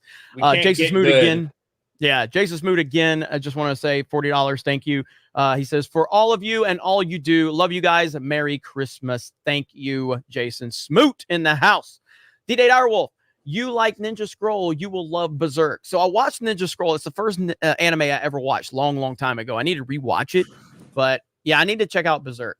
Abomination AJ, I enjoy anime. Don't love it, but I definitely watched Samurai Champloo and Kill La Kill. Real men content and not mainstream at all. There's Berserk, the what is that edition? Deluxe edition. Deluxe edition. So, all right, we're getting close to the end. I got a few more. I'm gonna share my screen because Krista is live. So let's get some of that. We need some of that simp money. So yeah, just share it.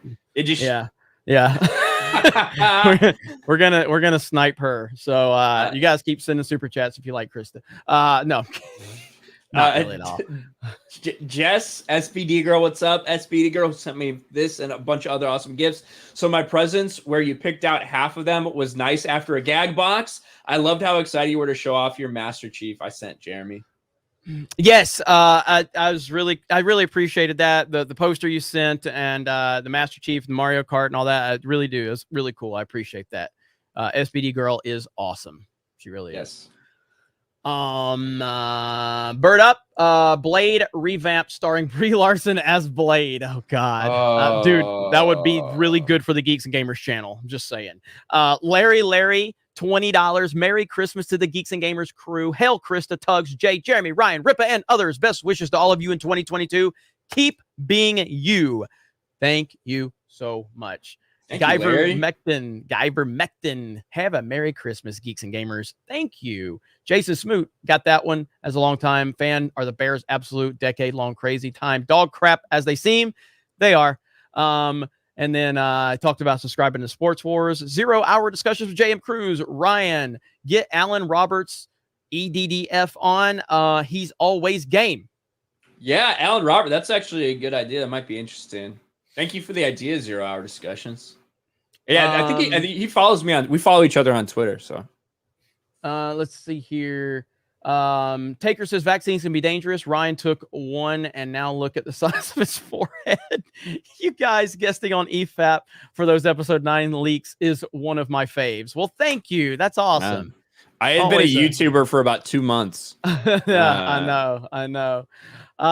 Nick, is that Shellman? Because PewDiePie Shellberg, so there'll be Shellman, right? I think so, but I don't know. I just heard you say Nick, and I didn't see the name, and I thought the last name was gonna be like something else. No, I'm Gurr. No. I've been trolled on that one a few times. Let's see. The funny part is in the Chicago area, 99% of businesses don't enforce the mask mandate. Many have a sign but won't say anything if you don't wear one. That's kind of what we like. That's what I experienced in New York. I wouldn't say 99%, but a lot of places had the signs, but they were like, whatever, bro, come in here. We don't give a shit. But go ahead, Ryan. Yeah, it just depends where you go. And now they've literally got cops. Like, they've got cops patrolling and randomly surveying people for their cards. So I don't know, especially now in January with these new restrictions coming in. Who knows what'll happen? Yep.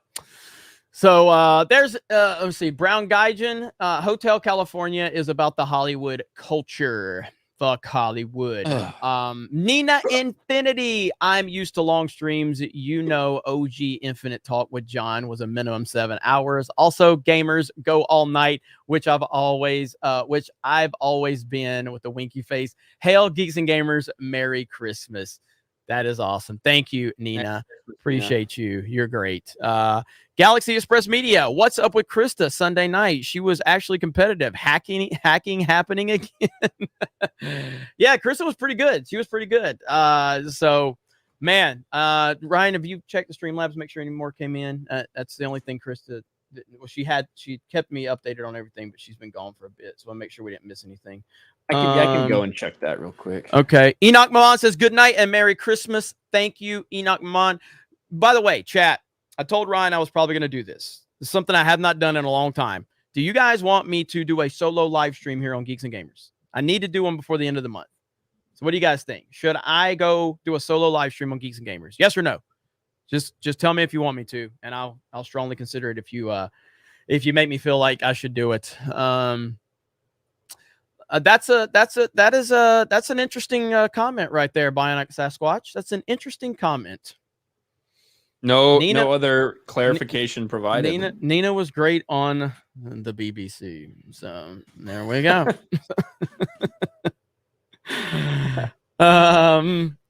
All right. I see a few yeses. Yeah, dude, live streams are always a shit, dude. I really should do more. I really should. Krista got hugs, not drugs. That's the most nugs. It says nugs. Hugs, not nugs. No. I nugs. know that. I know that. That's what you know that it says nugs, huh? You know that it said nugs? I said the same thing to her the other day. Inside joke. You're not aware of it, so I shouldn't assume everybody else. I know. I'm saying that. I'm saying that.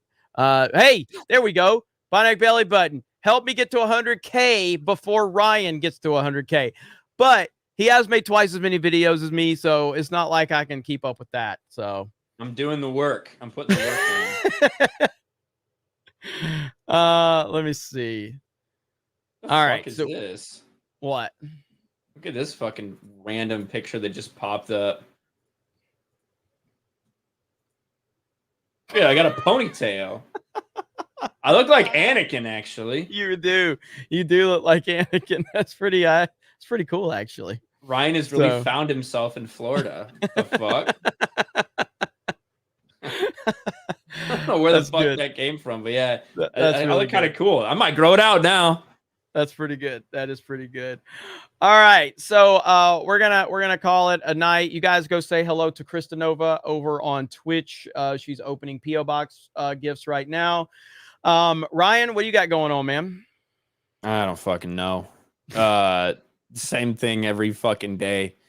Talking about these fucking idiots and making stuff for my channels. I want to start making stuff on Patriot Outpost a little more often because I kind of slacked off on that channel for about a week. So I'll get back on there. Sports Wars, everything.